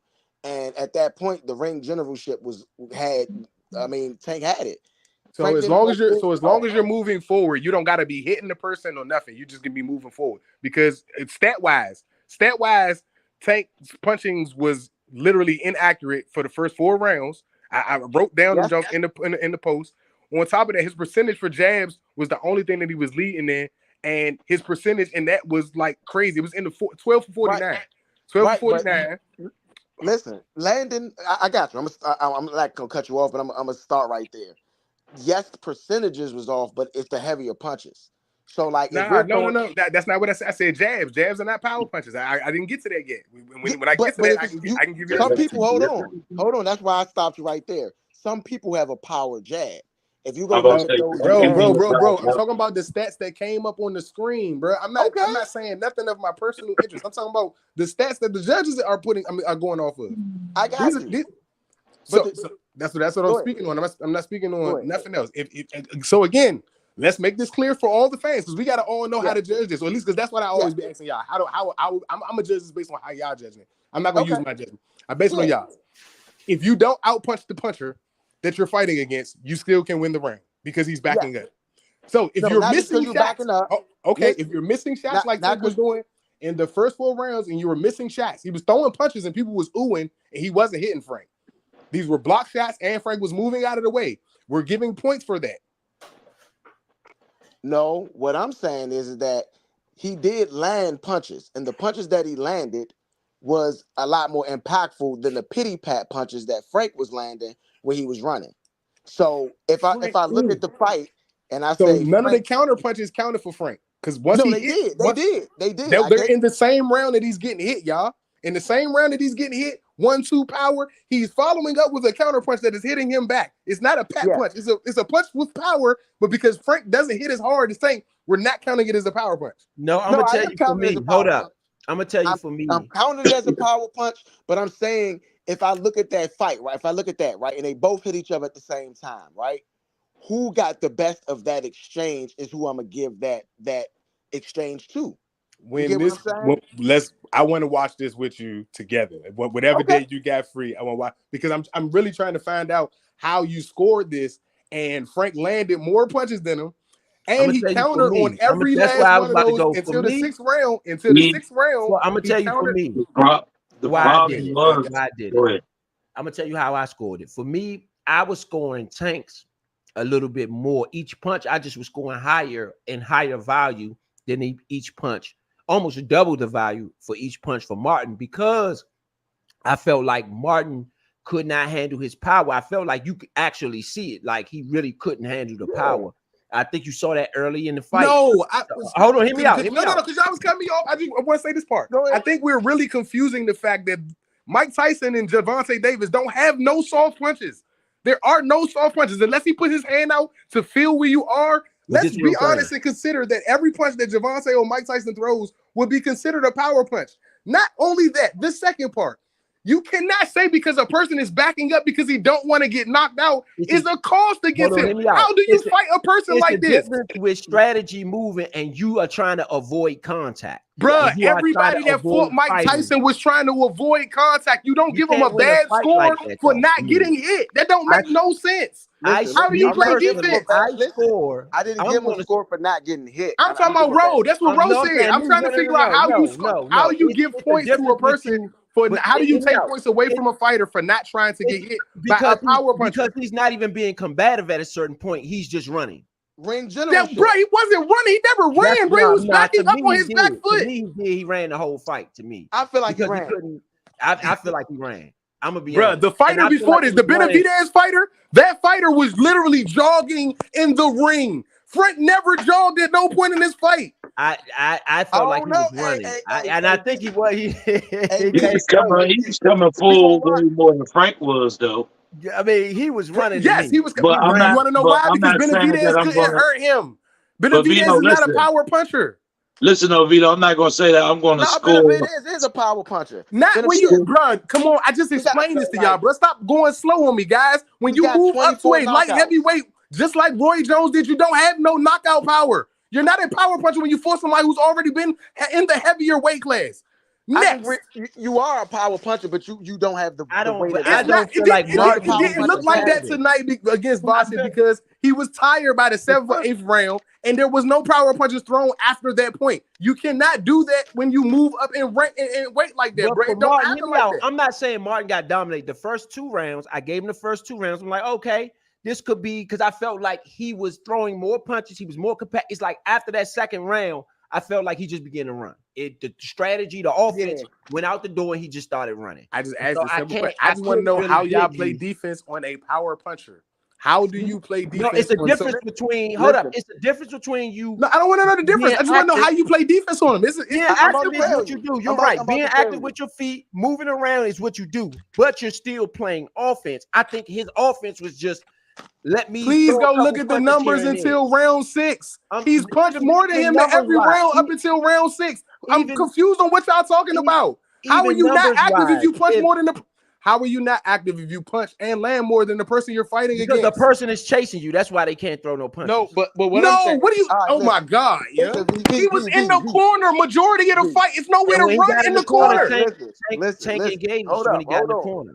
I'm gonna tell you what I'm talking about. Ring generalship is if a fighter is on, like say if a fighter's on their front foot, you are on your back foot, yes, but you are on your back foot still engaging into the contact. Right. The thing about Frank Martin was he would get on his back foot and curl up. And just curl. Yeah. And instead of him getting on his back foot, and don't get me wrong, he did counterpunch well. So it's not like I wasn't giving him credit for the counter punching. I was giving him credit for the counter punching, but you got a fighter literally walking to you in the ring with his guards down while you in the corner, you cover up when he get to you, and then you throw a punch and run and move out. I would say I'm gonna say he would hold. He would hold his legs. I mean, he would hold. Nobody remembers fighters fighting Mike Tyson. This is how they fought him. This is how every fighter, even when Buster Douglas and Lennox Lewis beat my man Mike, this is exactly how they fought him. They held on to the man because you don't want to get hit by somebody who hits 5 times harder than anybody you've ever fought. No, you want to know the difference? You want to know the difference between Buster Douglas and Lennox Lewis? What they both did against Mike Tyson? They came in heavier than him. No, not just that. They used their jab. They came in heavier than them. Go watch both of those fights, and they both laid on Mike Tyson. That is the reason why both of those fighters won those fights. They laid on him over 75 pounds for Lennox Lewis and 50 pounds for Buster Douglas over Mike Tyson. When they grabbed, they laid on top of him. Mike even said it himself that that was what got me tired. It took away from what I was trying to do because I was tired. I've been watching this guy since I was born, guys. Bruh, I agree, listen, but what I'm saying to you, I feel Martin didn't fight that type of fight tonight. He didn't. He did. Martin fought the fight that he usually fights. Martin moves around the ring in majority of the fight. How many fighters has he fought with the power that Tank has? Hey, bro, listen. Right now, bro, go look at Frank Martin highlights. Right, Frank Martin highlights is not backwards. He was running. He's not fighting anybody with any. Y'all got it. Let me explain what I see with Frank. Y'all already did. Y'all literally said that power punchers are shit. Why are power punchers not winning every fight then? Nothing I'm confused. wrong All with power punchers lead, but you gotta excuse me. All power punchers lead. None of them stay on their back foot. All power punchers lead. That's how they start the fight. That's how they usually finish the fight. Unless somebody drops them beforehand. So how do power punchers not all win at every fight that they fight? Because you got boxers that one got enough power even on their back foot to keep the front moving person away from them. When Floyd fought Canelo, right? Floyd fought off the back foot. Canelo's not a power puncher in comparison. He was then, bro. He had like 39 knockouts, bro. He was not in comparison to the person he's fighting. So who else did Canelo knock out that's on Floyd's caliber before he fought Floyd? Well, not on Floyd. Nobody. So why are we talking? I just asked y'all a question about power punchers.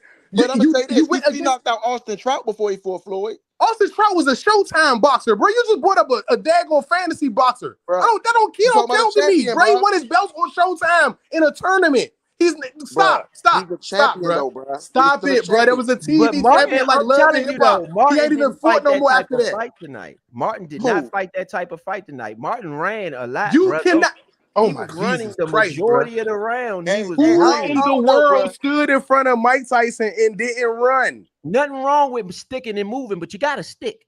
He was. So how do you lead in punches if you don't stick, bro? That's what I'm asking the question. At the sixth round, the guy has to chase you to get a single punch off. So he's boxing. That's boxing, bro. He's not sticking. When he gets to the what are you talking about? He led in punches every round except for the second round. That's the only round that he didn't lead in punches up until the sixth round. Because he was running. That's what we telling you. Bro, you have, bro.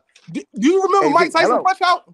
You remember Mike Tyson punch out? Right. I'm not. You remember the second dude, the little Hindu rap dude had the Hindu rap, and he would run around the ring all of the time, and you had to catch him on perfect timing, right, in order to beat him. Let me ask you: is it a difference between playing defense and running? Just outright running to avoid contact. Is there such thing? Look, listen, he didn't out in the sixth round that Vito was talking about. The reason why he threw less punches because he was actually battling that round. I gave him that round. Yeah, that's what I'm saying. We gave him the round that. That's not smart. This is why he got knocked out. Y'all are literally telling the man that he's supposed to go get knocked out. No. We're saying that he stopped playing offense. There's nobody that has fought this man that has not had the same fate like that, bro. You don't fight him like that. You do not stand there and try to fight somebody that is a truck and that hits harder than everybody in your division. That's not how you're gonna beat him. There's nobody that's had success with that because they've tried the same thing. You're not going to beat him like that. I'm saying he stopped playing offense. You can't. Oh my God! There's only so much offense he can play, bro. Thank you, bro. Thank you, Big Son. I don't know what y'all not hearing that I'm saying, bro. You cannot play offense on somebody that hits like that. Where are you going to play offense at? Well, why'd you take the fight? That's what I'm saying. He couldn't take the punches. He shouldn't have taken the fight. No, it wasn't about him taking the punches. He did what y'all said. He stopped moving and got comfortable and tried to fight the fight that y'all are talking about. No, we didn't say stop fighting the fight. We said actually fight. Even if that's what he tried. You're not listening to what I'm saying. He's winning the fight. Hold on. He's winning the fight up until the sixth round. He's winning the fight on the score. He's not winning the fight on the scorecards. He's winning the fight. That's literally what they said before he got knocked out. Yeah, on the scorecards, he was winning the fight in the sixth round. Up into the sixth round, halfway through the fight, he was up.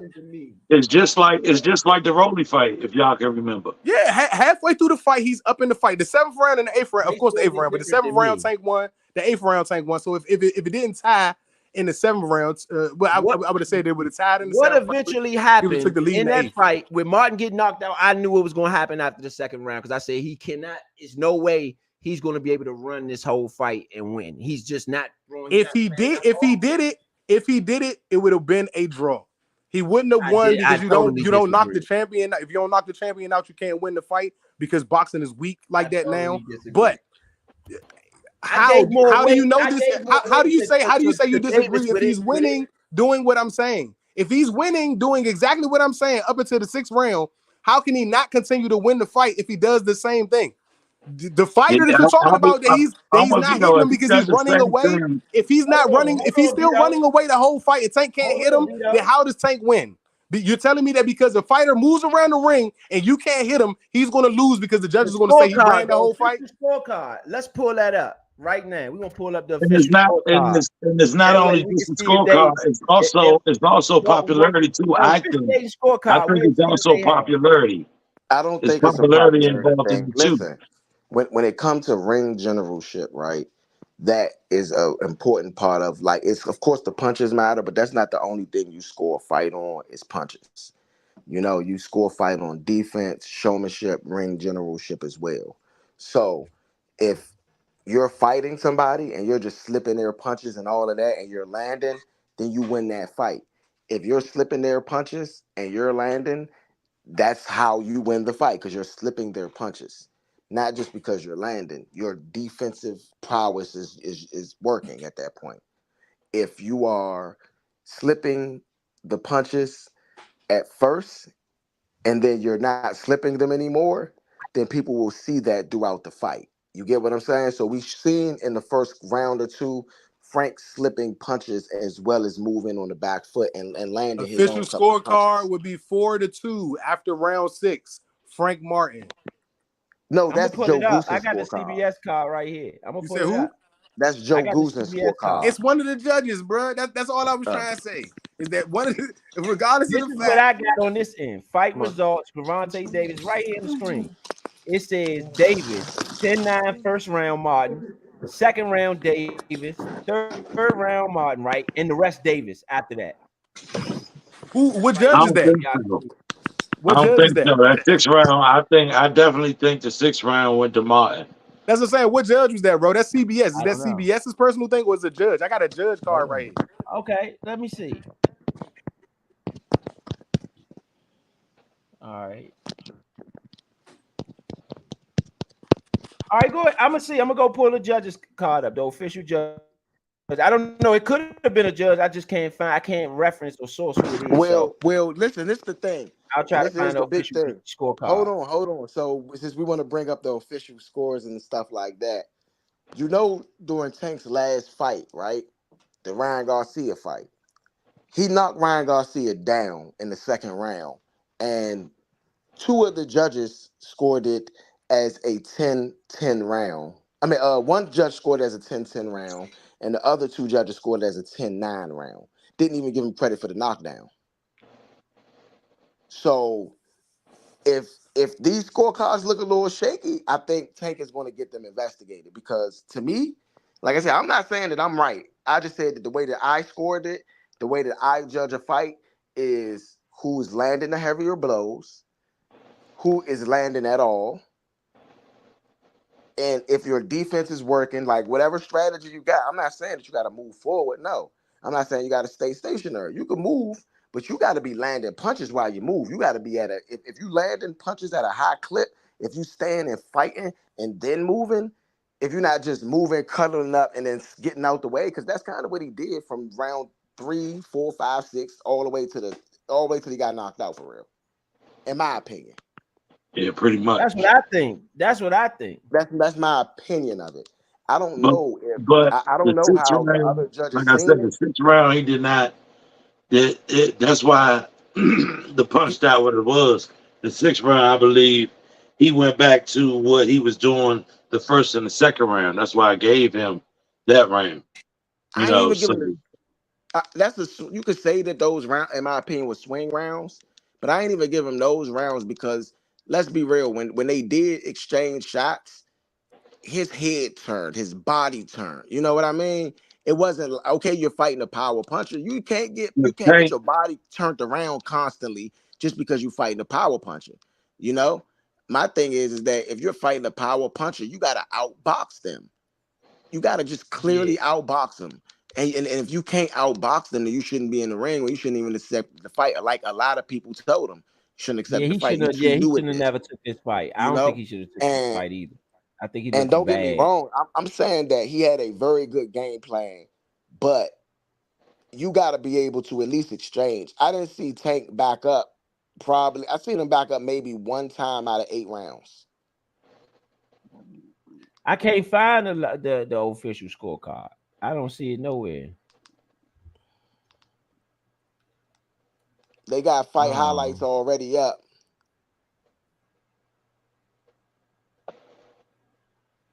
I guess not. Again, I think it was a turn. I think it was a turn in the hold on.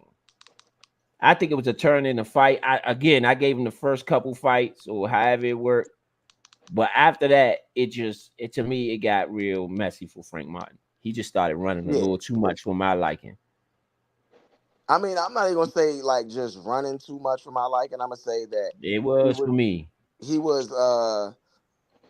wasn't throwing enough himself. He had no offense, in my opinion. He didn't have any offense after the second round.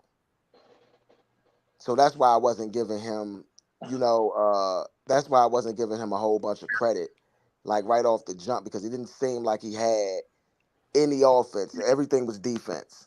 He was counter punching, and don't get me wrong, you can fight like that. But if you're gonna fight like that, you got to be impressive in that fight like that. You know? Yeah, man.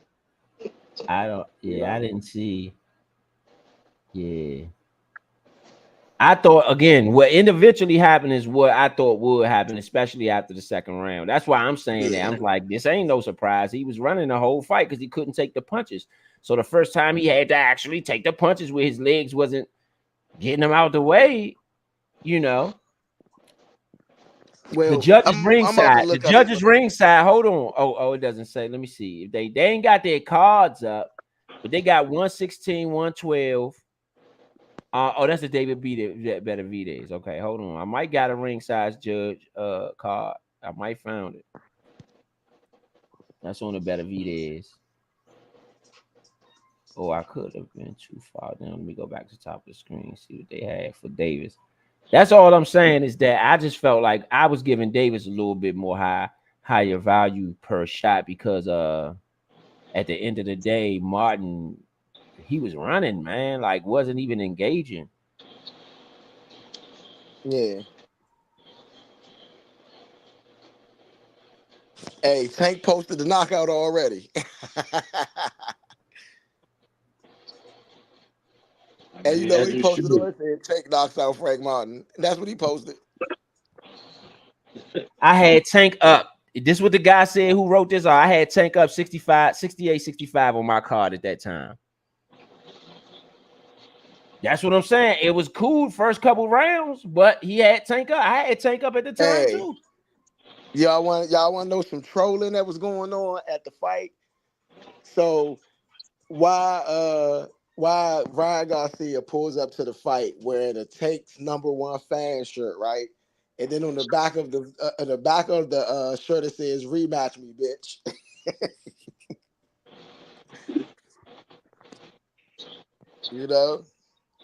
Oh yeah, yep. I see it. Yeah, but see, why you want a rematch when you got a body shot knockout?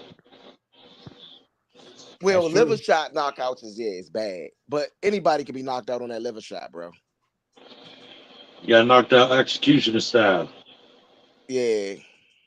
Yeah, they didn't have no refs. No refs. I can't find it. I can't find a refs scorecard. Let me see. That scorecard joint with Jenkins. Scorecard ain't come out yet, probably. Yeah, I can't find it. Why it ain't come out though? When y'all see, that's what's janky to me. Why the scorecard ain't come out yet? Y'all got highlights and all that stuff coming out. Y'all scored the fight. Why the card ain't out? Because we all saw what happened. What's there to argue about? No, people still want to see the card though. You know what I'm saying? Don't deny the people the card. So Hey, so listen, the hot take in boxing right now, though. All right. Uh-huh. The hot take in boxing is Inoue versus Tank.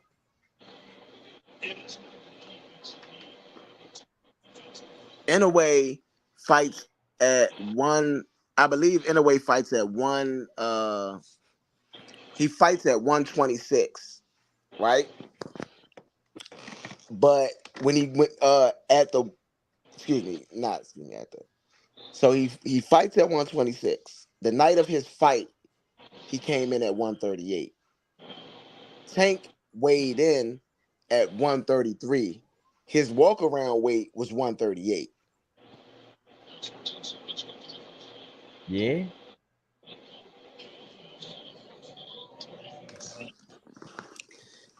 His 30-day and his listen, Inoue's 30-day pre-fight weigh-in versus Neri was 135, which is the weight class Tank fights in. I think Inoue gets knocked out.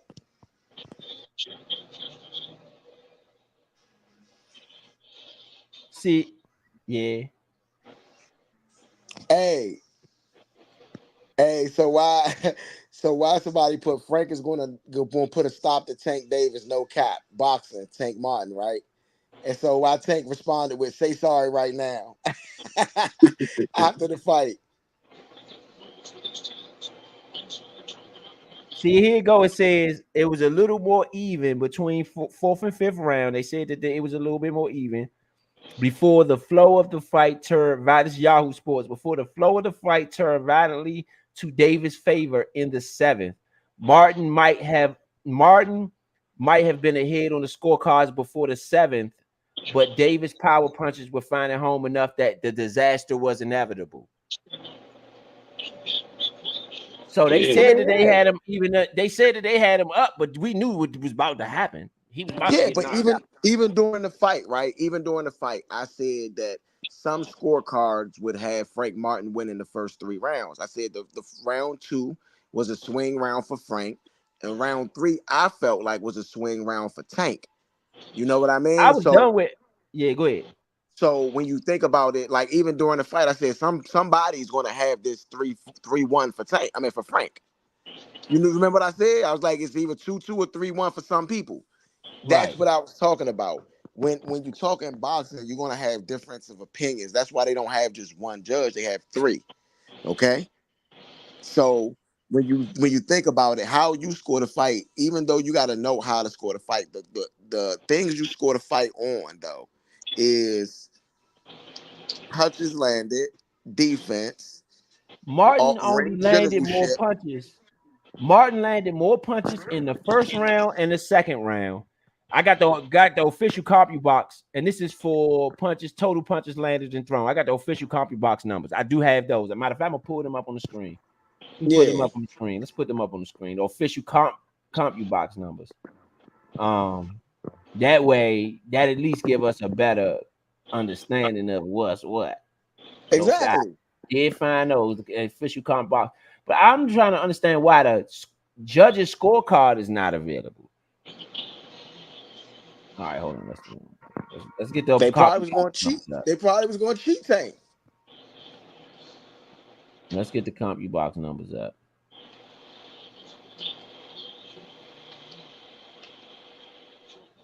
All right, hold on.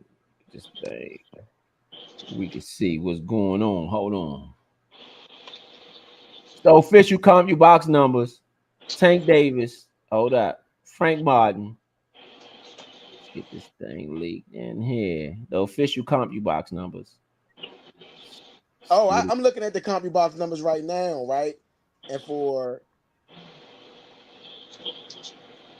power punches. Yeah, but I want to get on the screen to make sure that the fans could see, make sure ain't nobody, y'all know ain't nobody welling.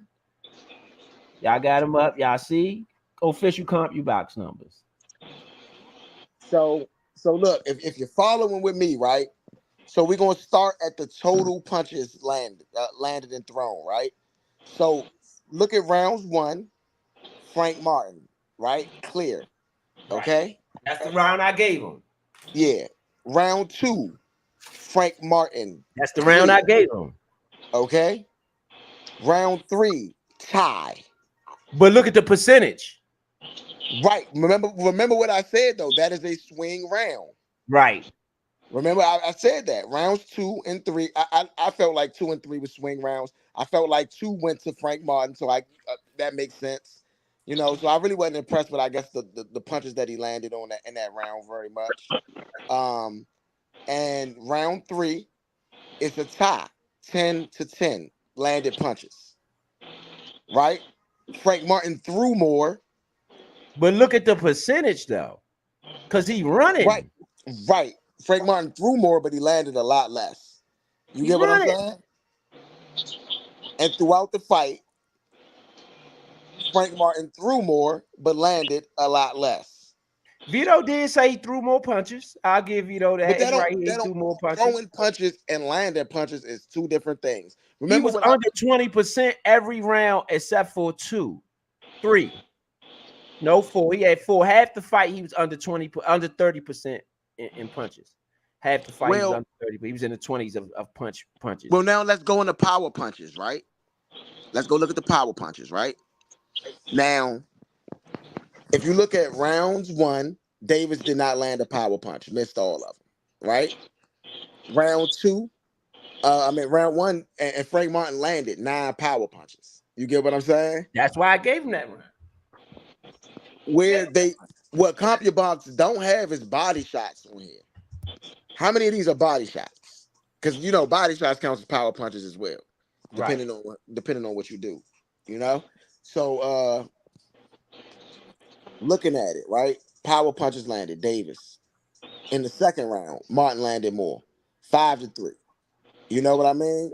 In the third round, Martin landed more again, 8-5. Now, you look at round 4, Davis landed more. Round 5, Davis landed more. Round 6, Davis landed more. Round 7, Davis landed more. Round 8, Davis landed more. So when I'm saying what I'm saying is I only gave Frank, you know what I mean? Like realistically, you could have gave him just off of if you're going off power punch stats, you could have given him the third round, Frank Martin. You could have gave him the first 3 rounds. You get what I'm saying? But after that, everybody's talking 6 rounds and all that. That's crazy. That's crazy work right there. That's crazy work. For me,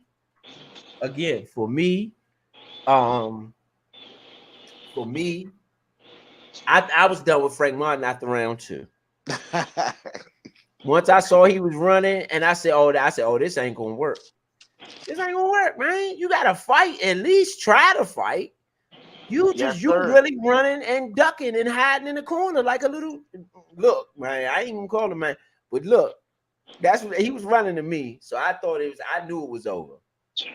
I knew it was only a matter of time. You could not handle this man punches, and the way that you strategized the fight leads me to believe you knew you couldn't handle his punches. So that's why I said no. You know, Vito. That's why I was saying from the beginning he had no business taking this fight. He should have never took this fight because he knew from the beginning he would not be able to handle his punches. That's why he needed the strategy he needed to try to win.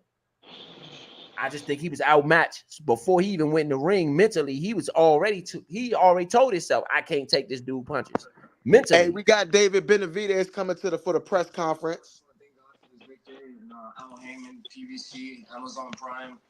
My father, Jose Benavidez, Samson Lukowicz, David Garcia.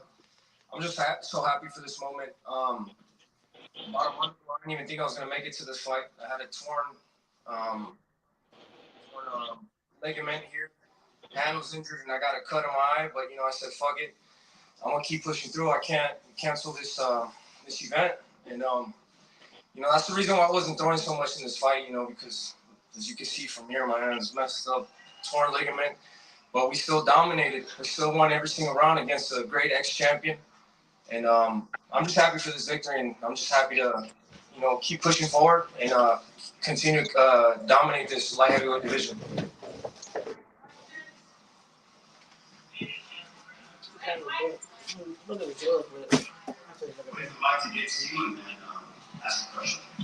Hi, David. Thank you and congratulations. Do you think that you will definitely stay at 175 now, or do you want to invoke your mandatory right again with Canelo Alvarez? No, at I 168? definitely want to invoke my mandatory right. It's something I worked for my whole life.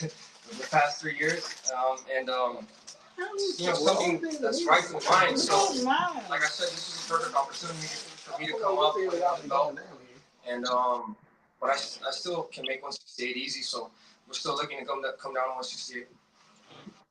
Hey, what's going on? Najee from Cigar Talk. Great win. Congratulations. Obviously, this was your first fight at 175. I know you just mentioned your hand and the ligament.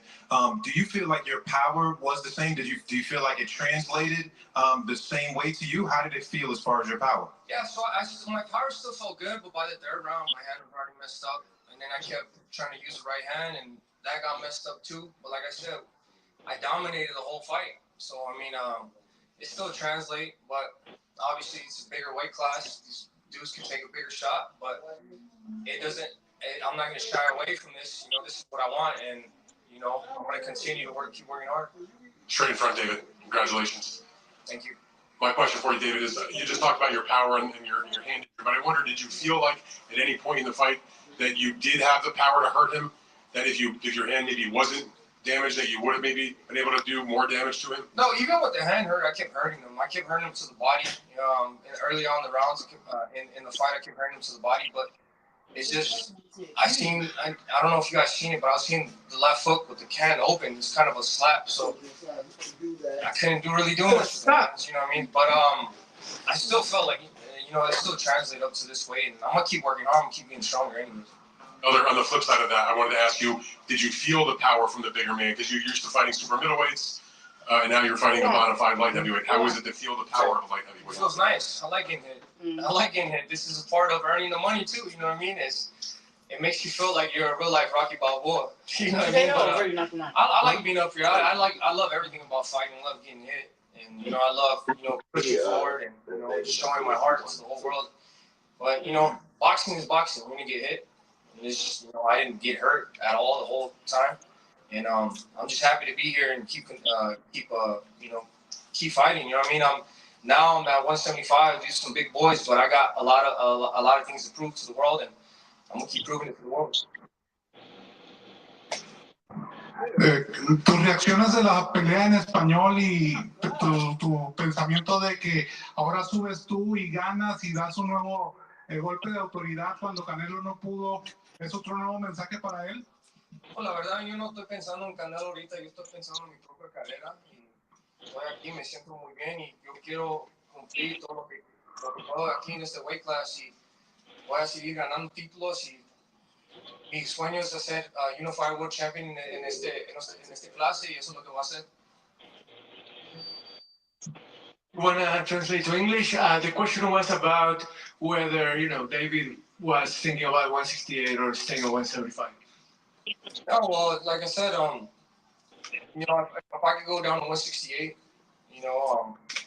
there's big fights at 168, and I feel really comfortable making both these weights. So, I'm gonna go down to 168 because I want to win another world title. I love this interim title, but I'm really looking to capture the world title. So, if it's something I won, my challenge, or I won the opportunity to fight for another world title. So I'm gonna go down to 168, win another world title, if it's with Canelo or whoever. I'm ready to be 4-time world champion. David, aquí, David. En español, da la impresión que en la primera parte de la pelea estuviste más fuerte, que conectaste duro, que tenías más combinaciones. Físicamente, ¿cómo te sentiste? ¿Cómo hiciste los 2 asaltos? Un peso nuevo, rival más duro. ¿Cómo te sentiste físicamente? No, pues me sentí muy bien, me sentí 100%, pero como le dije, las manos estaban un poquito lastimadas, pero todavía no me rajé, gané todos los rounds, y yo creo que hice muy bien en este peso, y le enseñé a toda la gente porque yo soy el monstruo mexicano, y voy a seguir luchando y peleando duro aquí. David, right in front of you. When you came out, there was a big pop from the crowd. Every time you landed a punch, the crowd was excited. When the fight was over and you were announced as the winner, the crowd was really into it. Do you think that helps you at all in terms of trying to convince Canelo to take the fight? Because obviously, now he can't say that you're not popular or whatever, that you seem like you showed you had a big fan base as well. to be honest with you, you guys keep asking me about Canelo. I do not care about Canelo. Like, I want to make my own lane. That's why I came up to 175. I've been trying to get that fight with Canelo for a long, long time, and as you can see, I got the star power now. People love the way I fight, and they interact with me really well. But that'd be a big fight. That'd be a really big fight. I think everybody wins. The world of boxing wins. The fans win, and that's the fight that we got to get going on. And if he really believes that he's the best in the world, then come beat me and come shut me up. But I'm still gonna be right here contending and working hard. And like I said, I'm gonna keep showing you guys why I'm the Mexican monster. David, Stephen Kelward Sports, congratulations, man, on a great win. On the screen, we could see the cut with the stitches. It seemed like that was pretty bad. Could you just talk about how that happened in camp? And I know you said earlier it seemed like it was close to almost getting canceled there, but just talk about how it happened and just were you worried about it opening up in the fight? I was definitely worried about it. Started off the camp, I think like a month and a half ago, torn the tendon. They told me I was not going to heal with the time. They told me I needed at least 3 months. I said, I'm going to keep fighting. I'm going to keep training. Then I heard, and they told me, oh, well, you got to take a break for that. I said, no, that's not going to happen. I'm going to keep fighting. 3 weeks ago, sparring, last round, I'm dominating 3 different sparring partners. Last round, I get cut. And that really worried me a lot. I'm not going to lie. I didn't think I was going to make it here. But, my dad, he told me, you know what, the cut is not too big. We can keep going. And I put my faith in my dad. And I said, you know what, I'm going to pray to God. And hopefully he'll let me heal in time to get to this fight. Because it was a big event. I didn't want to miss out on this event. I didn't want to miss out. I didn't want the fans to miss out because this is a big moment for, the fans, I think this is the biggest fight. This is the biggest card for PBC this whole year. And I said, fuck it. I'm going to just keep training and, keep having my faith in God. And God took care of me. And I made it to this fight. Came out with some injuries, but I still won. And I know this was for the interim title. Have you, I know there was, mandatory for Canelo for a long time. Have you been given any assurances by the WBC that you can enforce it and you will get better Beterbiev, or whoever ends up winning better Beterbiev will all? Yeah, we've been talking about that, and we've been making some stuff happen. But at the end of the day, I want another belt. I'm happy about this, and we'll see what things go from here. I got to take a break because my hands are fucked up, both of them. So, we're gonna take a little break, but I will be back. And if it's Canelo, whoever in that division, I'm just keep showing the world I'm the Mexican monster. I don't care who's in front of me. I'm gonna come out victorious at the end of the day. You're gonna be here, Power Runner 6, Healing. This is your first fight at this weight class. What can you take from this fight? What lesson for your future fights, and if you stay in this weight class? The only thing I could take from this fight that these dudes they take a shot pretty well. They take a shot. My tongue wants to leave. But they take a shot pretty well, and I just want to go back into the gym and get better. Work on different stuff, and the boxing is not easy at all. Sometimes you move up in weight, and these dudes take a better shot. But that's what it is. Boxing at the end of the day, it's not supposed to be easy. And it was a great fight tonight. All I can say is, I'm just thankful for having experience with Alexander Usyk. Alexander Usyk. I said Usyk because I meant Usyk in the back, and that was pretty cool. So I'm still thinking. He even said Usyk. Yeah, he has a lot of experience. I went in and I dominated every single round, even with a cut, 2 messed up hands. So that speaks volumes about my name. So I'm just happy to keep contending in this weight class. Middle Marcus Hayes, Fight Hub TV. Congratulations on another great performance. The cusp of Father's Day tomorrow. We watched earlier in the week your little guy in the media workout that you guys had, imitating you. Talk to us a little bit about what those moments mean to you, sharing these moments with your dad and with your brother. Talk to us about what Father's Day means to you. It means a lot to me. It means the world to me. Don't get my son started. I'll tell him to do a combination right here. We'll do it for him. You want to do that? Show everybody. Show everybody. Combination. Go.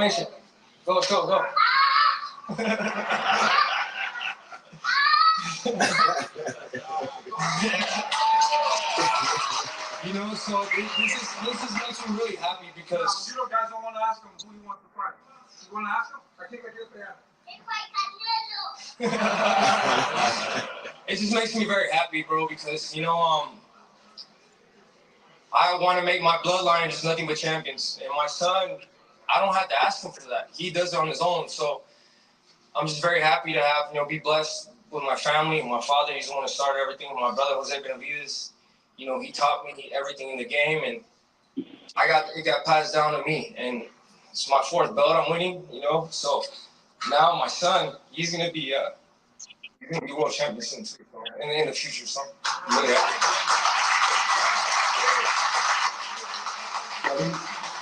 David, tengo 2 preguntas para ti en español. Primero que nada, la primera que tengo es algo que has hablado en inglés, pero quiero preguntártelo en español para la gente que habla español.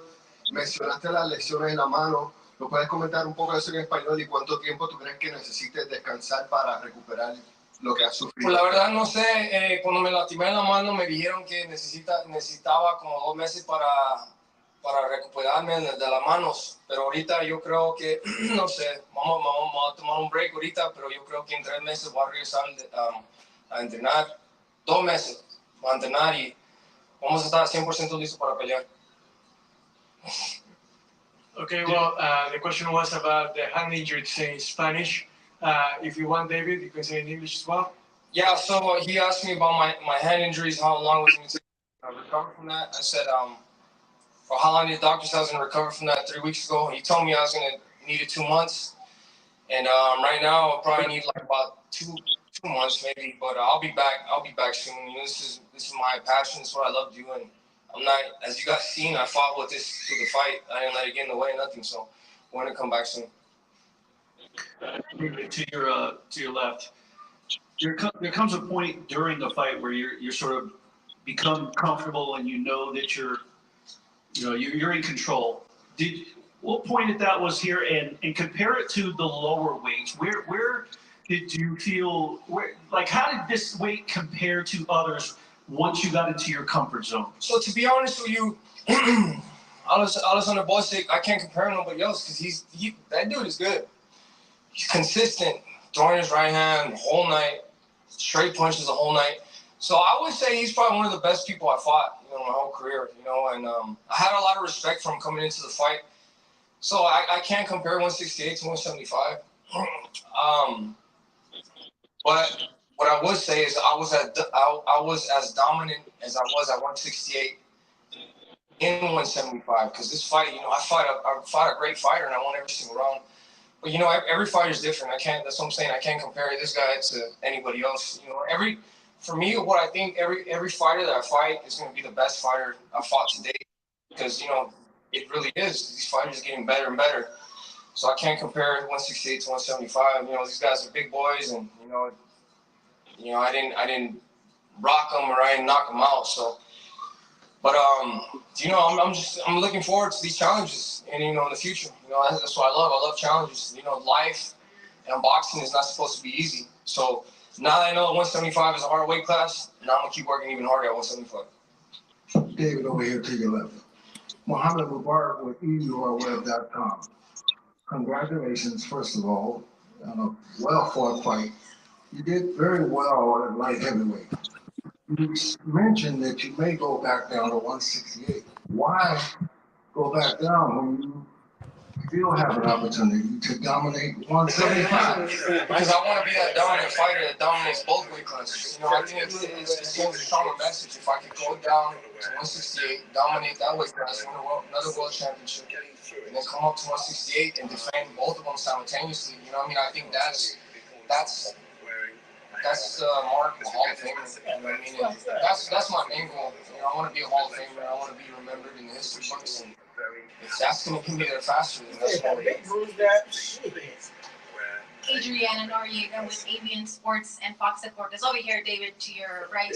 Congratulations, first of all. Great performance tonight. You speak about dominating both divisions. Here at 175, being your debut tonight, do you feel that once we have a winner between Bivol and Benavides, is that the fight that you would want next at 175, or do you still think that you would want to do another one before it? It's not the fight I want to win, it's just the fight I earned. But then when you win the WBC interim title, you're entitled to the #1 spot. So like I said, I mean, these challenges are hard, but to become a great fighter, to become a legend, nobody's had it easy. None of the legends has had it easy. So why do I expect me to have it easy? You know what I mean? So I just want to keep working hard, and I just want to thank my father, Jose Benavidez, Samson Lukowicz, David Garcia, Luis de Cubas, Al Heyman.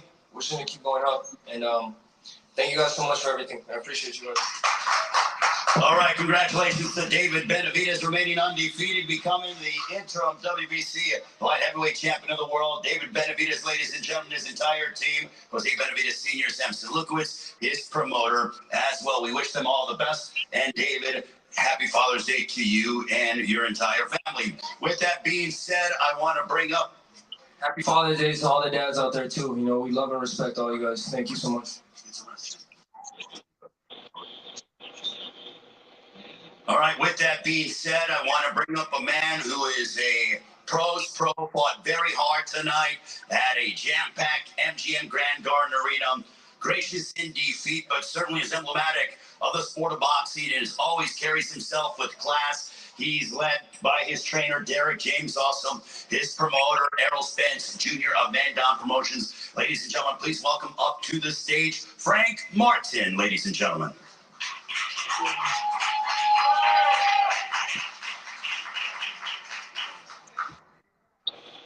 Nobody want to hear from this bum running. Nobody want to hear from here. Yo, You definitely want to hear everybody. Run. Running Martin. Y'all the only one. You the only one that see it like that, bro. I just got on the phone with about 5 different fans, bro. I came out to be great, but I came up short. You know, I got caught with a shot that I didn't see. You know, one that came from underneath. You know, and it went from there. You know, I guess I didn't make the count, but I appreciate everybody that came out, everybody that's been a part of this event, from Errol Spence to TGB to, you know, everybody, all you guys who are in here as well. I'll be back, you know, I'll be back better, you know, watch film, get better, grow, you know, and y'all to see me again. Just not at this caliber of fight. Hey, Frank, what's up, man? Najee from Cigar Talk. What's up with you? What's going on, brother? Congratulations, man. man, just even being here and fighting tough. In the beginning of the fight, you know, you had it under control. You were moving well, using your jab. It felt like you won a lot of the early rounds. I would say maybe around 5 or 6 is when it started to feel like it took a turn. Can you tell me about that part? Like what you remember, like when the momentum started kind of shifting for you? Just how I got to chilling too much on the ropes, you know. Derek, that's one thing he been talking to me about. And training camp for a while, you know, not getting comfortable on the ropes, you know, not chilling on them, you know, just because I feel like, you know, I can catch shots and this and that, you know, I just feel like y'all got slow eyes because I saw that in a second. We talk about the stick. Okay, and quick follow-up. A lot's been made about Tank's power. How was his power to you? Was it really like devastating power? I mean, he got power, you know what I mean, but it's more like he do a great job at landing this big shot. You know, he know how to land that shot. You know, hit guys on the button and just get him up out of there. You know, cause he an accurate puncher and he just know how to land that shot. Frank, just a question. You did as well against him as just about anybody that's ever fought against him, and you still end up getting knocked out. What do you think? What kind of performance does it take? What kind of fighter would it take to end up beating Gervonta? So the type of fighter? I mean, I'm gonna say me if I ain't make mistakes. What type of question was that? You gotta be able to box, you know, and just watch all the shots, you know, because he got them shots that if you don't see him, you know, he can get you out, and he's sneaky with it. You know, he could take a punch, he can give a punch too. So it's just like just being woke. With him, you gotta be woke in there. I've been saying that like the whole time leading up to this fight. You know, you gotta be woke, and I got caught with a shot, not being woke. So. I was wondering when you got to the ring, you know, your first time in front of that kind of big crowd, big event. I mean, you handled the promotion, that seemed to me very, very well. I wanted to know, like, what were you feeling when you got into the ring? Did it take you a little bit of time to sort of catch your breath, sort of, because of the magnitude of the event? Or did you feel like you handled it very well? No, I feel like I handled, you know, the lights, the people, you know, and the crowd and stuff. I felt like I didn't let that throw me off of my game plan. You know, I was focused. You know, once I was in the ring, everything else was just kind of like, you know, like I was tunnel vision while I was in the ring. So like when I went out there, it was just, I was locked in on him. I wasn't too much worried about the crowd or nothing like that, because I came to, get the win, but I came up short. Frank, Cynthia Conte, Best Women's Boxing Show, period. Congratulations. I like his attitude. We though. talked a lot about Pink's power. But I like the attitude. I can't obviously, lie. Tank has very good boxing Positive, skills. brother. What do you think of his skills in the ring? And obviously the traps that he was setting with the skills. He got good traps, he got good setups, good traps. It was certain, like the trap that I got caught with was one that we knew that could possibly happen, and I was just too comfortable, and he landed that up on me, and I ain't see it, just by being on them ropes. But he's a slick guy, he could box, he could punch, he could really, he adaptable. I feel like Tank can adapt to a lot of different styles. He got the experience. Frank, right here. Liliana for Chicana Boxing, how are you? Congratulations on your performance. You're very sharp tonight. Do you feel like you were one of the best opponents that he's had so far, if not the best opponent? Yo, why y'all keep talking about one of the best opponents and this man got knocked out? I ain't Yo, get is that the key against Tank just to survive? To be one of the better opponents to fight him? He landed the most punches of anybody against him, bro. You have to look at what he did, not what happened to him. Nah, bro, that sound like Tyson. So Tank the new Tyson, huh? We've already come to that conclusion. Well, you just like, look, as long as I put up a decent fight, even if I got knocked out. No. But what do you say if that's what happened? Like, if that's what happened, you don't have room to have another conversation yet. It's too soon. It's of the night of the fight. Like you got knocked out less than 45 minutes ago, or less than an hour ago. You gotta answer that way. That was the part that Derek didn't want me doing. He wanted me off the ropes. He didn't want me just chilling on the ropes and catching punches and getting comfortable. So that damn show wasn't a part of the game plan right there. Like even if he felt like he could have won it, like you can't even talk like that right now because everybody it's still fresh in everybody's mind that what got done to him. And I just wasn't able to find what I was looking for. Frank, what up, though? What's up, man? This is Skip from Dante's Boxing Nation by way of Aki TV. A lot of people were talking about how you look at the weigh-in. Did you make weight comfortably, and are you going to stay at 135? We're gonna think about it. I'm gonna talk to my people, and we're gonna just see.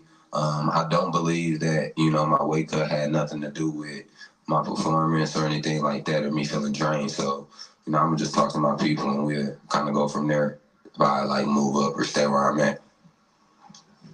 I like his attitude. I can't lie. I like his attitude. I like Frank Martin, the person. I like Frank Martin, the man. Marcus Hayes with Fight Hub TV. The boxer, you ran tonight. I got to talk to Earl Spence Jr. and Earl talked about one thing that you had to stay cognizant on was not being lulled to sleep by Tank. And what you're describing is basically what happened. Talk to us about the process of how he lulled you to sleep. What ended up happening? I feel like from around the fourth round, I had started being on them ropes a little too much, and then I let him throw certain shots. Y'all keep asking this man how he got knocked out. Well, how did you get knocked out? Excessive, and that's how you always catch guys. Guys who doing the same thing and ain't switching it up. I did it a few times, and he probably caught on a little bit and caught. Okay, he keep moving this way or that way, and then he caught me with a shot. Or whatever, because I did it. I tried to use the ropes too many times, to look for a shot that I was trying to find that I couldn't find. He actually found the shot before I did.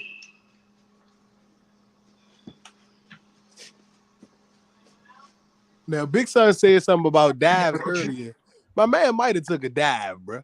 I don't know. I don't think he was running. I'd say he was scared of something. He wasn't running, bro, and I really don't appreciate that narrative when other people don't feel like that, bro. But no, my bad. I ain't even mean that like that. I ain't mean that like that. That's how you saw it. Yeah.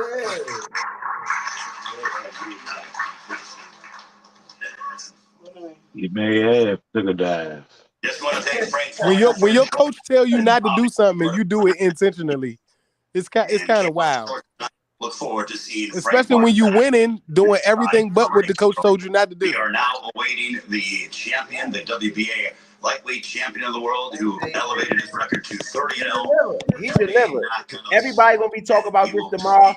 This makes his stock go up even higher, man. Congratulations to Tank. I ain't gonna lie. It's nice for him, man. And a lot of success. And I like the way he handled himself after the fight, during the press conference. I really like the way he handled himself. I mean, I just see a lot of maturity coming up for Tank. So congratulations from to David Tank. Benavidez with his decision victory over Alexander Wojcik to capture the interim WBC light heavyweight championship of the world. And then in our main event, And I think with Benavidez, I don't think he's playing at 175 or whatever he at now. I don't think he was comfortable at that weight. He said it was a lot harder. It sounded like it was a lot harder than what he thought it was going to be. Garden Arena. I want to thank our fine promoters for tonight's event, GTD Promotions, along with TGB Promotions, Samson Boxing. Yeah, I don't think didn't do that thing there. He realized how hard them guys hit. To hear from the champion in Gervonta Tank Davis. Yeah, I don't think that was nothing to do with it. He was more concerned about a cut he got in practice than he was about tonight. And the fact that he fought this guy so many times before and he's a champion, I'm just not sure if he fights that same level experienced fighter his next few fights at that weight. The only thing he would have to work on, in my opinion, would be his conditioning. From being the body type that he got, he's not really going to ever be like a six-pack kind of guy. So you just want him to be able to have his conditioning well enough that he can last to 10 to 12 rounds, or you work on getting him in the weight room and extending his power so that you can add some power into those punches to see if you can get him to be a knockout puncher the way he was at the weight class right under that. I'm gonna be honest with you. I don't think it was his power that was the problem. I mean, I don't think it was how they hit him that was the problem. I think it was him hitting them. And he said he hurt his hand, and he was really complaining about, not complaining, but he was talking about how people at that weight, he felt the difference in how they take a punch rather than the weight that he had been at. You know, I think he felt like if that was at 168, he would have knocked him out. But at the weight he was at, he could not knock him out. You know, like, again, the stuff was smooth, but was it really effective? You know, I don't think he was catching them with knockout caliber punches like that. Like, I mean, he caught him a couple of times where it was some nice hits, but I don't think he was hitting them with power punches that would have made me feel like the fight was getting ready to be in jeopardy via a knockout. Not that one. And better electrifying audiences. He's electrifying, exciting, and exhilarating. The 3 E's is what you get out of this man. And ladies and gentlemen, please welcome, still undefeated and still the WBA lightweight champion of the world from Baltimore, Maryland. Here is the undefeated Gervonta Tank Davis, ladies and gentlemen.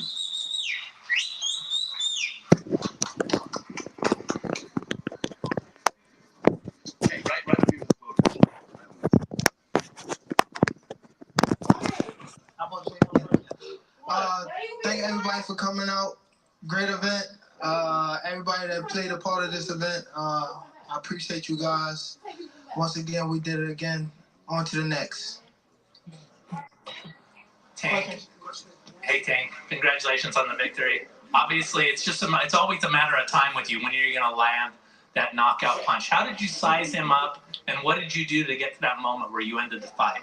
I just had to get in right range. You know, I was fighting my range out. He had a decent jab. He was moving a lot. You know what I mean? Just had to break him down as the fight was going on. So many great fighters that you can take on next, including maybe Lomachenko. Interested in that fight? For sure. Yeah, for sure.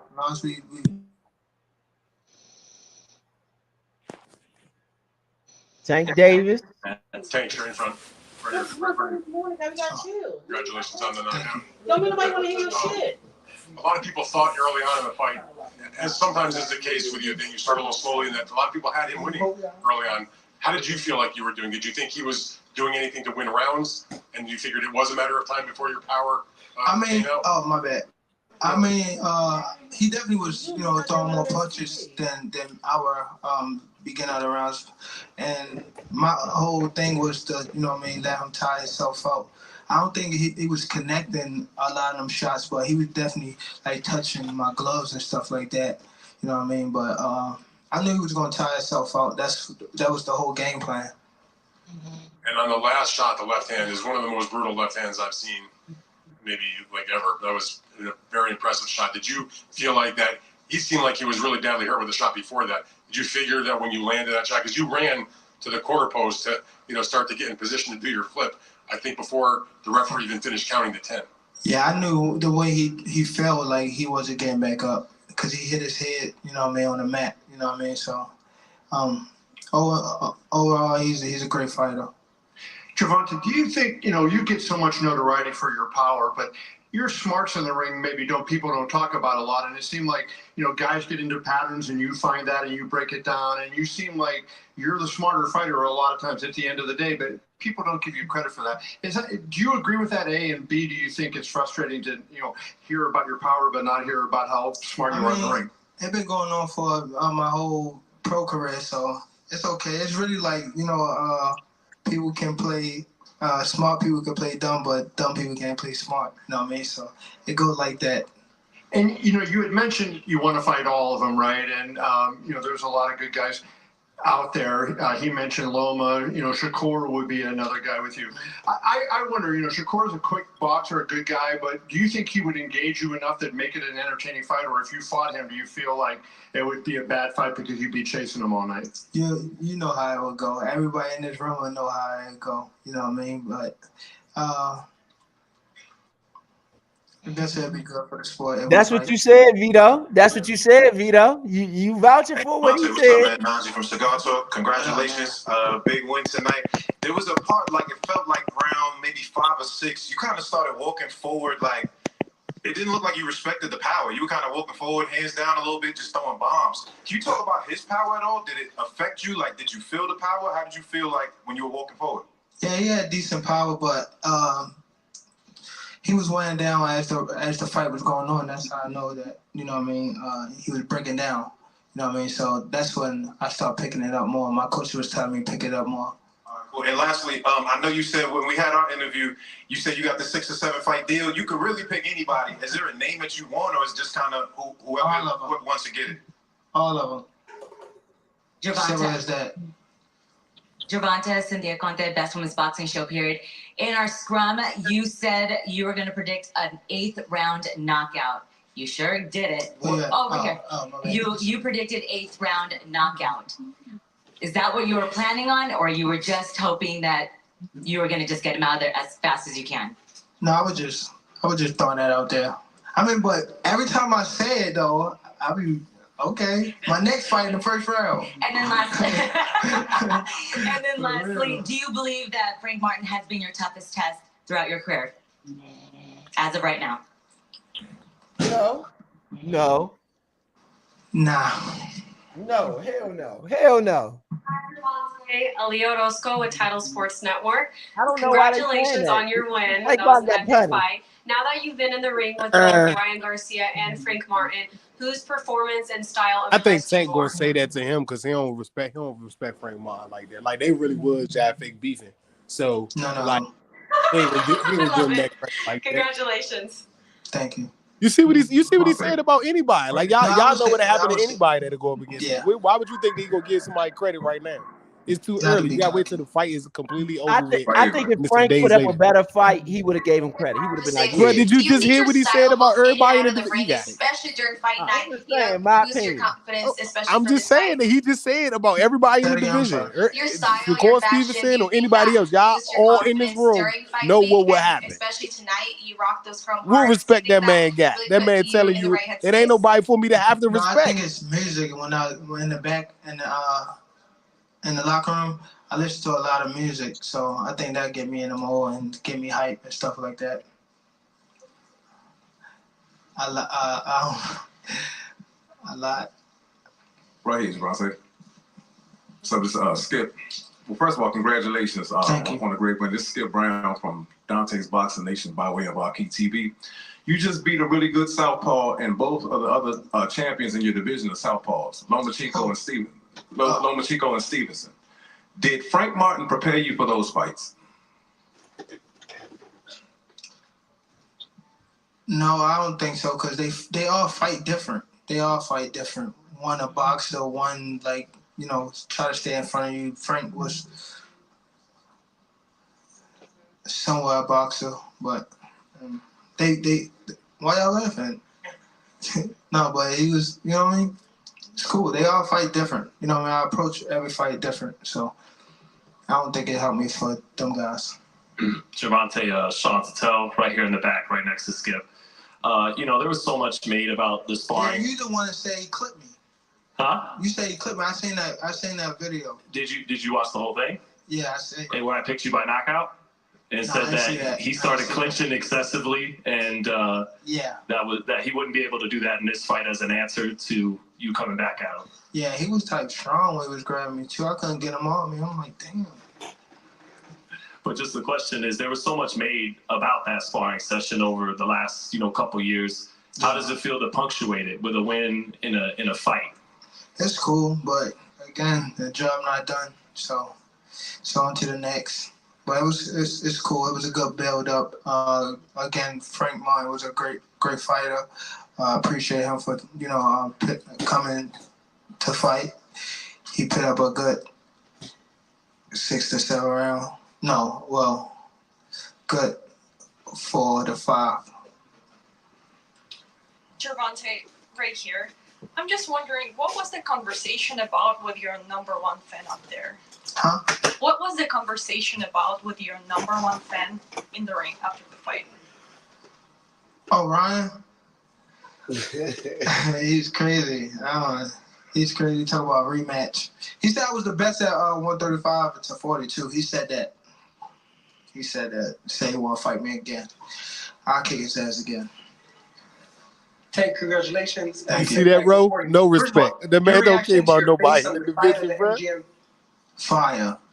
I remember again. I've been here when I fought in the Golden Gloves probably like 2014 or 13 or something like that, and I came to I think Floyd versus it was Floyd Mosa. No, Cotto. Yeah, I was in the Golden Gloves. Yeah, and I remember like a lot of celebrities and stuff like surrounding the building and stuff like that. He sold it out. I was actually all the way in the nosebleed, down there, head touching the top of the arena, but it's cool. I'm here now, and I appreciate the moments, and it helped me get to where I'm at today.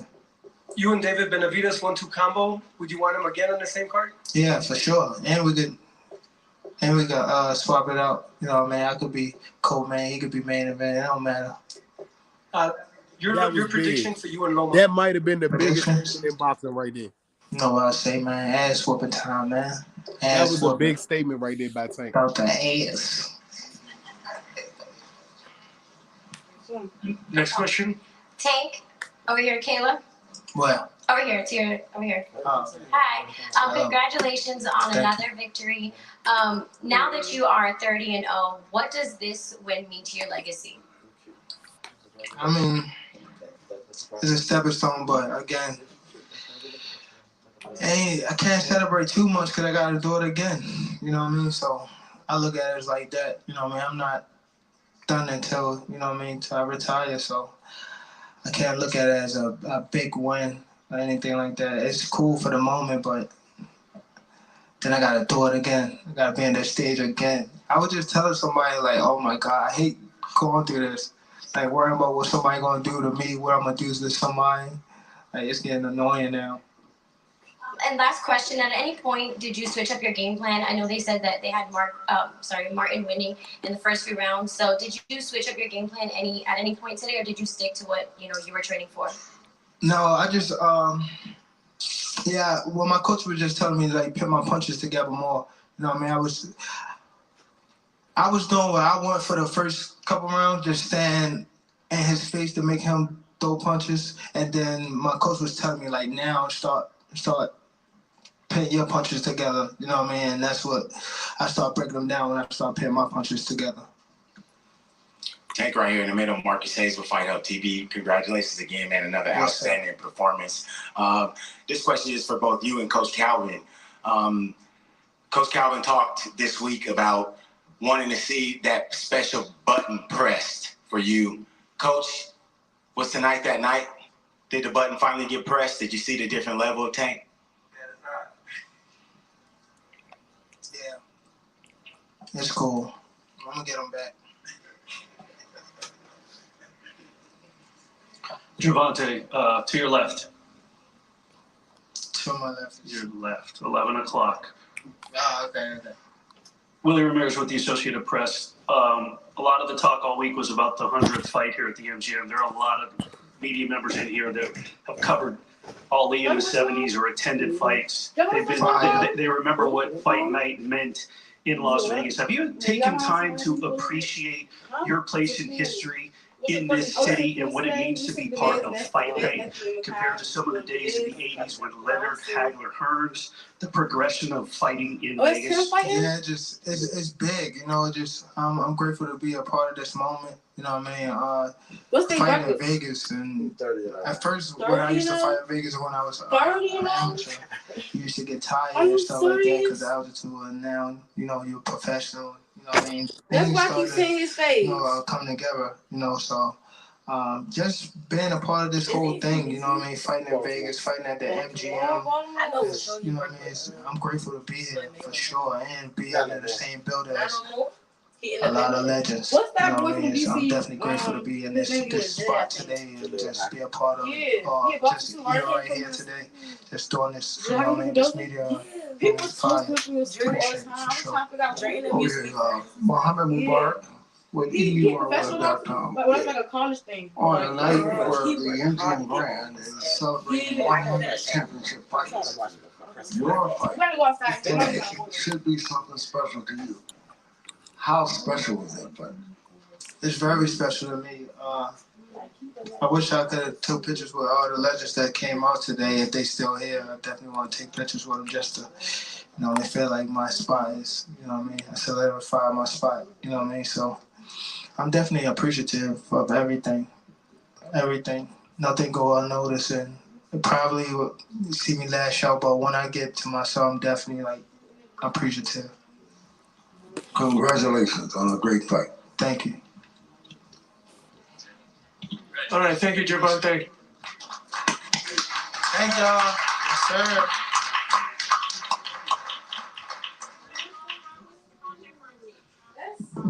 All right, we want to wish Gervonta Davis a congratulations on his 30th win, retaining his WBA Lightweight Championship of the World. Thank you very much for joining us. Good night, Las Vegas. It's Tank Davis, ladies and gentlemen. Tank Davis after the big fight tonight. Still got a lot of people online. Shout out to everybody out there listening on X, aka Twitter, Facebook, Instagram. Yes, sir. YouTube, wherever you at, you know. Sir. Hey. Still clocking it. Trying to see if I can get some people on. Hold on. Hello, can y'all hear me? Yeah, man. So, what do y'all think about the press conference?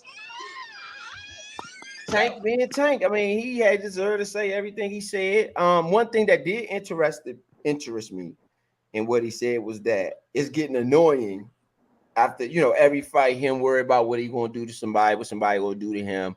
He said it's getting annoying. You know, that's one thing that stood out to me out of everything he said. Other than that, everything I kind of expected, you know, is. Bro, Tank been talking about retirement for the last couple of years anyway, so that's not a surprise. I can see him retiring pretty soon. I don't think he's gonna have. I don't think we're gonna see Tank Davis for 10 more years. No, I don't think he's worried about the Floyd record more than his own record. Yeah. And what I've been seeing lately with a lot of athletes, is mental health. Like a lot of these guys don't want to lead a game and not feel like they have the rest of their lives to live ahead of them. And if you can be a multimillionaire, not even about the money, but just have complete success be the best at your job, and you're not even 30 years old when you retire, or 35 when you retire, you got a lot of life left, man. A lot of time to enjoy it. Yeah. One thing about it too, I do gotta say definitely this. not talking to me. I think Tank is reaching his prime though right now. I'm a whole I think this is where 38-year-old man. I think this is where he's really just reached his prime, though. I will say that. I think he's reaching a whole nother level. I do think that Tank is reaching a whole nother level and he's reaching his prime. So that's one thing about it. I do think he's reaching his prime. He's reaching a whole, you know, he's reaching that stride, that Jordan stride. And I know it good. When Jordan got around 30, that's when he got real dominant. Real dominant. And if anybody think I'm playing, don't get it twisted. He was dominant before that because he averaged 37 back in 88 and all of that. That's cool. But what I mean dominant, I mean by winning. Yeah. Winning. They was winning too, bro. They was win. No, 30 it became a whole nother level. The winning became absurd. Like around the age of 30. The Bulls were in first place and third place more than 3 times before he went to the championship. Nah, why? I'm about to pull it up. What year? Okay. Did he turn? AV. AV, I got a question for you, man. So right now, right? Because you know about the 90s boxing era, right? Right now, who do you think would fit in that 90s boxing era that you've seen fight like as of late?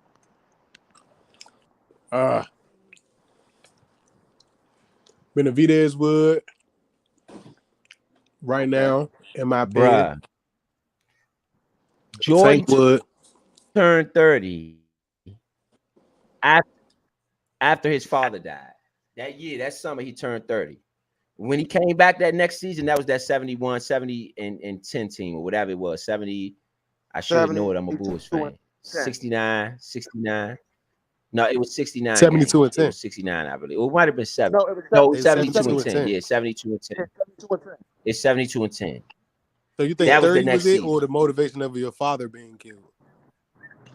I think I don't know what it was. I just remember when he turned 30. Didn't they have a championship before that? Yeah, this they had is a ring before they won and won the championship before. They had 3 rings before that. Yeah, but we wasn't running prime. through the league. Like, this is what I'm saying. We was not run. I'm a Bulls fan. We wasn't running through the league like we was after he turned 30. We was not running through the league like that. Only ran through the league one time. We ran through the league. The Utah Jazz the had last the best 3 record. championships. The Utah Jazz had the best record the last time y'all played them in the finals. So you didn't run through the league. You ain't had the best record. 72 and 10, you was the best on both sides. You wasn't the best on both sides 2 years after that. So you giving it for the East because he was in the best in the East? No, he was the best in the whole NBA. Ran through the league, the playoffs, everything. It was just he did that already. They was a different level after 30. They did Any that. Bulls fan will tell you that. They was already doing that, bro. I mean, you're a Bulls fan, so I mean, I let you have that. I'm just saying that 3 rings before that, and you retired and then came back to do it again doesn't suggest that you ever had a hard time at doing this. I never said hard. I said it wasn't. That's just what I'm saying. I'm saying that it doesn't suggest that you had a hard time in doing this. Listen, I gotta say this. Even tonight, right? Even though, like with Tank, right? It wasn't his hardest fight, but that don't mean it wasn't hard to do it. You know what I'm saying? That's what I'm saying. I see Tank maturing in a certain way. He's reaching around that age, and to me, this is when athletes come into their own. That's all I'm saying. And for me, I'm kind of seeing him hit his prime right around this time. That wasn't the case for Mike Tyson. Some athletes don't. Yeah, some athletes that don't work out. Some don't, bro. Like as I say, your peak age for performances should not be 30. If it's 30, you're a late bloomer. No, I don't think that. I think Tank mentally is finally where he should be. So I do agree with Ro. Mentally, this is his peak. He's gotten a lot more mature than he was in the past. Even with him staying in. For somebody who got locked up, that's what jail do. Jail and not wanting to lose what you made all of this time before you got locked up. You kind of start thinking about things like that. No, that's why. I think it was starting before the lockup. I think that when he got locked up, it helps because he is mature now than he was. If he would have got locked up, let's say at 22 or 23, I don't think it has that same effect. He was 27, 28 years old going to jail when he got millions of dollars. You know what I'm saying? Yeah, it will make you mature to look at what you have now in comparison to not really having anything. Nobody, usually, unless you are an entertainer or a athlete, at 22, 23, you usually don't have anything. Even as an athlete, and when we talk about the promoters that have been around this boxing game, or even lawyers or agents that have been around athletes, you're not even making the money that you see or that you hear about on paper. You're not even getting close to that. Not at all. You know what I'm saying? So at 22, 23, I can see you making better decisions or different decisions that may impact your life. Right. Well, yeah, I'm just looking at it now. So hold on, just to my point though. This is to my point with Jordan. In 93, 94, the year that the Bulls won the championship, before 30, the Bulls that year was 55. The Bulls that year was 55 and 27. Right. Hold on. Sorry, no, they wasn't. Let me go back. That was the other team. It was 57 and 25 in 92, 93, the year that they won the championship. Right. What was that record? That's the record, 52. No, what was the place of that record? That was first place in the Central Division. They won the division. Okay, that's kind of what I was saying. They did that before that year, though. Then that next year, they was 55 and 27 again. The last two seasons before Jordan retired, they was 55 and 27. Right. And so this before Rodman. This is before Rodman, yes, but this was what I'm just saying. They was 55 and 27. That's why I said the winning was different. No, they had a better team. Back, they were 72 and 10. They had a better team, a way better team. Listen what I'm saying. They came back. They were 72 and 10. Then the season after that, I'm making sure that you add they the were 69. They were 69 and 13. So the better team than the first 3 years. The team that won the championship the first 3 years was nowhere near. They couldn't have touched the team on the second set of years. It was no way they was messing with Ron Harper and them. But okay, if you want to say that, right? The year that 98 season, they won 62 games, 62 and 20, right? Crazy thing is, Scottie Pippen missed 38 games that year. And they still won 62 games. So that's why I just said Scottie Pippen's not the best player on that team. I'm confused on why you mentioned that. You're just saying that they was missing that team? We know what Jordan and Pippen is. So to try to just discredit we know what Jordan is. Everybody knows Pippen. That's what I said. That's how he only scored more than 20 points a season one time out of his whole year, out of his whole career with Michael and his team. Please stop mentioning that man. To what I'm saying. Even with Pippen on the team hold up, in 92. I will say this: when you mention the Chicago Bulls, you have to mention Pippen, not just because of the points, but because he was the best. Like, if not, he's a defender. I'm not knocking that he was a defender. I'm saying you can't win the game without scoring. I don't care how much you stop the other team. Somebody's got to score. He only scored double. He only scored 20 points 1 year with Michael Jordan as a teammate. But I don't think. I mean, but with Pippen on the floor, obviously he was a good. With Pippen on the floor, right? With Pippen on the floor, they only won 55 games. That season, that with him gone 38 games, they still won more games because they had a better team. That's why I said they had a better team. Did you not hear me say it wasn't better without Pippen? Yes, they were. What are you talking about? They had this is your team. I don't know how you even got me running this. This was your team. I don't even know how you got me running this down to you. That's crazy. B.J. Armstrong and Craig Hodges were nothing in comparison to Ron Harper. They were not going to be able to do nothing with him. Move on to the number 2. Jordan is Jordan. He wipes himself out. All right, number 3, you have Scotty. You take away Scotty for the games that he's hurt, you have Tony Kukoc. Tony Kukoc, whether he's not able to stop nobody, could score. Okay, number 4, you have Dennis Rodman, Horace Grant. You didn't even like Horace Grant. Dennis Rodman, far better player, far better defender, far better rebounder. I could keep going on. Not a scorer though. He didn't have to be. He didn't have to be because when he did not have to be. Go look at Horace Grant's scoring sheet when Michael Jordan and them played the Magic the following season when he came back from retirement. Tell me what Horace Grant's numbers is. Just saying. My only thing is, all I'm saying is that, to me, Jordan reached a peak when it came to winning in the after 30. We was team winning is before better. that. If We they was kept winning. the It just same the team, winning wasn't better the their same for team was whatever better, reason. bro. I The don't know how winning, whatever the team was better, their whatever team was better. better, the results was better. Is what I'm saying. The Luke Longley results was better than after Bill 30. Cartwright. Luke Longley was better than Bill Winnington. I'm gonna say this. Craig Livingston, or what was his name? Chester Livingston, whatever it was. Livingston, another bum.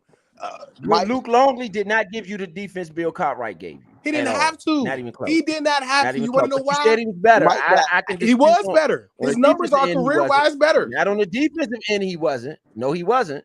He didn't give you nothing of what Bill Cartwright gave. Yeah, Mike got better. I feel like Mike got better in the older ages because he passed more. He knew certain things about team basketball that when he was younger, he still, don't get me wrong, he won 3 championships, so he was already great. But I'm just saying that in his older age, I just feel like he knew what to expect out of the team, how to get back there a little bit better. I think, and that's all I'm saying. Like, I feel like the maturity with certain people, they just get better with age. With Floyd, like, look at Floyd. Floyd was able to still beat fighters later in his age just based off of skill because the power really wasn't there anymore. All right, You know, so what you're saying, bro, is that the first Chicago Bulls team, the first 3-peat is better than the second 3-peat. No, I'm saying the second. No, I'm asking Ro. I'm asking Ro. That's the Chicago Bulls. I'm saying the second. I'm saying the second one is better. Jordan was better. The second one was better. No. I asked, was the team better? I don't care about Jordan. I'm just asking about the team because the conversation was Jordan, but I just want to ask: was the first 3-peat team better or the second 3-peat team better? I think the second 3-peat team was better. Everybody was better. Pippen was better. Jordan was better. Pippen just missed more games in that second. In one season. That's just 1 year. Yeah, but that's what I'm saying. Them 38 games, that's half the season. The game. Guess what, bro? That record was still better than the first 3 championship record. That record with a better team was still better on a team that did. But it's because Jordan was better, though. I think Jordan was better too. Well, all right, we can move on. Well, I feel like Phil at that point, Phil just had to just knew what the NBA was. He could have won. He literally won with everybody that he coached for the most part. You know what I'm saying? So I think right. I mean, that comes with experience, you know, like I said, I love boxing because boxing is a good thing. Tank Davis is a lot more experienced at the big fights. Phil Jackson, a lot more experience in the playoffs, a lot more experience in the championships, a lot more experience in other places that the other coaches, don't get me wrong, they were experienced coaches, but it's just not at the level that Phil was. No, I agree. You know, if you listen to Tank talk about the fight tonight, Tank said several times, "Hey man, my coach told me to do this.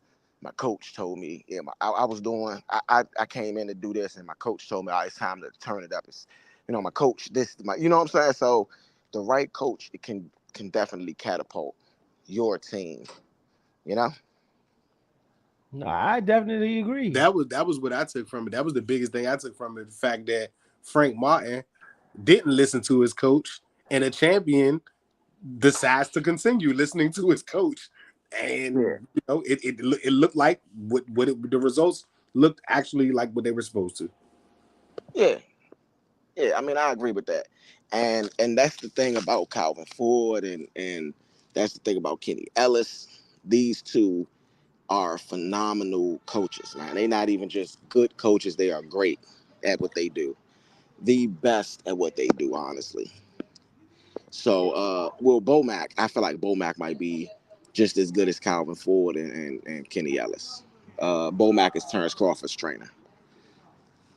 But they listen to their trainers. Their trainers is the ones that got the game plan. Their trainers is the one that watch film. The trainers is the one that's able to break boxes down. You know? Mm-hmm. Yeah. I think it's to the point, though, with Tank. It's not, I'm not going to say unbeatable, but he might be close right now. He's hitting, I think he's hitting a stride where he can fight like everything Frank Martin said. The analysis Frank Martin gave on Tank tonight was really good in his interview. I agree with everything Frank Martin said. Yeah. I agree with everything Frank Martin said. Well, Frank Martin, listen, this is the reality of it. Frank Martin had faith that he would win the fight. I'm pretty sure he didn't take the fight thinking he was going to lose. But he knew what he was up against. It's not like he's not a real good professional fighter, you know? he's a real professional fighter. So he knew that he was up against a guy, and guess what? I'm not even blaming his trainer on this at all, Derrick James, because Derrick James obviously told him don't lay on the ropes, don't do what he did to get himself knocked out. You know what I'm saying? So like what V said is the championship fighter, listen to his trainer, listen to his coaches, listen to the people in his corner. And the other guy just kind of did what he normally does, is listen to his trainer a little bit, but instinctually fight as well. And his instincts was wrong. But yeah. We're gonna wrap it up. Right. We're gonna bring y'all a pound for pound show real soon, right? The fellas got the pound for pound list early. And we're gonna try to squeeze in this pound for pound show really soon, because it's kind of late, so I ain't gonna go through all the whole list. It's not the usual 10-person list, it's bigger than that. And you guys will get a chance to talk about, the guys that you don't know, the guys that may be introduced to you on that pound for pound, and then the guys that you do know that you enjoy watching fight. Yeah. So any final thoughts from the fellas? Any final thoughts? I can go first. Tank Davis, right, showed tonight why he is the #1 draw in boxing. This was a big night for him. He delivered, man. It's one thing when you have a lot of hype and you don't deliver, and people come see you, they're like, why we come see this dude? Well, this dude ain't even all that. Why we come see this dude out? And they get let down. Tank has not let down, man, in a while. To be honest, he has not let down, man. He putting people in their backs, and man, it was a huge night for Tank. Congratulations, represent the area, represent street dudes, man. Street dude, represent for the streets. But he's doing it in a professional way. I'm seeing the growth. I'm seeing the challenges overcome in the ring. People are now like doing things fight-wise that just if you wasn't to a certain level of mature, you wouldn't be able to handle it as gracefully and as equally in the ring-wise as he's done it. Like he's countered everything that people have tried to hit him with. Like he's countered it masterfully. And so congratulations. I'm ready to see more of it. I would like to see an historic run. I think he has potential to have those historic runs. So I'm game for it. I'm game to see it. So I'm here for it. That's my final thought. You got something for me, V? What, for the fighting game? Final thoughts. Everything turned out the way I thought it would. I thought Benavidez was going to win. I thought Tank was going to win via decision. He did get the knockout, which was way more impressive. That was a crazy knockdown. But I ain't going to hold you. I think Tank might have some of probably the most entertaining knockouts I've seen in the last few years. Just adding all of his knockouts up together. They're usually very well timed, very well placed. They just fit. You know what I'm saying? Especially when you look at like a historic career of a Tank Davis that he has right now. Whether arguing what his peak is or not, and we always have our debate. That's what the show is about. Just us giving our takes, and not all the time do we agree, but we all have a certain passion in the way that we look at the game, and we kind of want to at least deliver it to you guys for everyone's take, meaning that we're all not going to agree on every single thing, and we don't think that all of the fans are going to agree on the same things. So we hope to maybe at least touch on some topics or some takes that you all would like, or at least will all think or consider yourselves. Moving forward, I think that Tank probably has about another 8 to 10 fights in him. Does that mean that last 10 years? No, I don't know if he fights again this year. That would be a push because it's the middle of the year already. But I do see him fighting 2 fights in a year within the next 5 years, especially if he gets rid of somebody like Mike used to in the first 3 rounds. I think at this stage in his career, though, him taking a fight that would end that early, he'd either have to just crucially beat somebody that bad, But even if he does beat anybody that we all consider good, or anybody that likes boxing considers good, if he knocks any of them out in the first 3 rounds, we're going to feel like, or the average fan is going to feel like he's just taking fights and he shouldn't afford them. My man Roe just said that Frank Martin shouldn't have took the fight. And most of the commentators were considering that this may have been one of Tank's toughest fights because he landed 29% of the shots, which is the highest of any opponent that he's had so far. So again, views are views. People see things the way that they do. I personally think that the kid is phenomenal. I've learned my lesson with Floyd. I won't ever bet against him. How the bet goes is how it will go, but I'm not betting against him until there's a contender that shows that in the ring. There is no pre-fight pick that's going to go against Davis until it's proven wrong. That's just my opinion there. Again, Benavidez, wonderful job. I would like to see you fight again at 174, 175 to see if you can handle it. If not, before you do that, make the best decision for your career. Go back down, be a dog, and hey, you know what? Run through that division. If it's there for the taking, take it. Make no jokes about it. Make it clear. Let everyone know that that's what it is. And hey, I don't even mind if you retire at that age. I mean, at that weight. I think that sometimes moving up messes with your lineage if you don't compete at the same level, and you don't want to take away what you bring to boxing by trying to move up in weight to impress anybody. Do what you do at the weight that you are comfortable with. If they can't come down to fight you at your weight, then maybe they scared. I don't know. Great upset by Puello.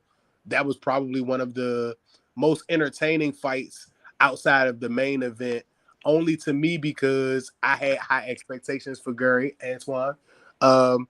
And Puello was a good surprise. You know, sometimes you get fighters that surprise fighters like, I ain't expect that. Puello was a good surprise. He was everything that we were stating while we were watching it. Hey, well, you know, if he does this and if he does this, he started to do those things. Hey, well, if you don't just stand right there and just keep getting attacked, if you can start attacking back, he started to do those things. And I mentioned that he was comfortable in the 3rd round where he didn't feel like either everything was more available for him to let go his hands and be free in the ring. So those are things that I took from the day. Hope the rest of the gang enjoys what we did today. I appreciate being a part of this as much as I could. Sorry I couldn't stay on the whole jump because I had to watch it.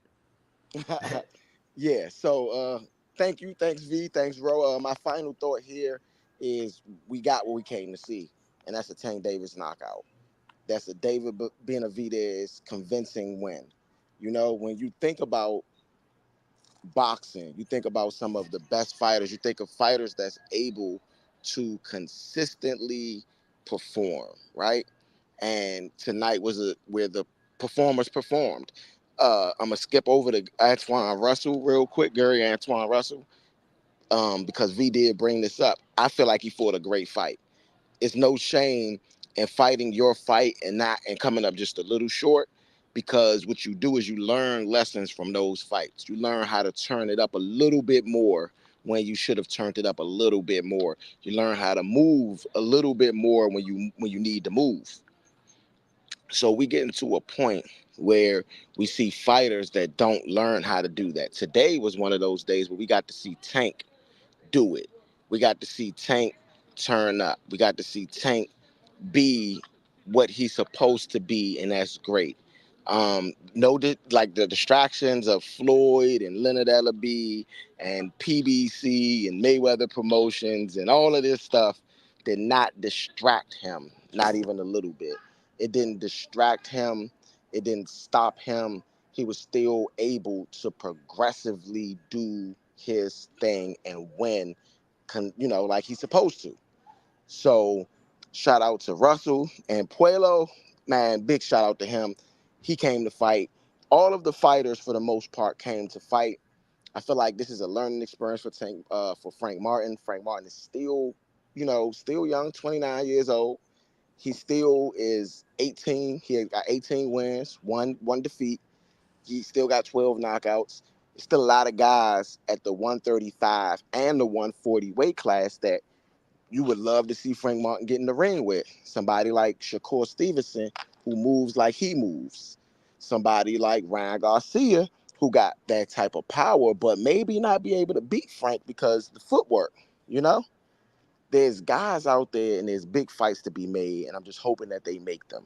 Errol Spence Jr., shout out to him because he is the promoter for Frank Martin. And so if the big fights happen, it's going to have to happen with Errol Spence's consent, in a sense, right? So at this point, I'm looking at Gervonta Tank Davis as one of the best boxers in the world right now. You know, I think that he's proven time after time after time, when people doubt him, when people doubt his skill set, when people doubt his abilities, that he's able to consistently prove them wrong. Okay, so shout out to Tank Davis. Shout out to Baltimore because, you know, he represents Baltimore. Shout out to Calvin Ford and Kenny Ellis, which is his trainers. Of course, shout out to Derrick James and Frank Martin. Even in defeat, they were classy. They didn't go out there and say, oh, he did this or weight drain this, or, you know, he said, look, Frank Martin was very classy in defeat. So I got to give him a shout out at this point because I feel like that's what we need in the sport of boxing. We don't need people complaining if they lose because of some BS that they signed up for, you know? I mean, I don't think there could be no complaints about you getting knocked out. Well, a lot of fighters say I was weight drained, so that's why he did it. Or Not that I respect about Frank. Yeah, I don't think he had no complaints, and I think that speaks more volumes than, you know what I'm saying, than anything. And like I said, Tank, please, bro. I know you from Baltimore. It ain't got nothing to do with you being from Baltimore. Take some time and get a speech coach, okay? Because you're not getting beat up, and there's no way that Frank was supposed to sound clear and educated, and you sound like you was the one getting beat up in the interview, Tank. Well, Tank is not the best talker, and he's not. He's giving you interviews and stuff like that, and it's entertaining. But he is not, when you say, the most articulate person to, you know, convey. Mike Tyson wasn't either. He has. I like it though. I like Mike it. Tyson. I like it.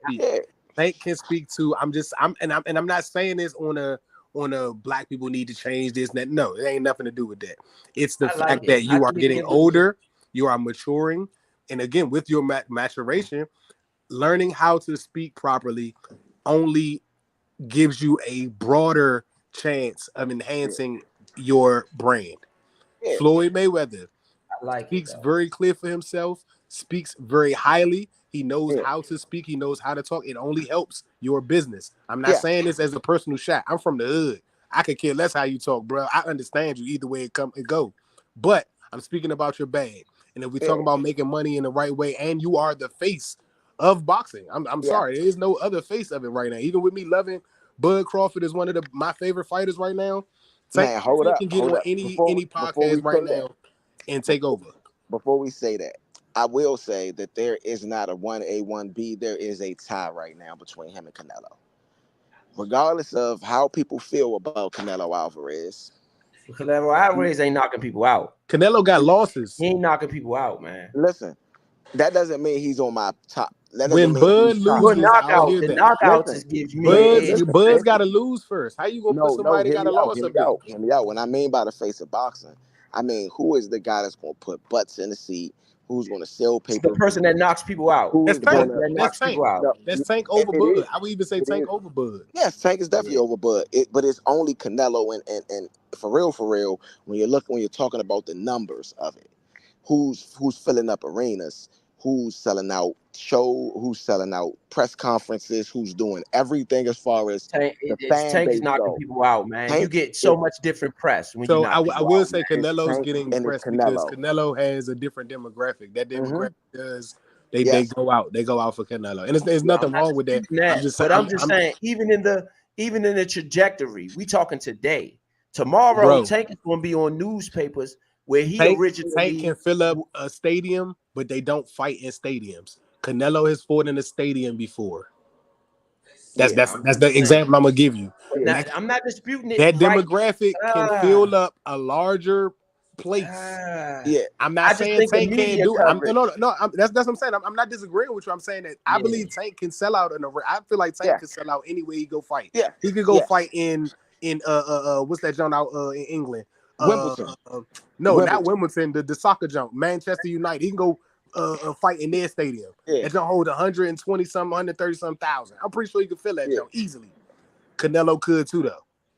Yes. That demographic is going to support that fighter. That fighter is going to get that support. I'm just from saying that knockout, them knockouts, it's on. It's like it's the knockout don't change the price tag. type. That's what I'm saying. The price of the tickets are going to be the same regardless of whether Canelo goes or Tank goes. And even if Canelo don't knock you all the way out, because of how vicious his punches are and how he finishes fights, whether he knocks you out or not, he's still It's not a gonna be the very, same very pressure to knockout. It's going to make the same sales. It's going to get the same sales. Yeah. Either like with Frank Martin and Tank Davis talking trash to each other. How often do you think that's going to work when Tank's opponent keeps getting knocked out? That's not going to work that much. Canelo don't have to sell the fight like that because one, our demographic that watches the fight, majority of us, let's say 70%, don't speak Spanish. So we don't even know what he's talking about unless they unless they interpret it. So his core fans don't care whether he's getting the knockout all the time or not. It's more so that he's a very dominant boxer. In his weight class. You know what I'm saying? I'm just talking about the extra press that the knockout does bring. No, I get that. I get that too. I get that too. But that's what I think me and Leo saying, that the extra 70,000 people that could be at the fight makes up for the presser. Like the presser is cool, but I got 65,000 seats I just sold. Exactly. You know what I'm saying? That wasn't to even me, in it's this the arena. difference between Pacquiao's height and Tyson's height. You know, it's people just want to see somebody who be knocking people out, man. Well, that by itself is a draw. Well, it's a it draw. is. Yeah, but okay, bro. So guess what? I got one that trumps that, and not even trying to beat you. It's more so just look at what you just said. Use that as an example. Who has the most fights at MGM between those two, Tyson and Pacquiao? Well, that's because they wasn't even really fighting at MGM all that much in Tyson's early years. Yeah. In Tyson's early years, they were when he was really, we talking about 86, 87, 88 Tyson. They wasn't fighting at that joint. Like, what was his first fight? A lot of those fights came in the 90s. It was 90s. It was the 90s. 90s really was what really got MGM pumping. Yeah, when they kind of got Is there somewhere in was Mike fighting in Madison Square Garden? He probably, let me see. No, I'm not sure. He's from New York. He wasn't fighting in Madison Square Garden. So where's his home turf to fight at? His home was Vegas, but they did a bunch of different spots in Vegas. It wasn't just Vegas. All right. It wasn't just like one spot. The MGM Grand. Pacquiao has fought in a bunch of places more than Mike Tyson's fought in Madison Square Garden in 1986 was his first fight in Madison Square Garden. I'm saying that he should have fought there all the time. That's where he's from. He's from New York. He should have been fighting there all the time. Yeah. The reason why they was out Vegas is because for the sport. Reggie Gross, June 13, 1986. To add to what you're saying, for the sport at that time, you had to go to Vegas because that's where they were able to sell it. Nah, better. Mike did a lot of Atlantic City. You got to remember, Mike was kind of doing true, his thing true, with true, Atlantic true. City. It was the East Coast. It was because he was the East Coast. It was because of the East Coast crowd. Yeah. So this is the thing. This is what I'm saying in a sense. Canelo is still one of the faces of boxing, and so is Gervonta Tank Davis. When you're talking about sales, when you're talking about all this, there's only two guys that can match each other. You know what I mean? There are only two guys. The rest of them cannot match the numbers that Tank and Canelo will do. Canelo can match Tank numbers. Tank can match Canelo numbers. So that's why I say it's not a 1A, 1B. It's a 1-1 type of thing. Yeah. But I think this is Tank's. As long as he knocks people out, man, I'm telling you, that thing is going to get bigger and bigger and bigger. People going to want to see that. Canelo is closer to on his way out than Tank. I got Canelo maybe 5 fights, maybe, or something like that. 4 fights, 5 fights, maybe. He loves the fight. So maybe he'll last a little longer. Maybe he'll fight a little longer. But I don't got him lasting much longer. Tank is still got, like V said, he got a 7-fight deal on the table now. They say 6 to 7 fights. This is not the first fight in that deal, meaning Tank is going to be around for at least another 6 to 7 fights. So, you know, we realize, and they say that this deal is bigger than Floyd's deal with Showtime. So, you know, it's a big deal right there. But shout out to Tank Davis, man. Thank him, thank Leonard Ellaby and Al Heyman and all of the PBC crew for putting on a magnificent event. one that is going to be talked about for a very long time, especially until his next fight. So shout out to them. And thank you guys for watching Score the Fight. I've been Point B. It's ETA Money Row. It's Uptown Vito. We appreciate y'all for coming through with us. Yep. Yes, indeed.